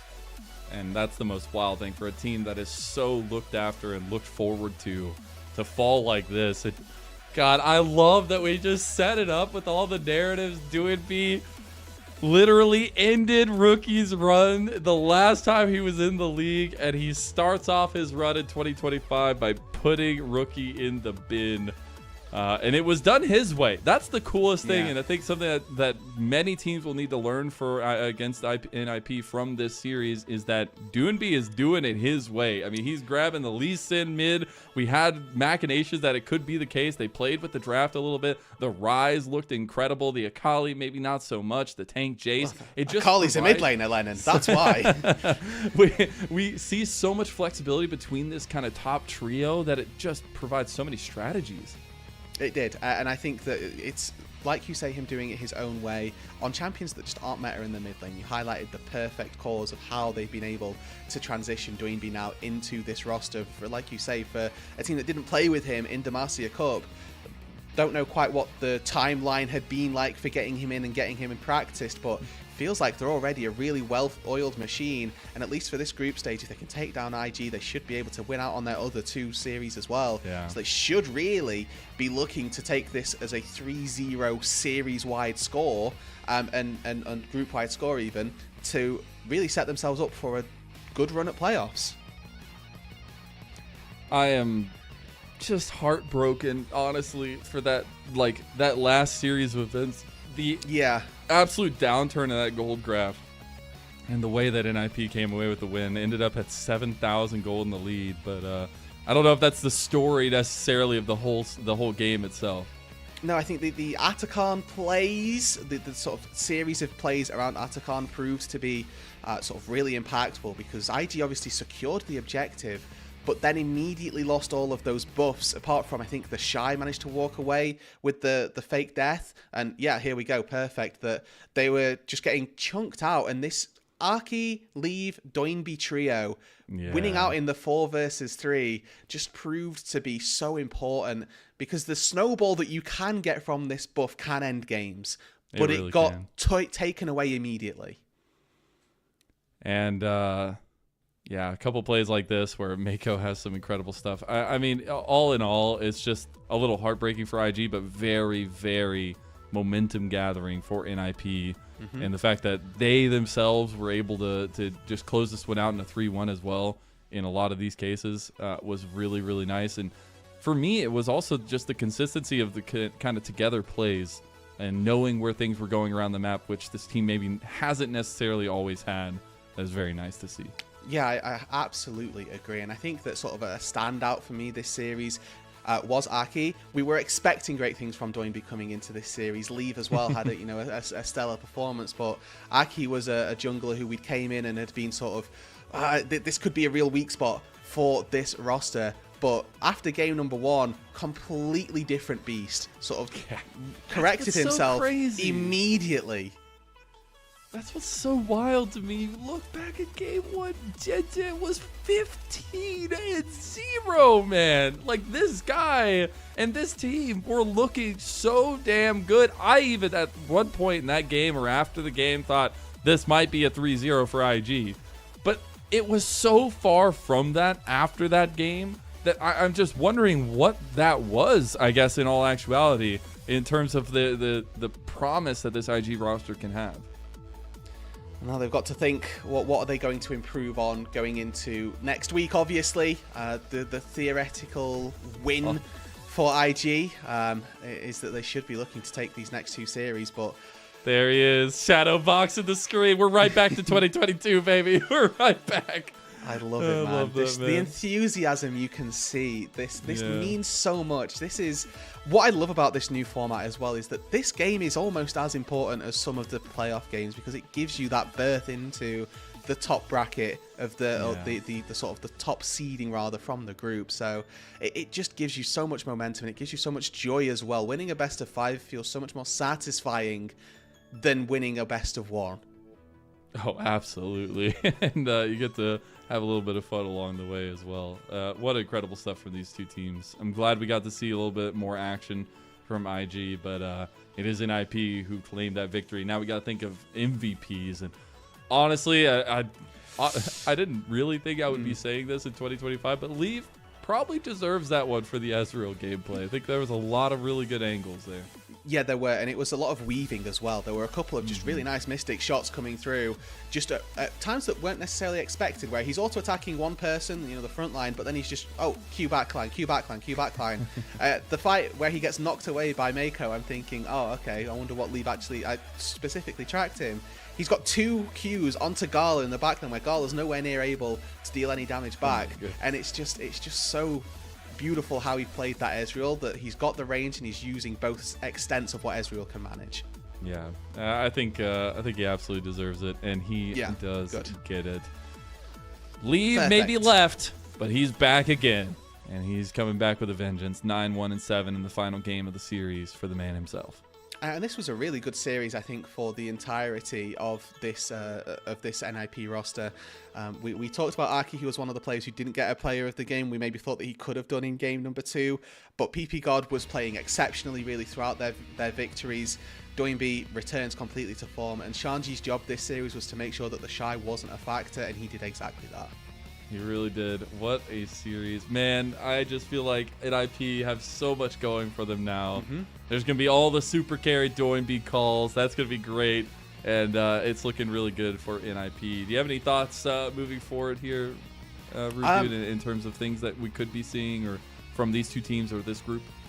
The theoretical top 5, top 6 just gained an extra team. That's my thought. Because I didn't have them in my upper echelon, the teams that would be battling in playoffs. Now they're there. I like it. Hey, that's all you need to know here coming through. But I just want to say thank you for casting all this time. That was an absolute blast. I bit my tongue super heavily, like game 3. I'm surprised I was able to make it through, but it was worth it to watch Doinb and NIP find that win. It's an absolute thing to be able to watch this kind of stuff. It is just getting kicked off for the week, but we will have a long break after this week, so make sure you take in all the LPL you possibly can over these next few days. And one last shout out to our coffee supporters. Thank you very much to our elite coffee supporter, Aaron Suporis. They pledged their financial contributions, and they help us pay for things on the broadcast, as well as get a little bit of inside access to some of the things we have. So thank you so much, Aaron, for supporting us. If you want to support us as well, please go to our Ko-fi page. Please actually try to pay attention to the LPL here, because we love it, and I know most of you do as well. We're having a lot of fun covering it. So please support us and the cast and crew, and we'll see you tomorrow for some more action, because we finally get to see JDG hit the Rift, as we'll see you tomorrow in that best of 5. Goodbye.